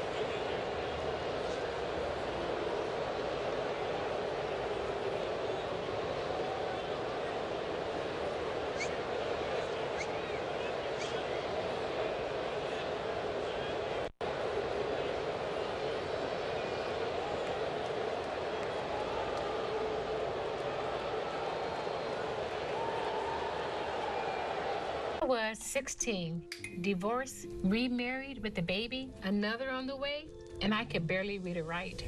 Getting my high school diploma was a catalyst I needed. Now I have a bachelor's, a master's, and I became a teacher. When I look at all these success stories, I could not help but think it all started by getting my high school diploma. When you graduate, they graduate. Visit finishyourdiploma.org to find free and supportive adult education centers near you. When it comes to making plans, you are the best. What about those barbecues you plan in detail for your family? Or your daughter's first costume party?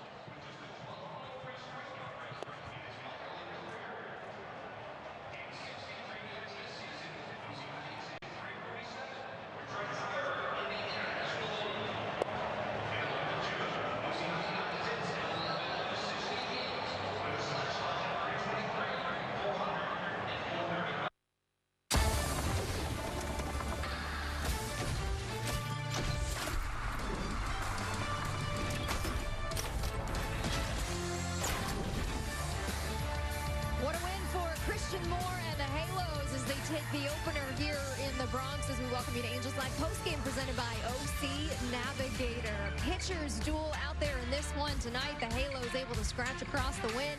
1-0 in 11 innings as we welcome you back inside the broadcast booth here at Yankee Stadium alongside Mark Gubiza, Erica Weston with you. Gubi, Shona, wow, what a win. Shona, wow, that was, wow, an unbelievable win. Great job that interview down with Christian Moore, but, I mean, he downplayed that play at second base. I can't stop talking about that play at second base.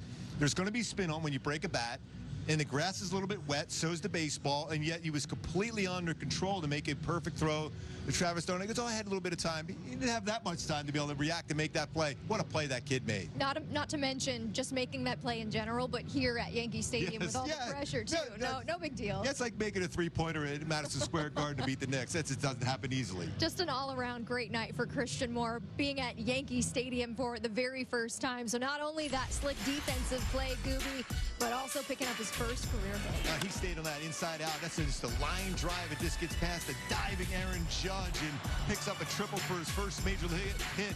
Matthew Lugo did that early in the season. I remember David Fletcher doing it also. Doug Boston, another teammate, was one of those guys too with the Angels back in the day. I love that reaction right there. That is so beautiful. Found me there. Great job of talking to him out there earlier. What a moment for them. What a time this is to be the first time at Yankee Stadium too. That's a true fan, by the way. Refused to go. He is very cool under pressure. How about in the 11th inning, Gooby? This is the play we're talking about. Look at the spin on that baseball. I mean, it starts going away from him, but under control. Goldschmidt is a great base runner, and he had a good jump on that, but he didn't have a whole lot of time, by the way. That was just a great play by Christian Moore. He was motoring. Well, was that a Sister Christian reference? Yeah, Sister Christian. I had to get Sister Christian for him. That's the only reference I'll ever get, only because I've seen Rock of Ages. So well done. But we talked about it could be on the pregame show. He has performed on the highest of stages as far as the College World Series, so this was just another version of that. Yeah, I mean, and to be able to slow a game down for a young player in this stadium is truly remarkable. But to do that you had to play in the big stage like you did winning the College World Series last year, hitting for the cycle during that stretch too. So he was a phenomenal young player. I'm glad he's getting that opportunity to play here at Yankee Stadium. I'm glad he's getting an opportunity to play, period. We've been wanting him to be up here for a while. He deserves to stay up here for a long, long time. He was just saving that first hit, not to get it in Baltimore, so he had 40 people in attendance at this one tonight. Let's take a look back at the 11th inning, Gooby, how the Angels were able to scratch run across the board. It took 11 innings, but they finally were able to do so thanks to Shohei. Wow. There we go. I mean, that's a changeup up. And that's the one pitch you don't try to pull, you just try to punch the other way. And that's what he did. He controls the strike zone, controls the swing. He shortened up his swing to make contact. Good things happen when you make contact. Another RBI, double. But then this defense again. We can't stop playing this play right here by Christian Moore. That was such a good under control play. And then to be able to get through this inning here, to do the little things, to be able to have everything done. That one play there, Neto looked like we're so used to him making every single play imaginable on the earth.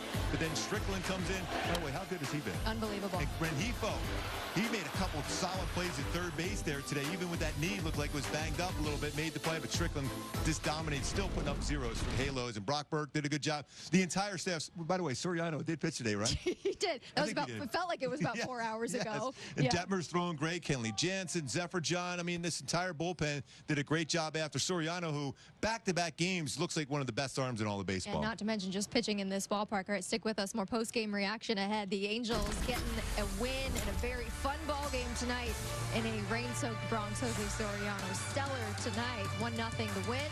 More reaction next.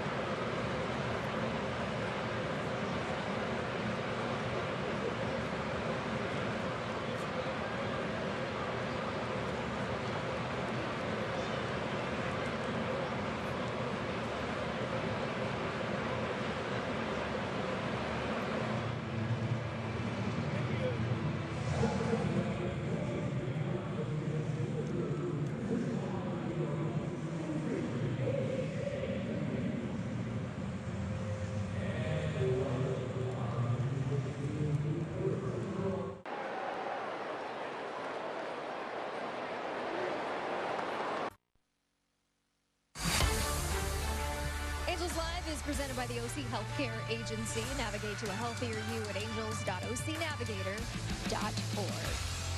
Fun one tonight in the Bronx. The Angels win Game 1 of this 4-game series this week against the Yankees. 1-0 in 11 innings. As we welcome you back inside the stadium here at Yankee Stadium. Erica Weston and Mark Gubazat with you. At one point ago, the starters were trying to outduel one another. Jose Soriano followed up his best outing as a starter last Monday at home tonight against the Yankees. Erica, both starters were exceptional in this game. One was a little different, fly balls. The other, ground balls, and that's Soriano getting his ground ground ball after ground ball. 6 punch-outs in the game, too. His stuff was electric. Everybody I talked to up here at the broadcast area was saying, this kid is unbelievable. You see that power fastball he has. His slider was good today, knuckle curve. I love that one, too, but his free and easy in his delivery, and he's getting ground ball to ground. That's his 19th double play turn, 10 ground ball outs in his performance here today. But against this lineup, especially when you have Stanton back in there, this is a deep lineup for the Yankees, and he just went right at him and dominated him with his stuff throughout this entire game. He didn't even look like he was under pressure at all tonight. And you remember we talked about his look this last time out against the Athletics? He had that same look again where he was like, you have no chance. And when he has that you have no chance look, they have zero possibilities of squaring up baseballs against him. You know, when he was struggling, there was some baseballs hit hard against him, but he was getting that ball over the middle of the plate, not trusting his stuff. He is trusting his stuff right now, and it was a beautiful thing to watch today. Well, he's got the lead over his teammate, Jack Kahanowitz, safely with the double plays turned behind him this season. I believe Kahanowitz has 14 of them. But on the other side of things, Gooby, Clarke Schmidt was pitching very well. The Angels gave him some pressure early on, but he was able to lock in and really did a nice job. I was really impressed with his cutter today. He was anywhere between 94, even 96 miles an hour. We know he's got that good sweeper. We talked about his breaking balls. He didn't really need to use them as much. He went to his fastball and cutter a lot during the course of the game, and not many baseballs squared up against him either. And he goes in 7 2/3 innings, but no walks in the game, just 4 hits allowed. So, yeah, you know, if you're Aaron Boone, you got to feel real good about what you're getting out of him again.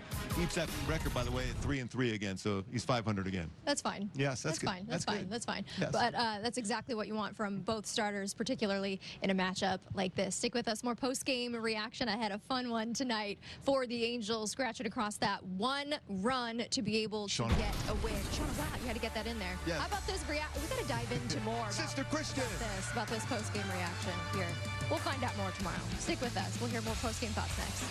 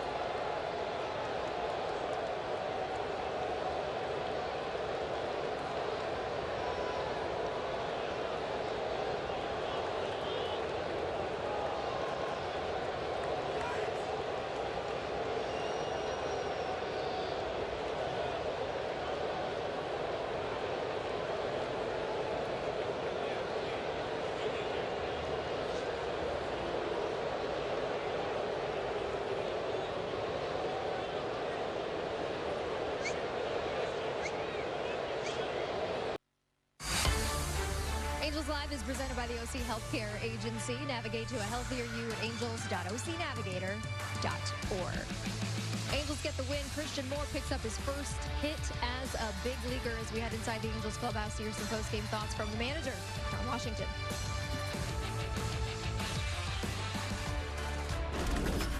Awesome. From Soriano all the way till I gave the ball to Strickland.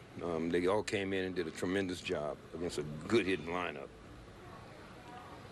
Soriano in particular is 2 in a row now. I mean, just how do you feel he's developed as the year's gone on? Well, it's going to take more time, but he has developed. He has shown back-to-back days that he had the ball, the consistency of what he could do, and now he's just got to just start sustaining it. But no, we always knew he had good stuff, and he's only in the second year of starting, so there's still a lot for him to learn. But I tell you what, he has. What does it mean for him to do what he did today against this lineup in this ballpark? Well, it should give him a lot of confidence.